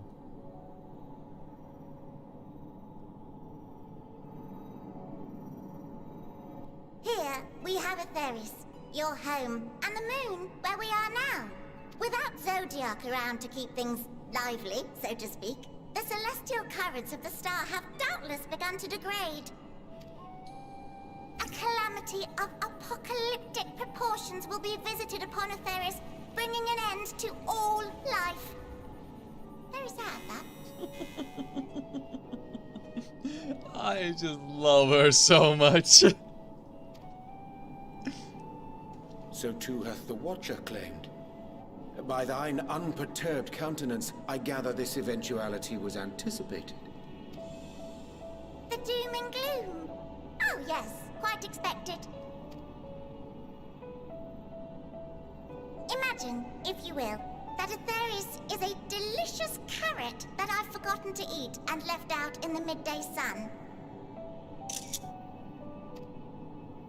The most earnest wishes or prayers will not stop it from rotting to the core. So sadly, there's nothing to be done but to abandon said carrot, Etheris, in case the metaphor is lost on you, to its grisly fate. I love And this her. moon will serve as the vessel to deliver us to a new home. Just so! We will gather up as many people, supplies, and resources as our stores will hold. So that's what the Charlene has been up to. That's why they've been gathering resources. They knew of this. And then, once everyone is aboard, it's off to another star. I don't like this. Easier said than done, admittedly. For one does not simply hop from star to star on a whim. Which is precisely why we've spent countless years constructing the most propulsive of propulsion systems. Welcome, Shark Shark. I don't like this. This is the option of giving up, basically. We ought to make it to our destination in 2 shakes of a rabbit's tail. There has to be a way to fix this. Besides, if Source is gone, the other reflections are gone too. Impressive technology. I dare say it is beyond anything we have ever seen. So we can't just leave the Source like that. We would lose the first, the second, then all the other reflections. No need to shower us with praise. All we've done is faithfully carry out the instructions left to us by Hydaelyn. Back in the old days, when she was still just Venar, she was dedicated to the study of the world and its inner workings. And the Watcher, the real one, not the simulacrum you met, was one of her fellow researchers. We and this wondrous vessel masquerading as a moon are products of their knowledge and know-how. There's certainly more to you all than meets the eye. Might I ask where exactly you intend to take us? Straight to hell! We identified a few promising candidates for resettlement some time ago, but we cannot guarantee that they are fit for habitation. Moreover, the ship can only travel in short bursts. We intend to go down our list, hopping from star to star, until we find one suitable for resettlement.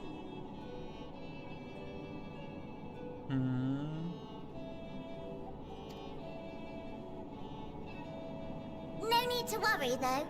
The vessel is being refurbished with accommodation for an extended stay as we speak.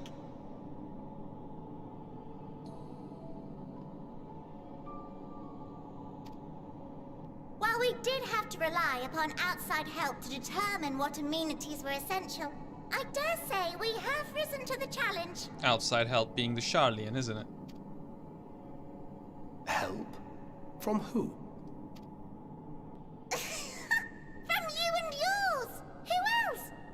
Each time we woke to perform regularly scheduled maintenance, we were greeted by the resources you sent us. What better way to learn about preferences and proclivities of our present-day charges? Ah, but you're still adorable little children. Perhaps your elders were responsible for the deliveries. I'm not sure what led you to conclude otherwise, but I can assure you that we are all grown men and women, and I very much doubt my elders know this place exists, much less how to send you so much as a starlight missive. What? Then who in blazes let you on my moon? She is absolutely adorable. Hydaelyn did. Hydaelyn herself led you here. You don't say! Well, that's really not children. Then why are you so small and stunted? Like little baby carrot people. Yeah, gonna have to get you up to date on that. This is how people look nowadays, not the giants from Amarot. Again. Well, Amarotines were a great deal taller. In the present day, persons of such prodigious size are exceedingly rare. So, you're saying everyone's not like the Watcher? Yes. Oh, confound it all! Someone could have at least scribbled a note about your profound miniaturization. That tome in thy possession. Oh, this? One of the first books sent to us. A compendium of the people of Aetheris, with a few blank pages at the back for minor corrections and updates as needed. Come on, guys. Figure it out already. It's the Sharlayans. The sum total of our knowledge of your kind is contained in these pages. I thought it was abridged and made small for our benefit, but this isn't a regular-sized book, is it? It is.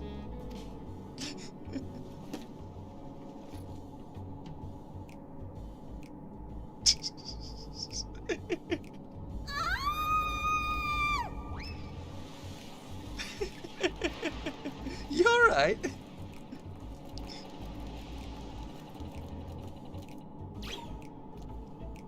Building way, can you hear me? Yes, we're all very busy. Change of plans. I need you to rebuild the domiciles at 1/3 the scale. Yep. All of them. Yes, all of them, and but me no buts. See to it with all speed. She's a fucking slave driver. Perhaps you could tell us a bit more about your terrestrial collaborators. Yes, yes, in due time. But first, I'd like to hear more about you, if it's all the same.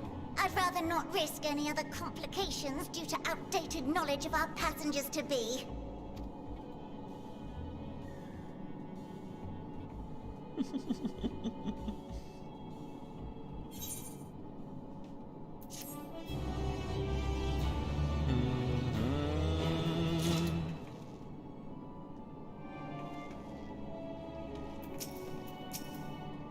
Why do I get the feeling we're going to have our hands full dealing with the Roporets?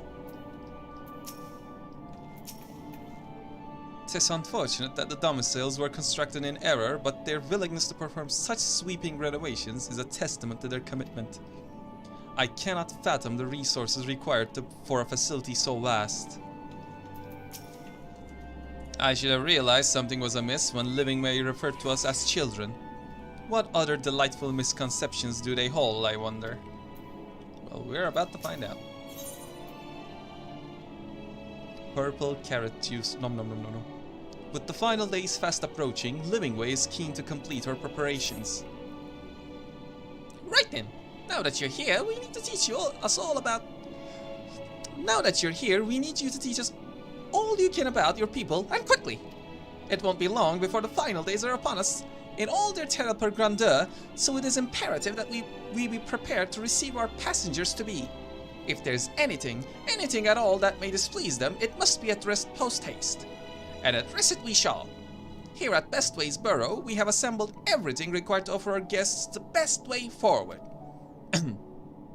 We have produced myriad amenities we understand to be essential for day-to-day living, and I wish to hear your opinions on them. I'm sure you all worked up an appetite, so why don't we start with foodstuffs? Come meet me at the Caratorium, and we'll see about filling your bellies. The fucking... She does not want for enthusiasm. The notion of Iteris rotting to its core being a matter of course is rather concerning, though. Nevertheless, let us take this opportunity to learn more of the Loporits and this vessel. Loporits. Alright, where we're going? Upstairs, apparently. No, downstairs. Okay, downstairs it is.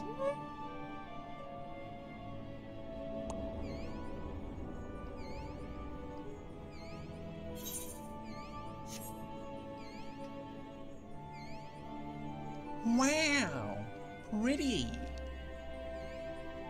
Wait a minute. That looks familiar. Didn't I see that in the first? In the empty? Huh. And there's multiple of them. Wow.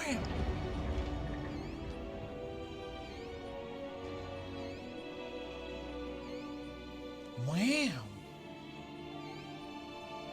Wait, enemies? Here? What? What? Huh? It's called a supporter, and why is it supporter caretaker all aggressive? What is this? Okay.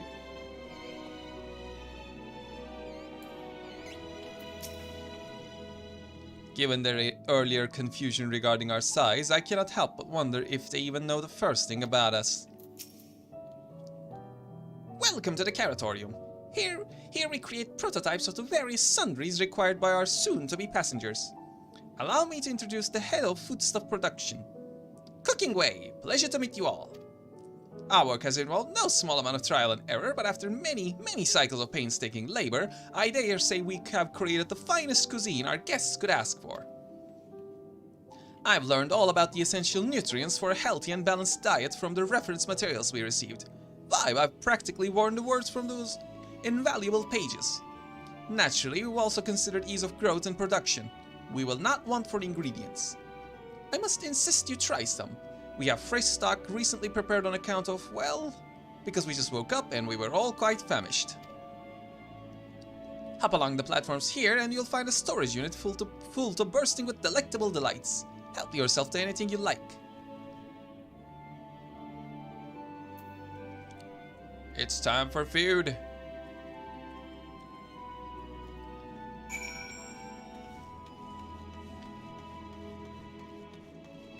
Boing. Huh. Of course, they're gonna have to make these smaller as well. Heh. Boing. Boing.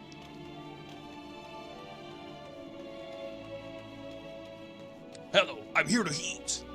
Well, here's a conundrum. Which carrots should we start with? I vote Flesoffer's carrots. They'll keep us light on our feet.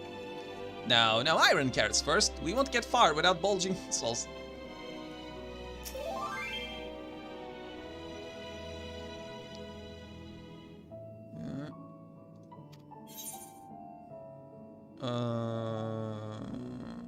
Hold on, I'm gonna have to take a moment. I'm getting a...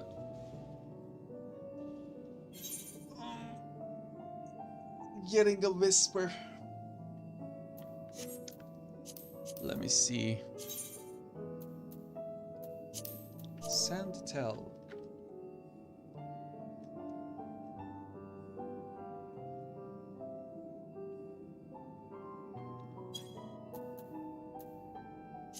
Alright, which carrot?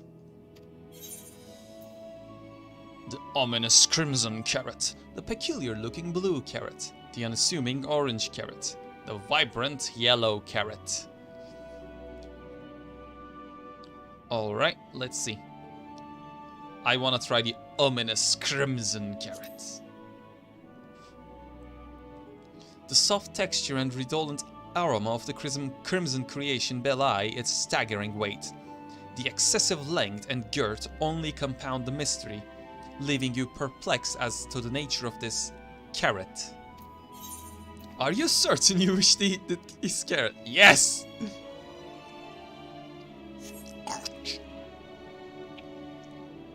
On second, though, you elect to simply take an obscenely large carrot for now. Due to its bizarre qualities, it would be prudent to ask Cooking Way whether it is safe to eat first. Show Cooking Way the obscenely large carrot. Yeah, because, again, all made in the size of an Amoratine, so these are just huge. Huge! So, did any of our selections set your mouth watering? Even Vieira are like the swoon at the sight of so grand a carrot. That, or be offended by all those who assume that they would.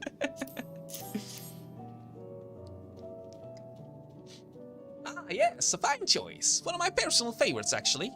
Please, dig in. I'm eager to hear what you think. Eat the obscenely large carrot. With great trepidation, you take a bite out of the carrot. The carrot is oddly tender, but as you begin to chew, a rich aroma fills your nostrils. A newfound vigor begins swelling within you. The rumbling of your stomach, however, suggests it may simply be indigestion. Iron carrot.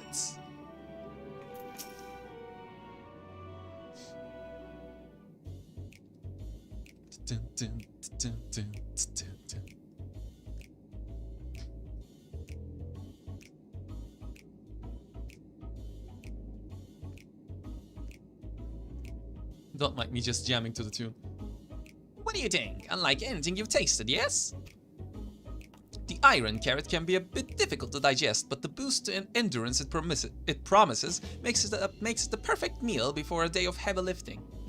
We have plenty other varieties too. Bleeding carrots to improve blood flow, dream carrots to help with sleep.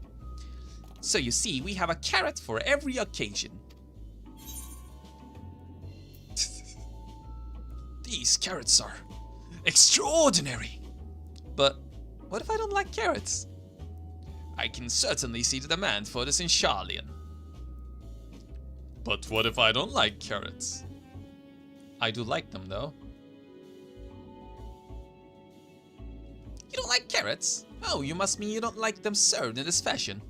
Worry not, we have pureed versions on hand if you haven't the time to chew. I take it you two had a wide assortment of carrots to choose from and not else?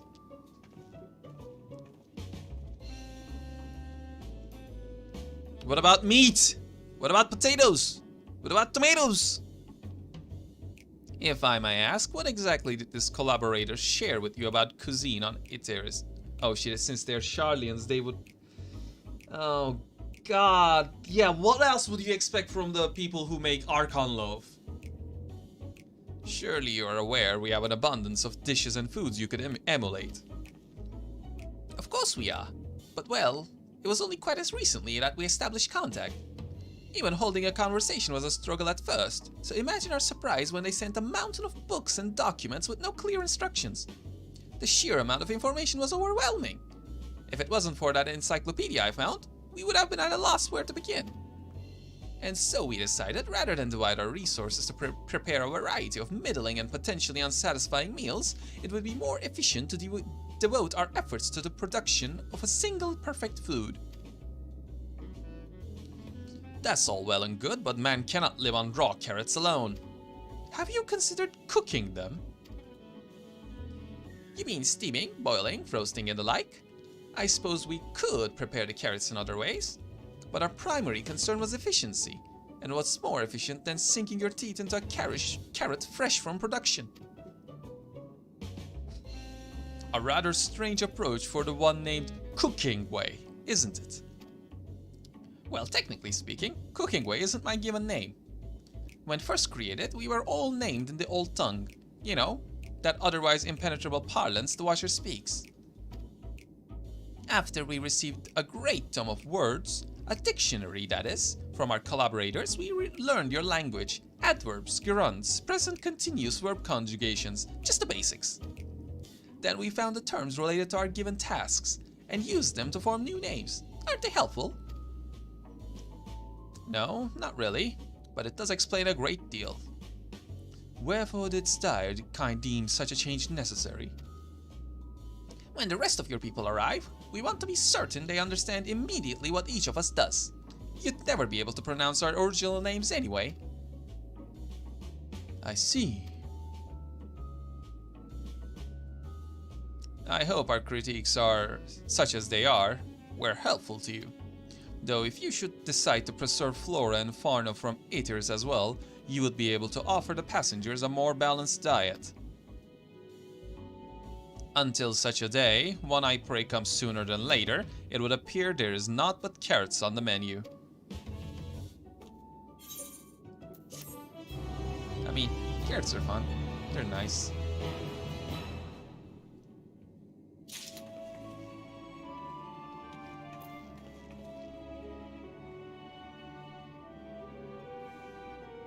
Mir.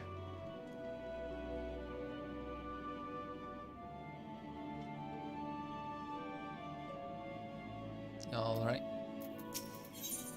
Livingway is eager to show you more of the moon's wonders. Oh boy. I think we've had our fill of carrots for now. Let's move on to the other necessities, shall we? Our clothing production is sure to impress. This way. This way. Where are we going? Over yonder. Nyum. Nyum.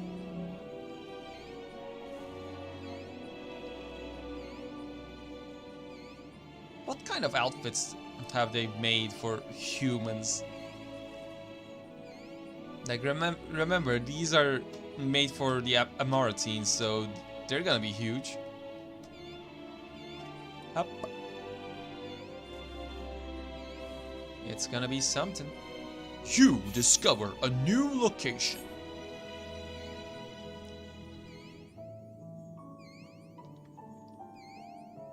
Hup. Do you suppose the clothes they prepared will be grossly oversized as the carrots? Yeah. Here we are, the apparel production station. We've chosen to employ more traditional methods for this task, creation magics. Hydaelyn, in her infinite wisdom, blessed us with the selfsame affinity for magic her people possessed. We have other amazing talents, of course, and I know you're dying to hear about them, but I will regale you with the details another time. That said, we did run into a spot of trouble at first. Our magic alone was not sufficient to see our work done. In the end, we discovered crystallized ether was a wonderful catalyst that could prove us with the extra we needed. My, I'm resourceful. Ah, the sweet sound of recognition. You will also be impressed to hear we've read all about your habit of changing attire to match your chosen profession. For the sake of efficiency, I presume. This has also been taken into account with our designs. But why take my word for it when you can simply try on our clothes? Make yourselves known to the workers and they will see to the rest.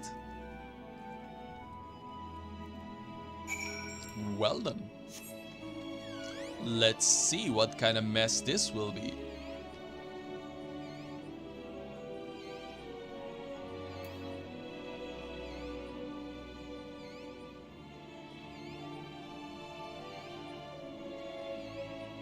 Where's the entrance? Hup, hup, hup, hup, hup, hup, hup. Now, how does this work? Ah, it's you! One of the visitors from Eteris. Goodness me, Mappingway wasn't kidding. You really are smaller than the Watcher. Oh, right. You're here to try on a set of clothes, yes? What would you have me fashion for you today? An outfit that embodies my bloodlust, something simple yet functional, a fashionable and refined ensemble. Something simple yet functional.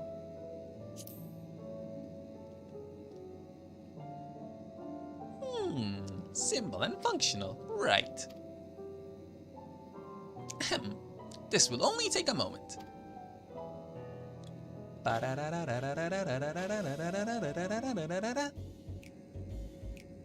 Okay, that's too simple.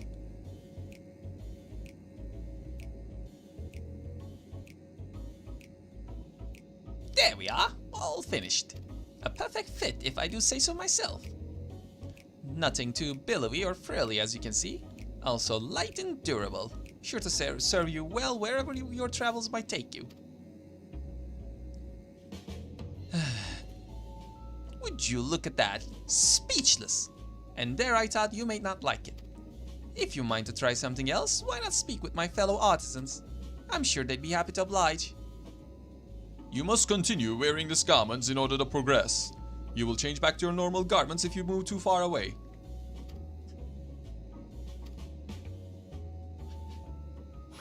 About that, can I change it?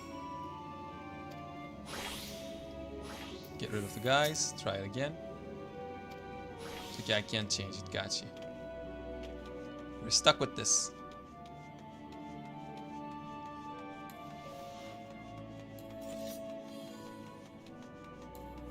Why? What's with the visor there? Don't you dare.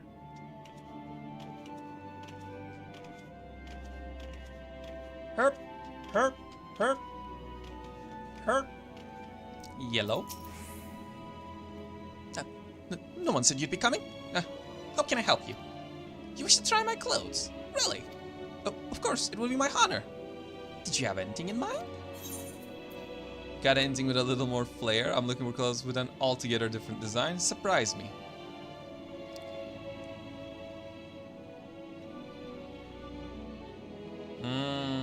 What do we say?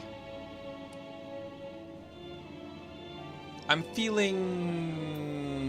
yeah, I don't know.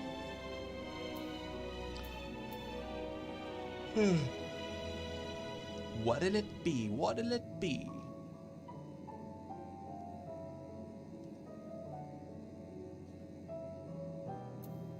Altogether different design.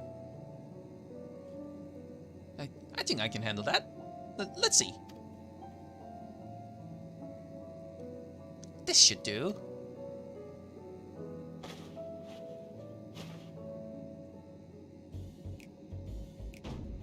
Dun, dun, dun. Slightly better. Some of my best work yet. You're a strange one, aren't you? Honestly, I wasn't sure what to do when you didn't ask for anything specific.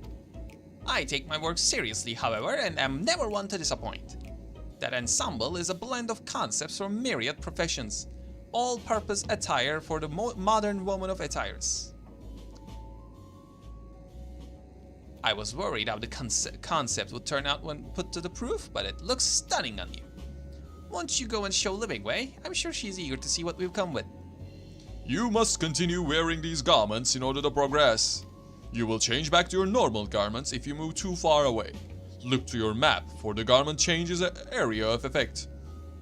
Speak with Jubilant Loporet to restore or prolong the garment change.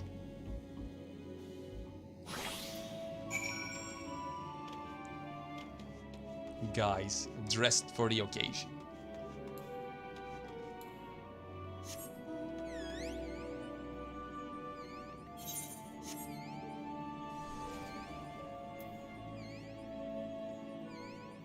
Man, it's all messed up here. Like, they're gonna have to relearn everything.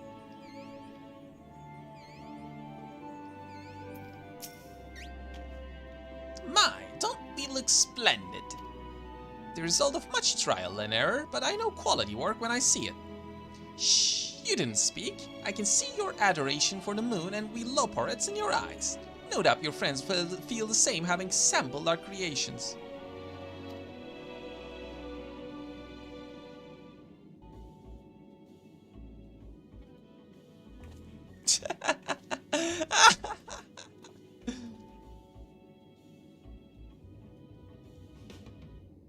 Sorry to have kept you waiting.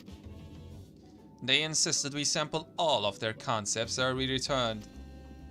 Verily, 'tis an ensemble most becoming. We look like Power Rangers.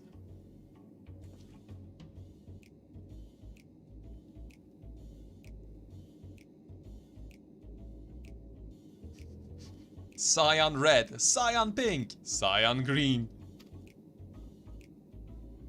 I think it's past time we returned these clothes.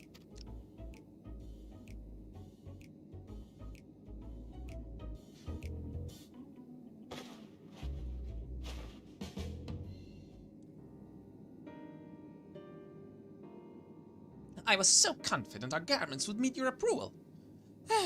What are we doing wrong? The Watcher taught us that, in his time, everyone wore the same robes. To do otherwise was against social etiquette. We thought we could appeal to modern tastes by tailoring the robes to specific professions, but... Please, you mustn't be so hard on yourself. Should we resort to evacuating the people of Eteris? They will most certainly have need of your attire. 'Tis clear you spared no effort in addressing our needs, but you must understand that we are not quite so homogeneous. Speaking for myself, what I wear now better suits my tastes, even if it is of inferior make. But there are others whose choices may be influenced by traditions or personal experience. Rather than make assumptions for the whole, you must consider the individual and their potential preferences. I fear we underestimated the complexity and diversity of your people. Even if we'd memorized every tone we received, I doubt we'd have fared much better. Maybe we're doing you a disservice trying to shower you with our baubles and frippery, thinking it was for your benefit when you'd better off on your own. There are some who might agree, people who kept others at arm's length even when they know they shouldn't. As one such former fool, I'd like to ask you a question. This plan to evacuate and escape the final days, did it account for the reflections of the source as well? Not that I'm aware of. We were born of Hydaelyn's love for Aetheris, and the salvation of the people on that star, and that star alone, has ever been our aim. Surely it's better to devote ourselves to saving one world than divide our efforts across 14 and risk failing them all. I suppose you're right. Living Way, might we have leave to explore Bestway's burrows unattended? You have given us much to think about. Why, certainly. Until later, then. Yeah, they're finally realizing. If I may, I should like to accompany Dee a while longer. Really? I mean, you're more than welcome to. There was actually something I wish to speak with you about. Let's be off then, shall we?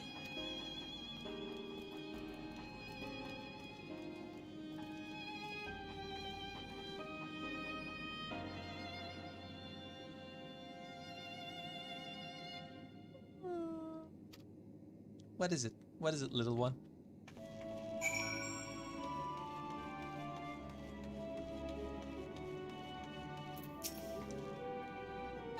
My apologies.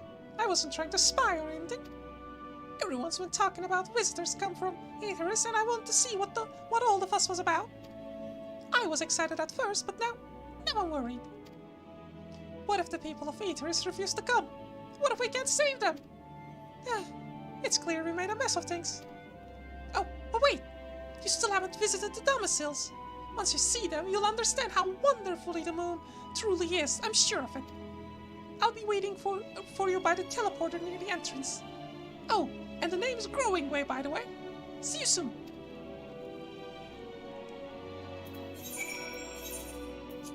Let's teleport back. The Caratorium. Yeah, unintended, but yeah, Mickey Mouse. I did not aim for that, but that's how it ended up.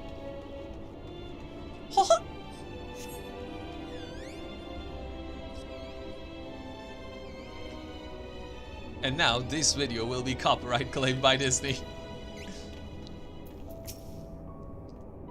You're here. You're really here. Thank you. Thank you so much. Sorry, what should I call you? The name's Almia. Almia Winchir, eh? Crikey, even your names are amazing. Well, Almia, we'll be using this teleporter to enter the residential area. Whenever you're ready.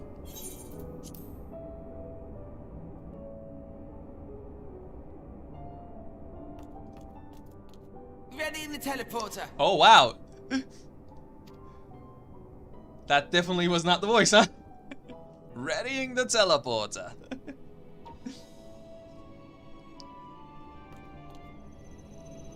Shwoop. Eh.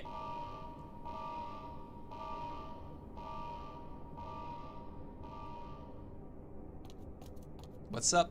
Huh? Access to living quarters restricted due to reconstruction. Then where is it? Oh no! Shit!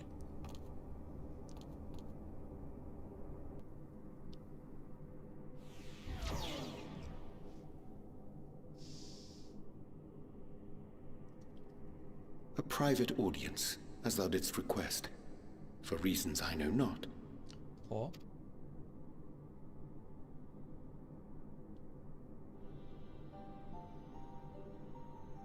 Just a precaution. I'd rather I didn't have to ask the question at all, but I take my responsibilities very, very seriously. Do you and your friends, by any chance, find our accommodation wanting? Be honest, brutally even. Yes. 'Twould be ungracious of me to belittle the efforts of thee and thine. Lovely sentiment, really. But the disappointment is writ plain on your comrades' faces. It's all the more frustrating since no one will come out and say what they find wanting. Aw. They're like, we want to do things right. So tell us. If there are faults in our work, we need to know. We can, we will do better. But time is not on our side. I want to hug her so much. The final days will wait for no one. If your people are to be saved, we must take quick and decisive action. I've only had Living Way for a few hours, but if anything happens to her, I will kill everyone in this chat and then myself. This vessel must serve as a home for as many passengers as possible, for far longer than we may like. Which brings me to my request. Our collaborators on Aetheris are doing what they can to prepare for the voyage. Would you be willing to go and lend them a hand? Having seen the moon for yourself, you could speak to its many splendors learn what else they might require, and assuage whatever concerns they have. Wherefore wouldst thou entrust me with such a task? How to put it? You're the only one who appears not to be wholly unsatisfied with our work. Oh, quite good at pretending that's the case, at least. Calm, collected, tactful to a fault. Very particular with your words, too. Yeah, he's like that. You understand that, in the face of great danger, one cannot pursue perfection at the expense of practicality. The difficult choices must often be made for the greater good. Must often be made.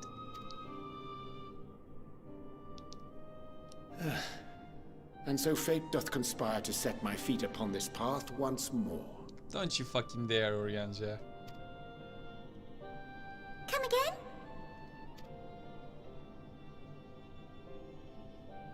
Ah, idle musings. 'Tis no trifle thou dost ask, yet full well do I understand the urgency and necessity. I don't. Oh, dear me! Dear me! I was terribly sorry for the mix-up. It's a bit of a malfunction. I hadn't realized the residential quarters were inaccessible, you see. Orianja, you promised. Don't you fucking dare. But you're still in one piece. So, all's well that ends well, yes? Won't happen again. I promise.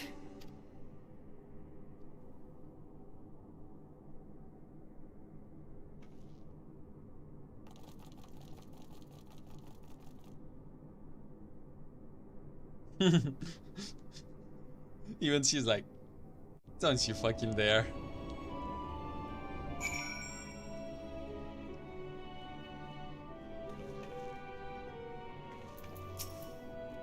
Gosh, that was embarrassing. I promise to be more careful from now on. Since the residential quarters are closed for now, I've rerouted the teleporter to allow travel between floors instead. Hopefully it proves useful in the meantime.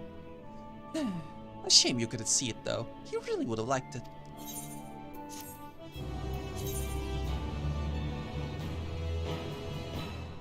You can now travel between floors, but with these, yeah, yeet, yeah, yeet.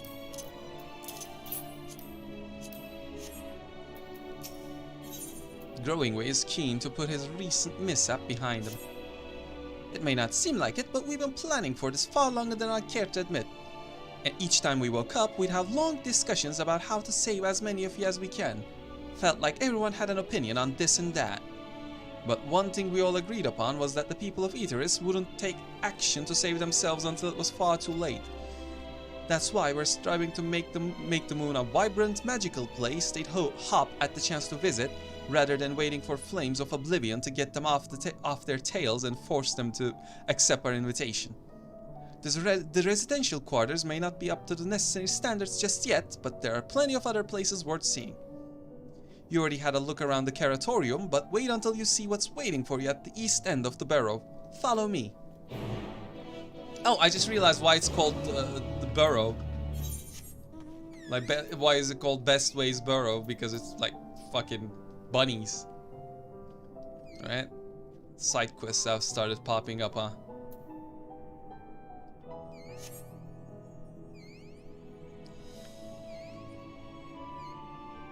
Teleport Mario!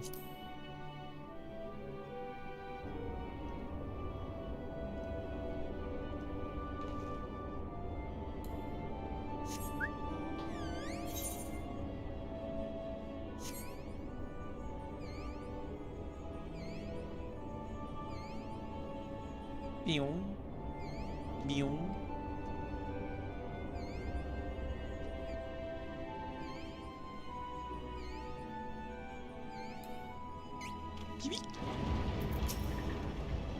Good, you're here. Through this door is the greatest End's Whale. It was named as such because it's the whale to end all whales, the most beautiful forest you'll ever see. We understand the people of Aetheris enjoy taking leisurely walks through natural spaces and the like, so I'm sure you'll enjoy it. How about we start with a nice stroll to the fountain? This way! I don't like where this is going. I'm skeptical. It's gonna be extremely colorful, isn't it? Ah! Main eyes! They burn! What is this fate doing here?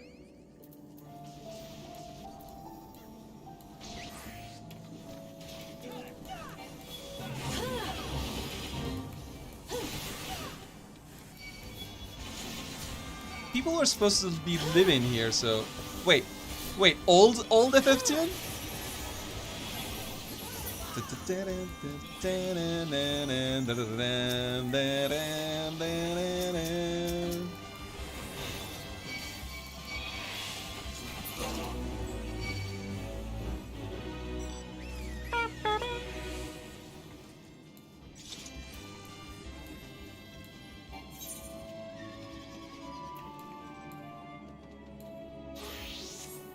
Look at these people already unlocked flying and stuff. Come quickly, there's much work to be done. Wait, where are you going? Places.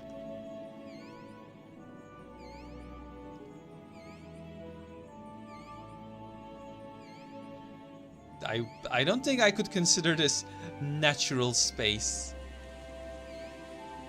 I can see fake trees over there, but still. There's much work to be done here.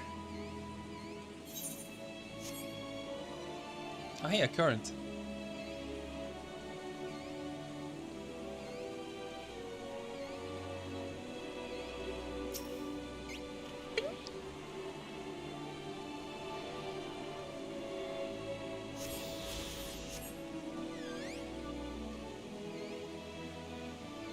Cleaner.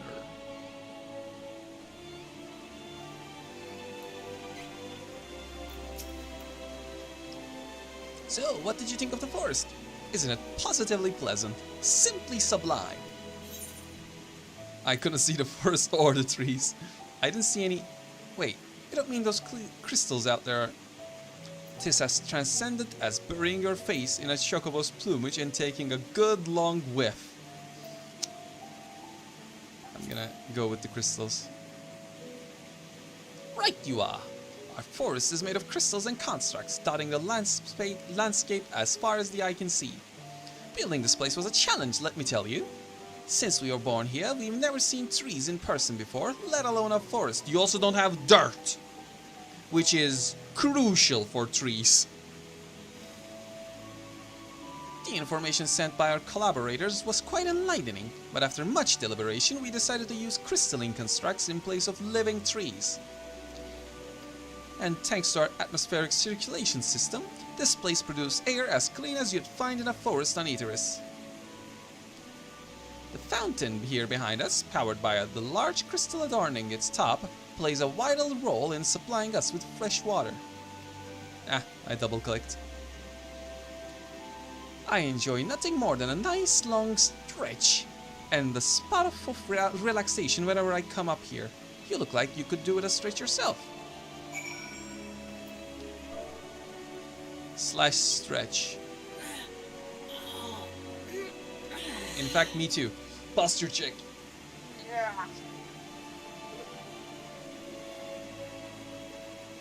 Some nice stretch. That's the spirit. I feel more relaxed simply watching you. A sight worth the many years spent building this place. If it's not too much to ask, it's always been a dream of mine to take a walk through this forest with someone from Aetheris. Could we maybe? You will? Oh, be still, my quivering whiskers. Any optional notes that I see? No? Okay. Let's take a walk.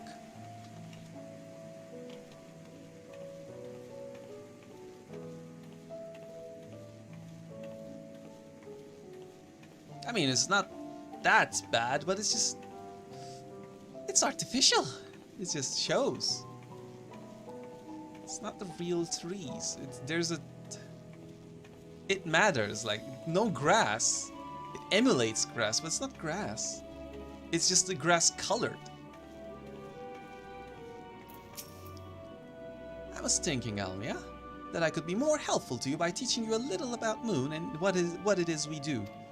When we were first created, the Moon's sole purpose was to hold Zodiac, and there was absolutely nothing to be found here. Eventually, Hydaelyn gave us our first task: furnish the Moon with propulsion systems capable of facilitating travel to other stars. It sounds impressive, and I suppose in some aspects it is. But it was only possible thanks to all the knowledge Hydaelyn shared with us. We also had a lot of time to get it done. 6,000 years, give or take. But anyway, let's keep going.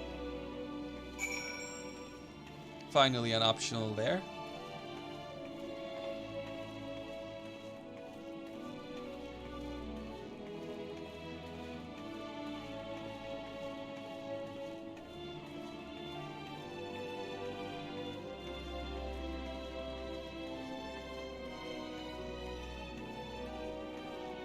I gotta admit, it does look nice, but it's just...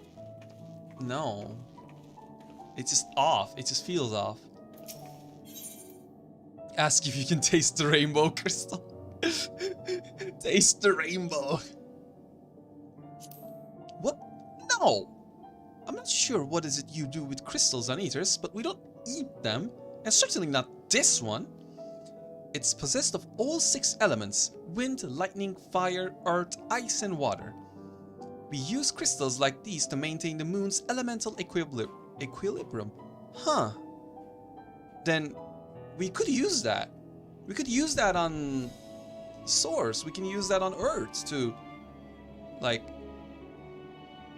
you know, manage the celestial ether. It's worth mentioning, though, that because of Hydaelyn's influence, being the embodiment of tranquility and stasis and all, manipulating the elements here is different than it might be on Ethers. Fuck you. A conjuring of fire would sooner dry your clothes than singe them, for example. Put simply, the etheric conditions are ill-suited to growth, which is why the surface is mostly barren. Of course, this was all necessary to keep the raging energies of Zodiac in check. But now Zodiac is not around, so, you know, things could change here.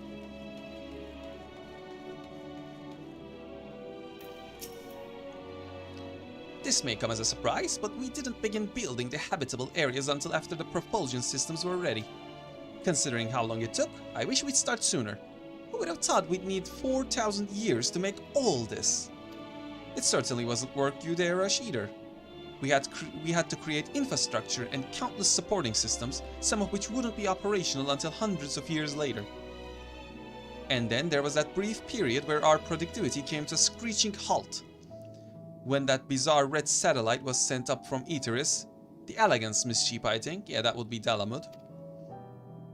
We thought maybe some new, nefarious actor was colluding with Zodiac. All we could do was stand by and brace ourselves for the worst. I can tell you how relieved we were when Hydaelyn informed us of its destruction. Oh yes, there was much joyous humming that day.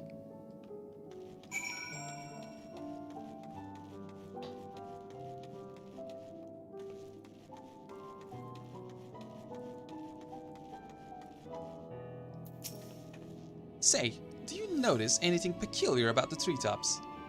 I mean, apart from the fact that they are massive crystals and not trees. I'll give you a hint. It's the golden rings emanating from the glowing spheres. Along with the device fixed near the ceiling, they fulfill a role similar to our sun, and do so better even.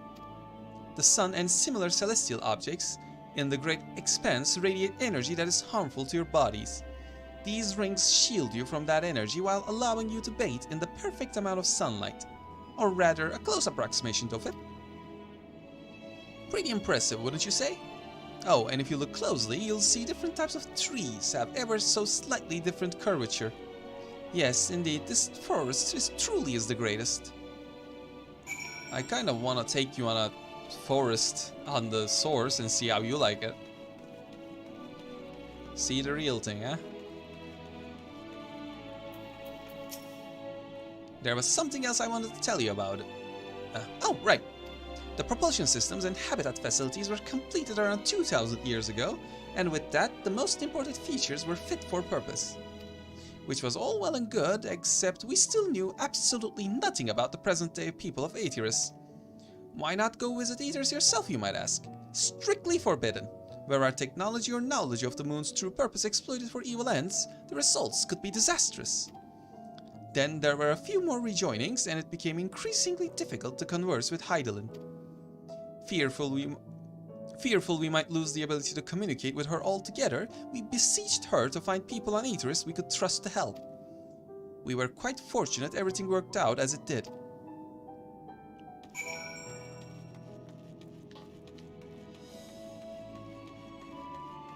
I just realized the quest name All's Whale that ends whale.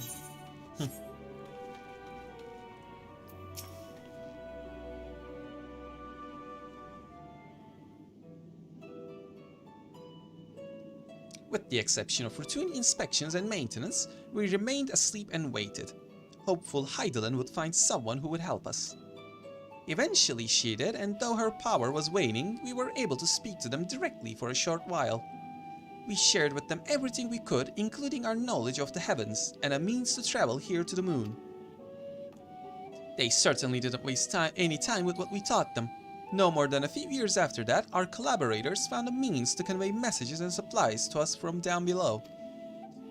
With all the letters, books, and other resources they sent, we learned enough to start making more meaningful changes to the moon. And now you're here, hopefully enjoying yourself as much as I am. It's been a ride. I knew you would like the greatest ends whale. I knew it. Thank you again for coming here, by the way. I know it was just a walk through the forest, but it meant a lot to me. There you are. I take it you already received the grand tour. A shame we missed it. Growing Way, I've been looking all over for you. Ah, there we go, Living Way. Oh, is this about the teleporter to the residential area? No, never mind that. We have more pressing matters at hand. I will be calling an emergency meeting shortly, and your attendance is required.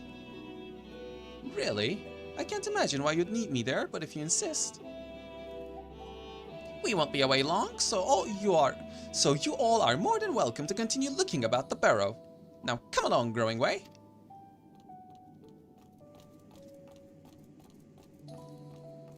Before we arrived, you seemed to be in the midst of a rousing conversation with your guide. Did you learn anything of import? It's the Sharlayans! They've spent 12,000 years preparing for this? With the appointed hour fast approaching, I can certainly understand their restlessness, but still. It remains to be seen if the people can be persuaded to evacuate when there are yet no signs of the final days. What's more, the technology of this place defies imagination. I doubt there are many who would readily come to terms with living in such surroundings. Whoever these collaborators are, unless they are possessed of the world's most charming personalities or a means to forcibly evacuate people, they will meet with a great deal of resistance. Indeed, even if faced with annihilation, the decision to forsake all one knows cannot be made lightly. It's the Sharlayans! Come on! Forgive me, friends, but I must beg your leave. There's another matter which yet begs for mine attention. Of course, we can accompany you if you like. Nay, that will not be necessary, if you'll excuse me.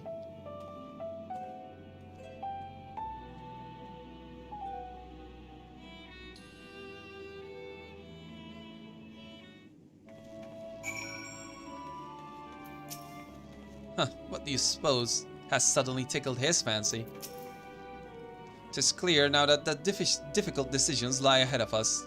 Preparation for the evacuation of Aetheris is indeed crucial, but I am not yet willing to forsake our world and its reflections.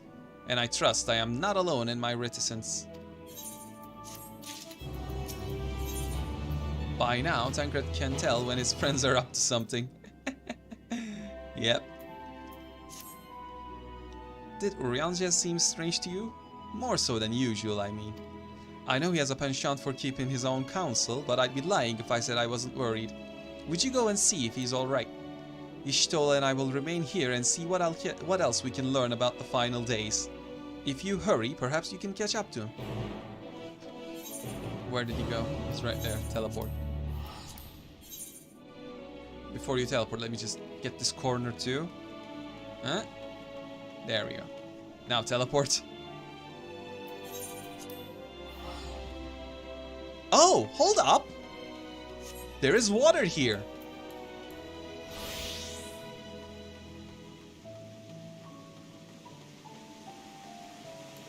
You thought I would forget about this. I almost did, but... You thought. What kind of fish lives? Nothing bites. The bait is not useful. Okay, let's try this bait. Fish. Fish.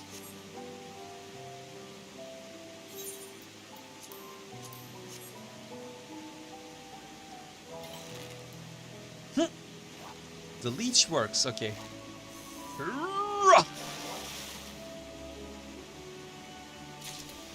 Star blue guppy. A terribly small freshwater fish with a color reminiscent of a certain star. And how many? Okay, I can catch all 4. Let's go! We doing this! Slash sit.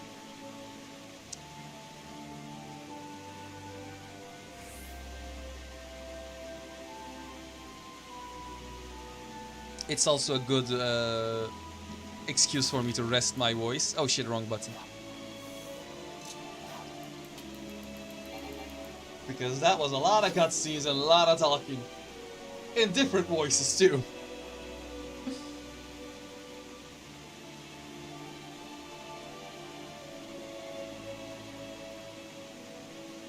In fact, I should hydrate myself.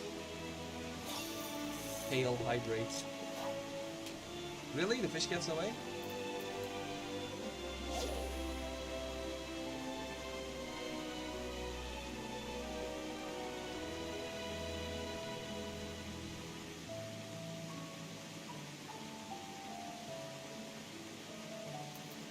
Get caught, you little shits.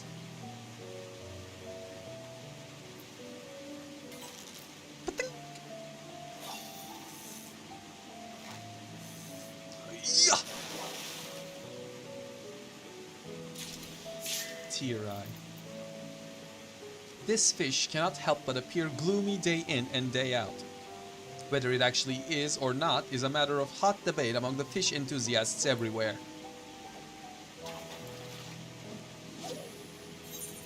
Two more. Where do I remember this music from? This BGM is known to me. At least the leitmotif. 'Tis known.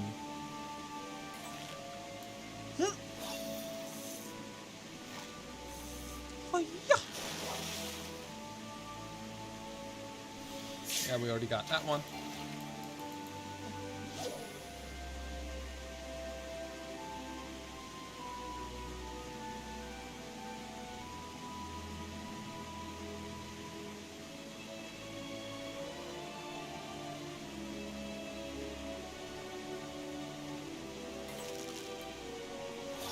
Let's see. Let's see. Come on. Come on. Something new. Oh.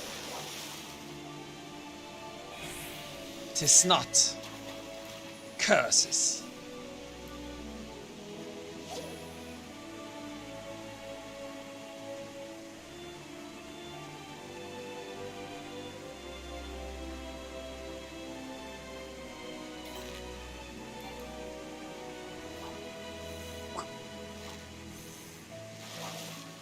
And again with the star blue.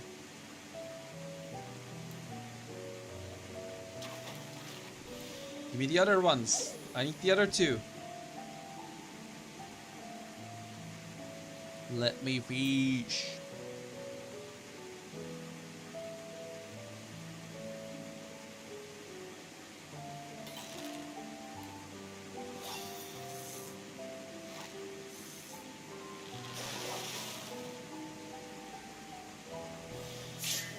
Meh.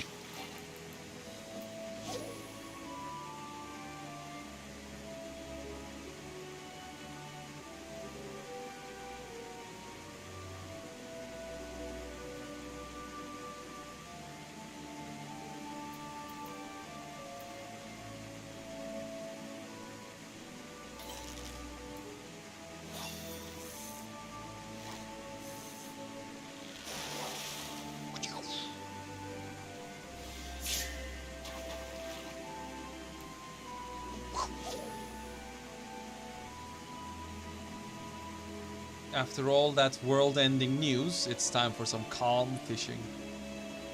Fish.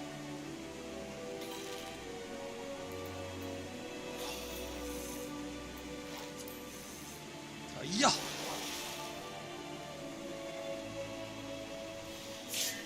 Again. Come on.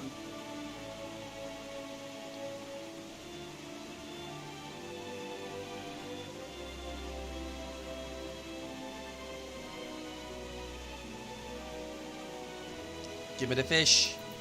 Give me the fish.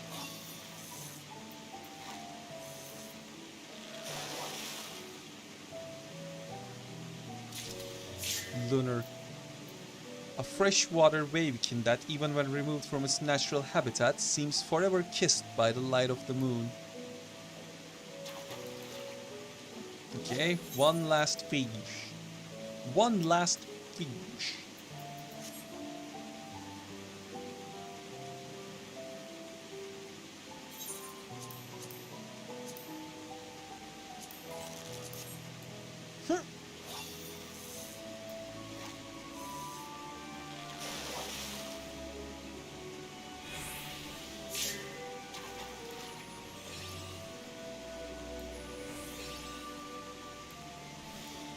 Oh shit, I don't have enough. I don't have enough GP. Fuck, crap.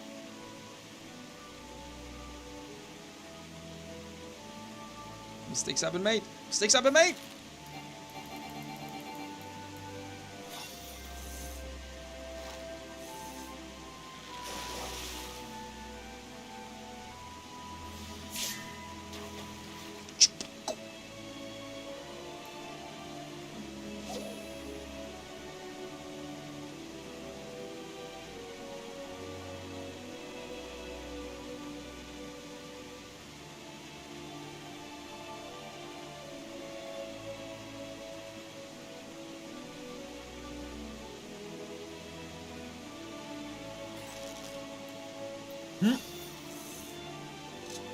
Really? Just gets away? How dare it? How dare you?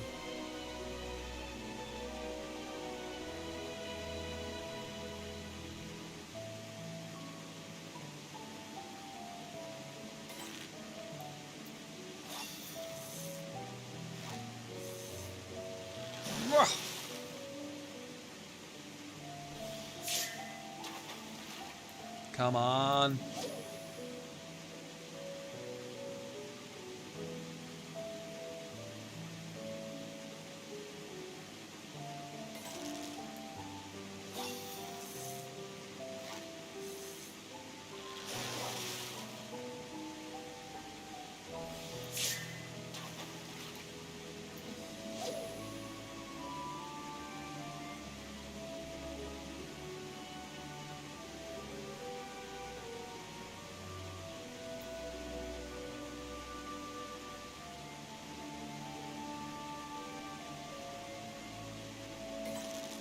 Give me the fish. The fish. It give me. Stop getting away.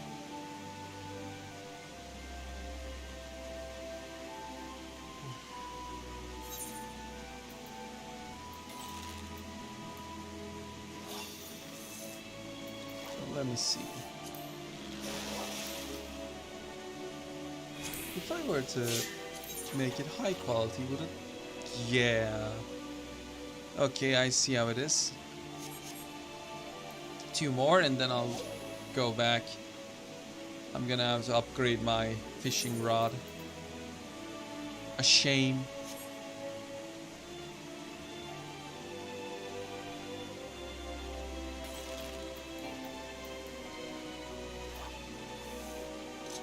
Really?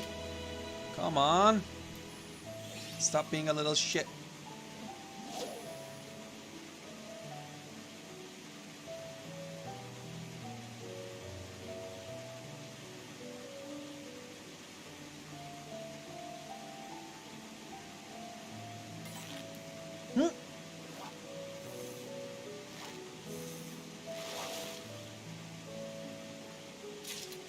Wah, wah, wah, wah. We shall be back once I have a better rod and better outfit. When I level my crafters and craft the stuff. And then we'll see who gets away.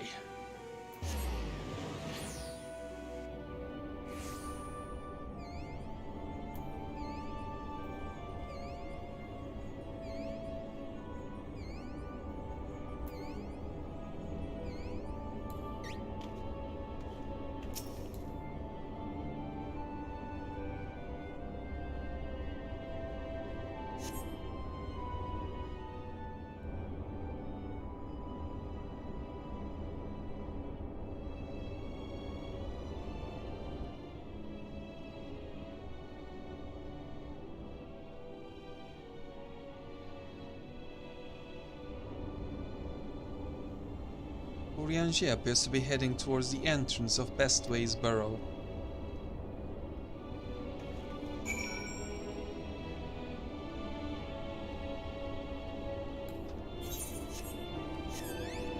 Where are you going, boy? What are you doing this time?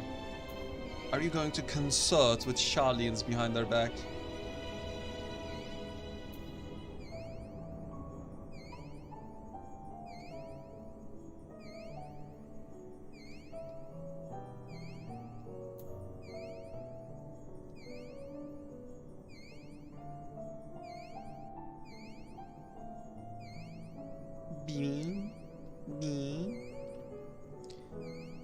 Alright, let's see.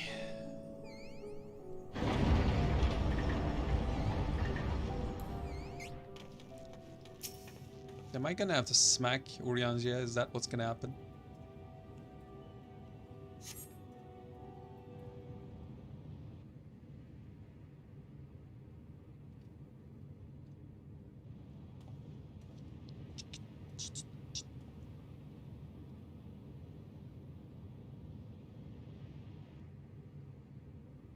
Urianger ventures off into Mare Lamentorum for reasons unknown.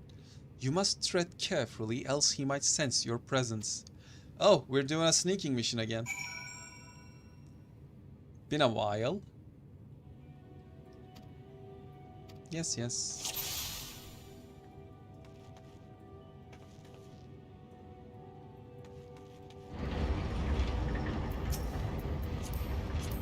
Set you as a focus target, so I'll never lose you.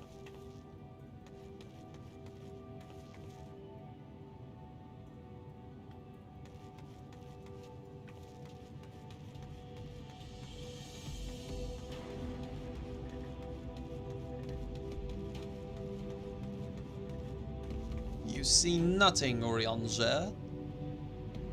Now carry on. Carry on, carry on.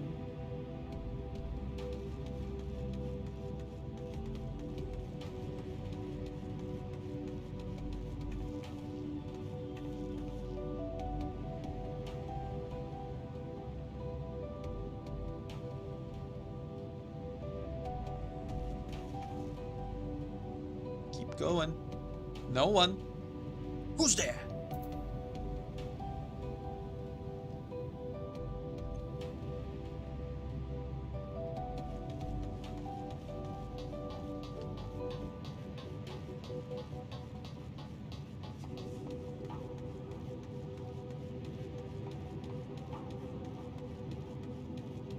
You're not getting away from me, Urianger. Dot, dot, dot.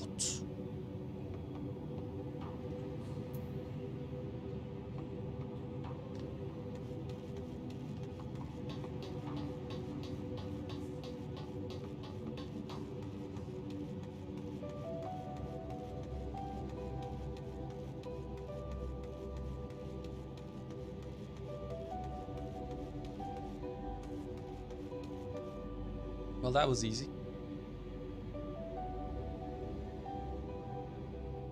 Duty complete.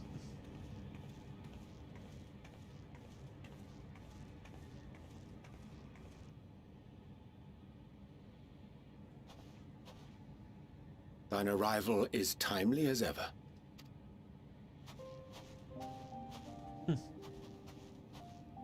Thou didst chance to overhear my conversation with Living Way, I presume?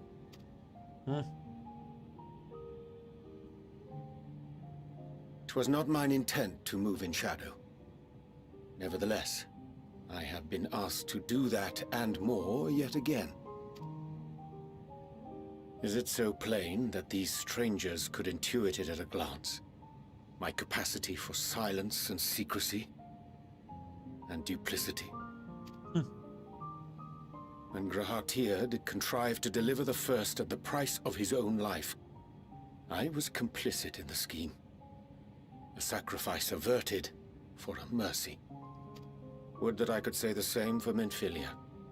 One life for one world. And by that bloody bargain brokered by my hand were the scions robbed of a dear comrade, and Flamine her beloved daughter. And? Two souls, whose selflessness was beyond measure, whose resolve was unshakable. They would not be moved even had I thought to protest. But protest I did not. Far from it. I pushed them forward. No effort did I make to seek out alternatives. Ones that would not demand such terrible costs. And this time we will, right, Urianger? We will look, right? You learned your lesson, right? That resignation weigheth heavy on my mind, as does the memory of another lost to mine inaction. Dearest Moonbringer, who did face death unflinching, that we might secure a means to bring low the Ascians. In her hour of need, I did naught. Dutiful disciple of Louisoix, ever looking to the greater good. Had I shut mine eyes and bid her live instead, mayhap she would be with us today.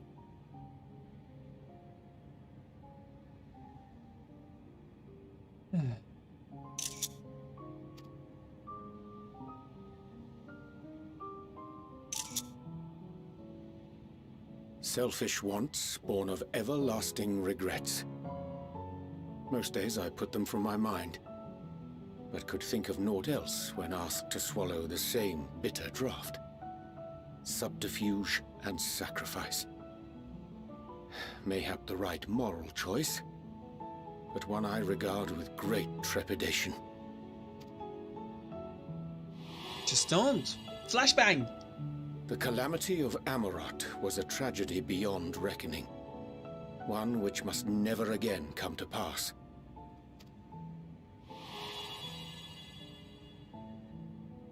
Thus must we struggle, haunted by ghosts of those we have lost, clinging to those we pray we can yet save.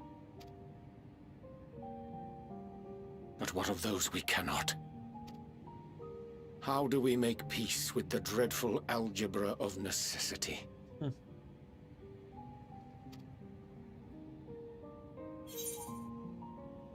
Sometimes there is no right answer. Have faith in yourself and your decisions. Take heart and protect well those who you can. Would that we had time to weigh the costs. Sometimes there is no right answer. I am not alone in my discomfort, then? 'Tis surprising, though perhaps not. We scions are wont to debate strategy at length, but are resolute and unwavering in execution. Strange. Scarcely can I remember when last we spoke alone, and so candidly. Indeed, it's been a long time.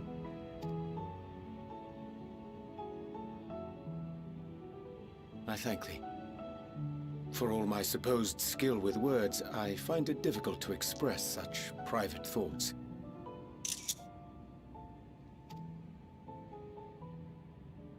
As for the Loporrit's proposition, I will take time and consider how to respond.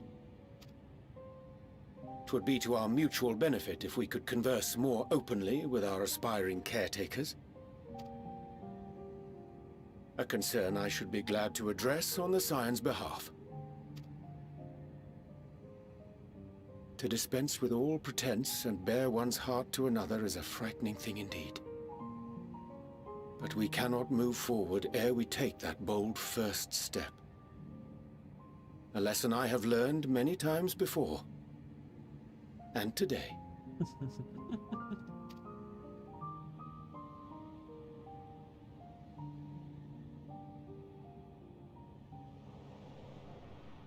Oh. What are they saying? Curse these ears and had bugger all! No matter. We've got our plans. Oh.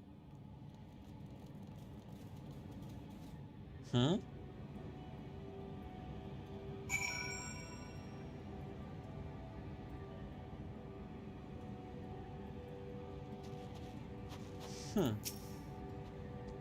In truth, my reason for traveling hither was to effect a plan of mine own. A plan which may pay a way forward for us all. May, I say, for there is no guarantee of success. 'Tis the reason I set out alone, that failure should it come, would be mine to bear alone. Yet thou standest before me with proffered hand and open heart. It would be remiss of me to refuse thy amity, and so I ask, wouldst thou join in my endeavour?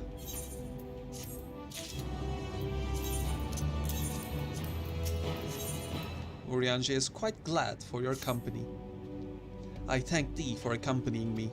'Tis a simple plan, in truth. We shall not be long away from Bestway's burrow. Difficult decisions must needs be made in the coming days, but I nevertheless believe we are all of one mind in our desire to save the people of Eteris. To make clear our resolve to the Loporrits, I would offer them a gift, but its making that require a most singular ingredient. Which would be?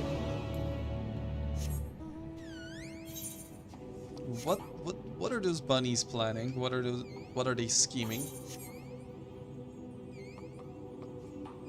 Oh, finally we're here.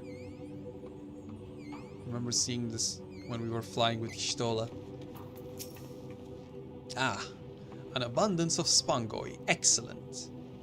I chanced to spy this aggregation when crossing Zodiark's erstwhile prison. Using a spell taught to me by Numo, I believe these shall suffice for the gift I would fashion. The magic required considerable concentration, however. Might I prevail upon thee to stand watch whilst I perform the incantation? Fine, I shall stand watch.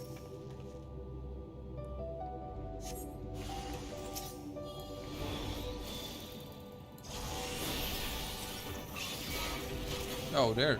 That's squishy, jeez.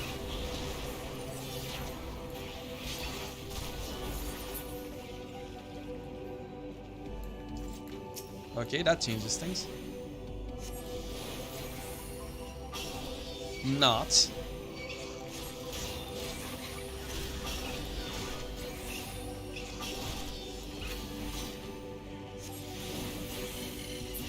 Perish.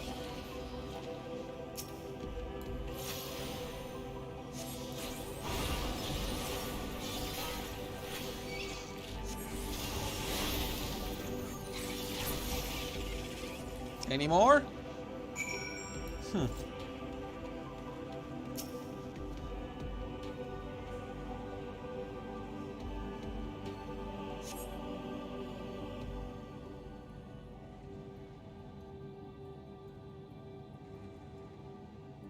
Surveying the nearby area, you see no sign of potential threats. This would be a good opportunity to see how Urianger is faring. Urianger, what are you doing?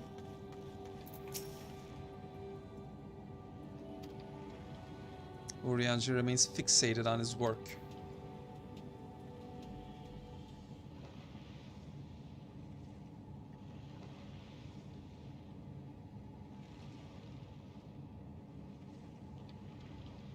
There, 'tis done. A magicked ink, Everion's of efficacious as that crafted by the Numo. Rare is the occasion I would conjure mine own, but is nevertheless a most useful skill. His resulting product is, admittedly, possessed of no preternatural properties, but its hue is one of mine own choosing, which I pray the Loporrits will appreciate. Almia, Urianger, oh thank goodness, I thought you had been eaten or perhaps fallen into a crater.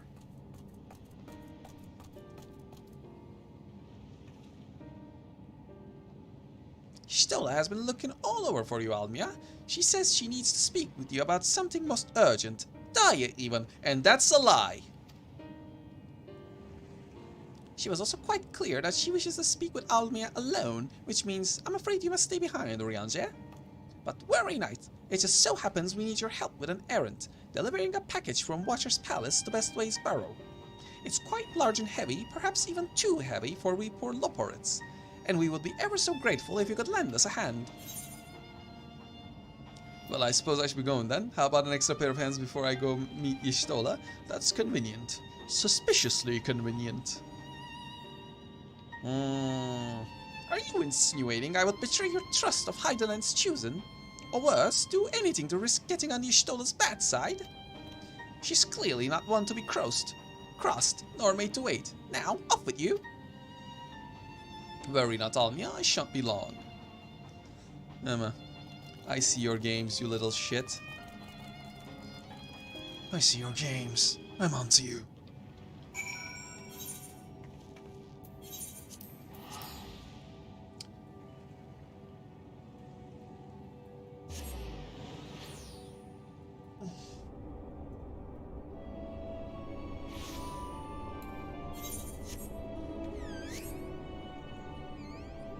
I suppose I should end the stream soon. It's been 5 hours.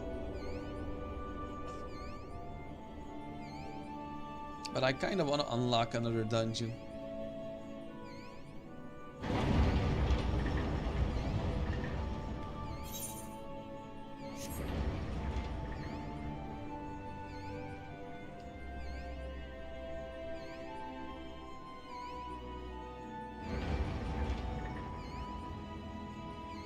Alright, Y'shtola. I heard you asked for me. What is it that you require? Oh, Almia, we thought you would be away for far longer. A dire emergency? I said no such thing. But as you are here, I could use your assistance with one small matter. Running Way, a companion of Growing Ways, apparently has much to tell us of the final days. The problem, however, is that he is determined to live up to his name and refusing to stay still long enough for us to hold a conversation. Is there anywhere he's likely to stop and rest, or perhaps there's a way to slow him down? What's the rush? I was thinking we should wait here, maybe enjoy a cold mug of carrot juice and... no? Well, if it's really that important, you could try using these balls of moose flesh, not to be confused with the other thing. Running Way's other notable feature is his incessant chatter, so you'll have no trouble finding him in the crowd. And when you do, try lobbing your balls at him. Okay, crude, but if it proves effective. He was here in Greatest Endwalker when I last saw him. Let us split up and find him. Growing Way, this is a distraction for the others, huh? I see what you're doing. I am onto you. If you think I don't, well, you're 100 years early to fool me. Hop! Search your surroundings for Running Way. Yeah, okay. Now we're looking for one that keeps running and cannot shut up.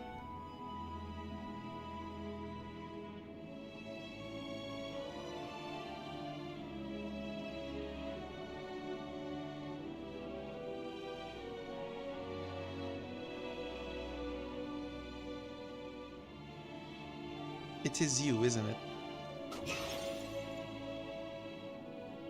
Oh, that's smart. If this was meant to be a joke, it isn't funny.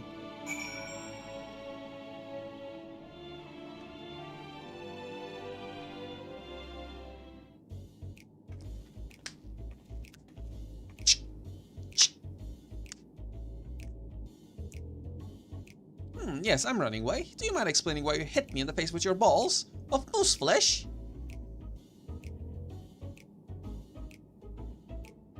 I'm highly knowledgeable about the final days. Ha! That's the most ridiculous thing I've heard since I woke up. Who told you that joke? As if we've got time to look into the final days when there's so much to do before the Great Voyage. It's true that Hydaelyn did impart to us some knowledge of the event, but I know as much as any other Loporid around here. Less, probably. I don't know why anyone would think it's funny to go around telling people I'm an expert, but they'd hope I don't get my paws on them. Sorry, I couldn't be of more help, but if there's nothing else, I've work to do.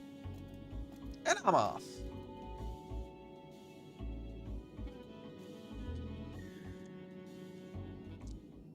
Come on, Almia, you've seen all the sides. You should be able to piece this together. You know what's up. Oh, hey. Hello there.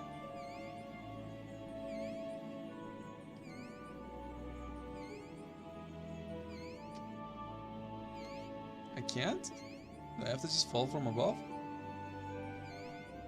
Well, fine then.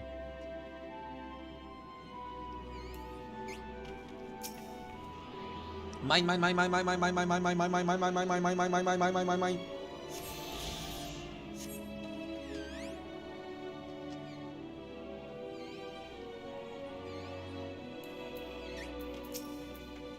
You lied to us, you little shit. I could find neither hide nor hair of him. How did you fare? I found him and he didn't know anything. So he knows no more than the others. Can't explain yourself, growing way? Well, you see, I misremembered. Yes, that's it, I misremembered. Terribly sorry about that. Afraid I'm drawing a blank, though. Try as might, I can't remember who I was thinking of. On an unrelated note, what of Urianger? I assume you spoke with him earlier, but did he say when he'll be returning? On his way to the Watcher's Palace with Livingway.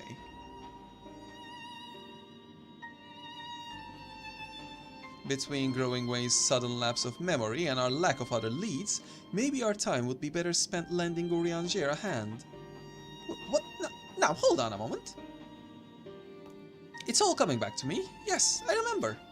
The information you're looking for is in the archives. Yes, that's where you'll find all sorts of useful knowledge, including that pertaining to the final days. Tancred just called bullshit on his lie, and then, you know... Come on, stop being like... Come on. You guys are better than this. You guys are experienced in this. Come on. Growingway is fidgeting with nervous energy, but is it from excitement or worry?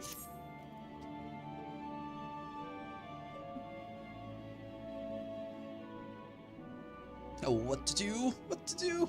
I promised Livingway I would help, but... No, I promised I'd help, so that's what I'll do. The archives are on the second floor of the main plaza, the eastern wing. Follow me! I suspect the Loporids are up to something, but if there's aught to be learned of the final days, I think best we play along. For now, at least. Where are we going? If we're going back, I'm just gonna teleport. What are they up to?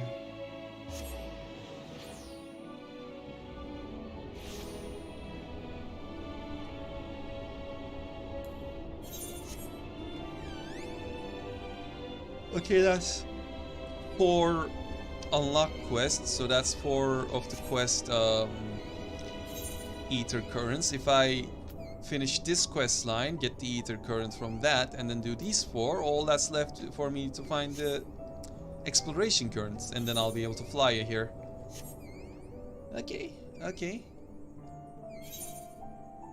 I see. That usually means getting the current from main quest usually means you'll be done with this area. At least story-wise. So I guess things are coming to a head with these bunnies.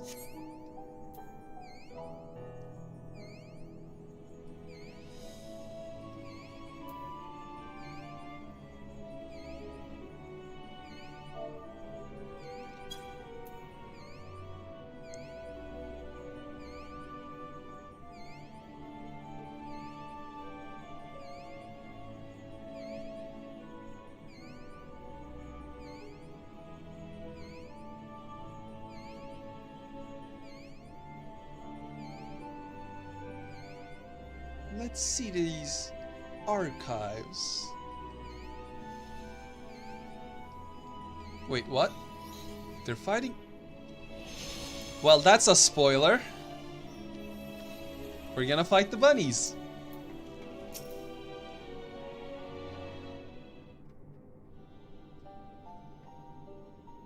I see how a voice cutscene, okay. Oh no? Wow. I got fooled. The archives are right to the store, but it seems to be locked. I guess we'll have to go and find whoever has the key. Growing way? Enough. If you have naught else to tell us of the final days, you need only say so.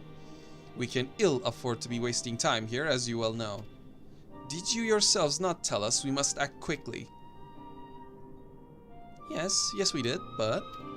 The moon was to be a perfect paradise for the people of Etheris, and we're running out of time to make everything ready for their arrival. We hope you'd see the wonders we have to offer, but you found nothing but faults and flaws in our work.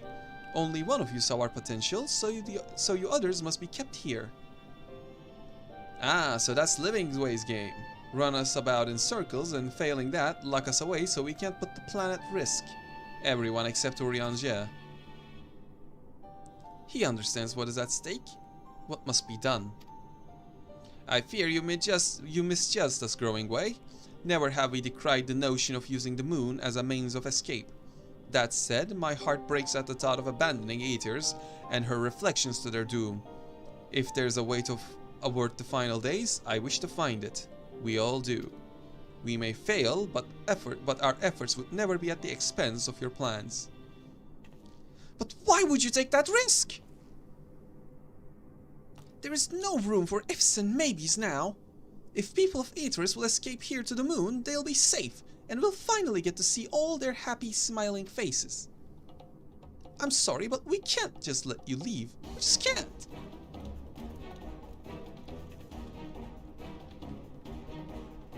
Do what you must, but try not to hurt them. I'll be back in a moment. Don't do anything rash while I'm gone.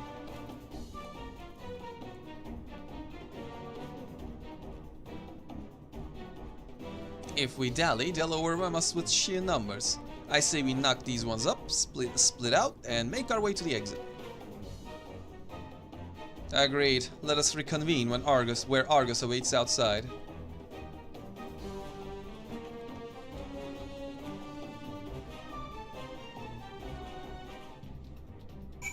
Foolish bunnies think they can handle me when they haven't seen anyone in a long time. You're rusty, I'm not.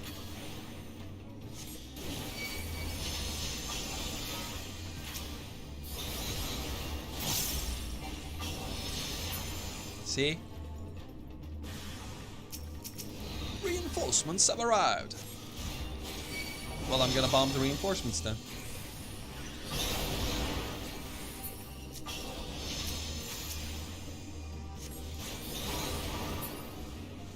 She's too powerful! Really? You wanna do this with me? Then you shall perish.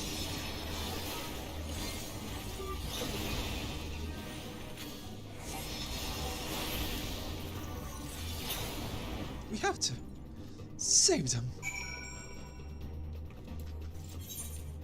Alright. Where's the exit? It's that way. Go!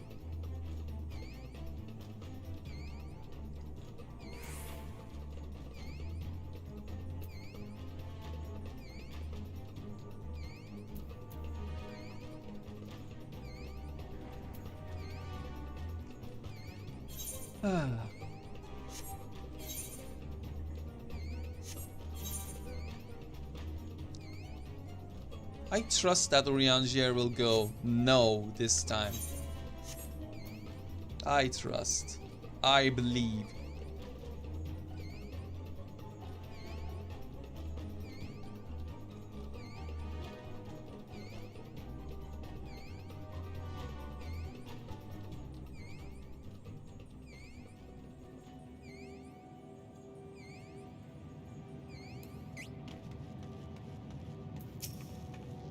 There you are. Didn't rough them up too badly, did you?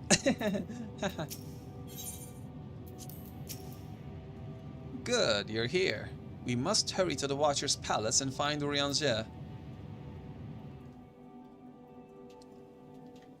Away with you. Okay, this one has to be voiced. The camera angles. And what, pray tell, do we seek at the Watcher's Palace? Oh, come off it, friend. You know full well why we're here. The time has come for you to return to Aetheris and help your brethren prepare for their journey here and beyond. Forgive me, Living Way, but I cannot in good conscience proceed with this plan. Thank you. Huh? But what about the final days? The death and the doom? Oh, we have to hurry before it's too late. Before it's too late. Your unflagging commitment to your duty is endearing, to say the least.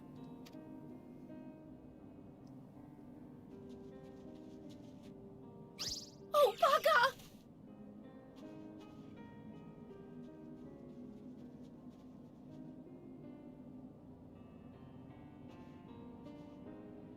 Be at ease. They bear you no grudge, nor do I. How could we, having come to understand your purpose? For millennia, you and yours worked tirelessly towards the singular purpose of this heavenly vessel's construction. An arduous feat by any measure. 'Tis clear you have spared no effort. Why, your very names are a testament to your dedication.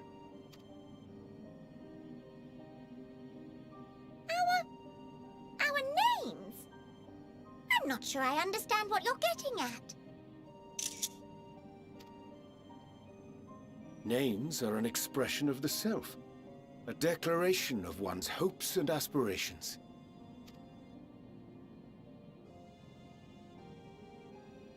Your use of contemporary, uncomplicated nomenclature doth ensure clarity of purpose. There can be no doubt that your love for the people of Aetheris is boundless and pure.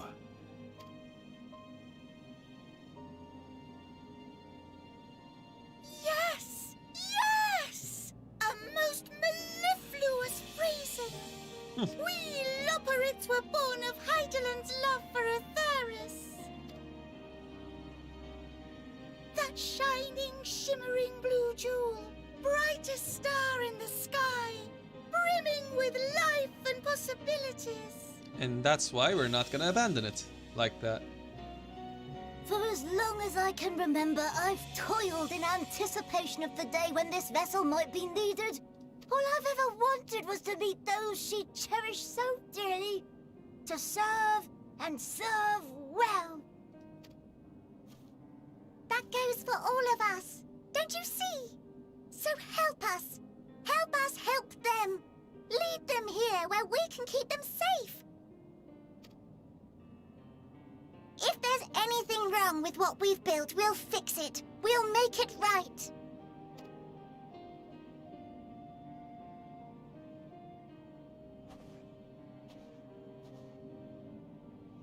Hug, hug, hug, hug. Your works want not for repair. Yet there remaineth much for you to learn of men, and your own kin besides. Singing Way, thy name bespeaketh more than the simple marriage of rhythm and rhyme. The songs of Aetheris are beyond counting, and span the length and breadth of emotion. Maps are monuments to man's pioneering spirit and his devotion to charting the furthest reaches of our star. Many have devoted their lifetimes to exploratory pursuits, to venture unto the highest mountains and the deepest oceans in search of unknown frontiers. And thou, my friend, I do not think we've met. My name is Puddingway.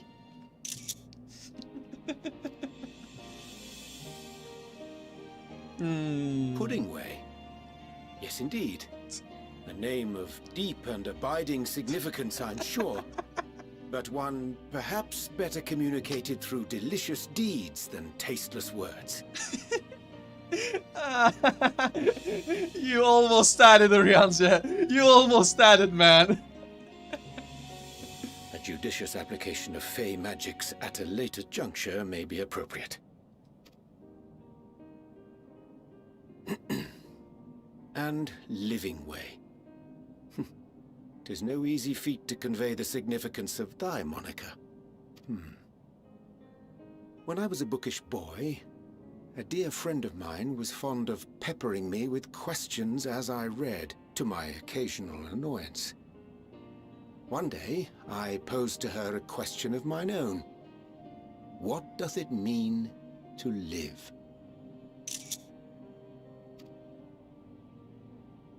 After much contemplation, she proffered this answer. The anticipation of a half-read story's conclusion. The hope today's mistake may serve as tomorrow's lesson. Oh, that's a good one. The wish that a new acquaintance may one day call thee friend. She believed it to be all these moments and more. I want to understand, but... I, too, still labor to find mine own answer. 'Twould be my pleasure to assist you and yours in embarking on a journey of self-discovery and enlightenment. For thee.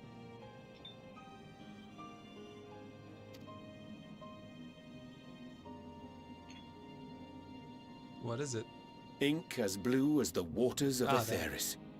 Made in haste, though I assure thee, the quality has not suffered for it. The people need not be persuaded by honeyed words. Nay, I have faith they shall do what is right in due course. Until they do, I beg your patience, friends. And with that ink, let us fill the empty pages of Livingway's compendium. An open exchange of ideas will surely afford you all a better understanding of modern man, and with it, ideas for improvements and renovations. But more importantly, it shall empower us to together find a way forward.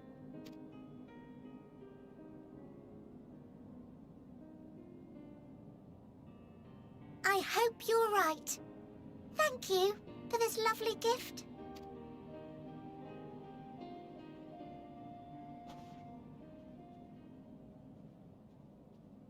There you have it. I shall remain with the Loporrits to ensure that all is in order. Though we must needs prepare for every eventuality, you would all agree that the evacuation of our star is a last resort. To accept failure is to accept the demise not only of our star, but that of Reen's, of all reflections, and the souls that call them home.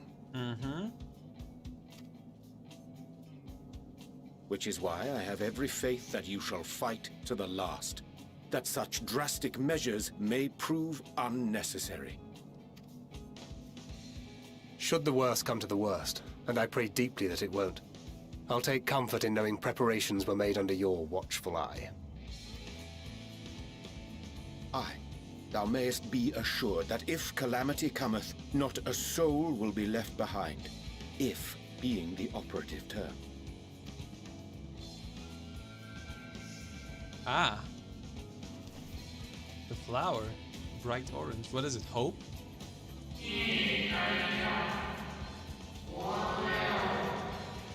That flower, how came it into your possession?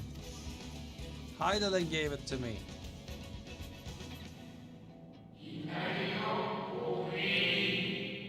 How very like her.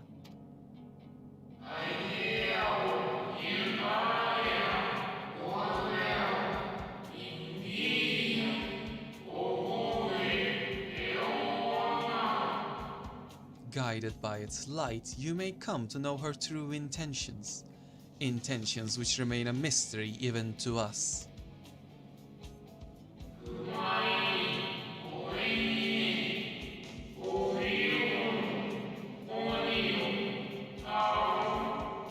In our time, we called it Elpis. You would do well to remember the name. What does the color mean? Tell me that. I hate to interrupt, but I feel like I need to make amends for all the secrecy. What secrecy? It was plain for all to see. Think nothing of it. We haven't been the most gracious of guests. Do convey our apologies to Growingway and the others. But of course! And when next we welcome more guests from Aetheris, we'll have learned to be much more hospitable hosts. Oh, and circling back to the matter of inappropriate secrecy, we ought to discuss our benefactors. They are Sharlayans. Agreed. The Sharlayan Forum, yes? Thank you, Y'shtola. What? How did you know? 'Tis plain for all to see. The more I heard, the more obvious it became. The Forum's aims align closely with those of your anonymous patrons. A telling coincidence would be an understatement. Though had we not taken it upon ourselves to peruse certain restricted tones in Labyrinthos, we might still be unaware of their plans. But let us continue this discussion upon our return. I dare say we have kept Alphino and the others waiting long enough.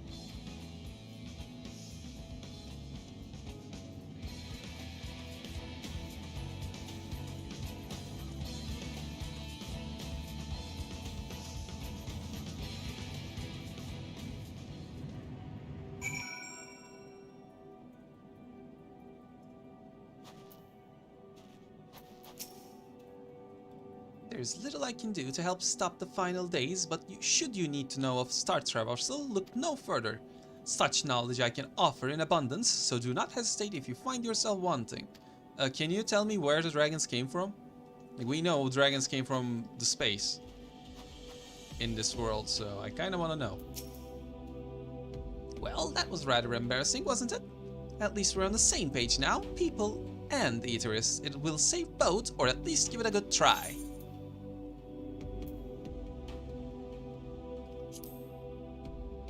Yeah, tell Growingway I'm gonna enjoy walking. Orianzer, it was a relief to see Livingway was pleased with my gift of ink. To serve and serve well. Though their knowledge may be lacking, their boundless love is a blessing without peer. It will be no easy task to prepare them for what must needs be done, but gladly do I embrace this duty, even if thought necessate that we part ways for a time. Forgive me for my absence, but I have utmost faith in you, in all our fellow scions. When I next return to Aetheris, I pray I find you all in good health and in good spirits.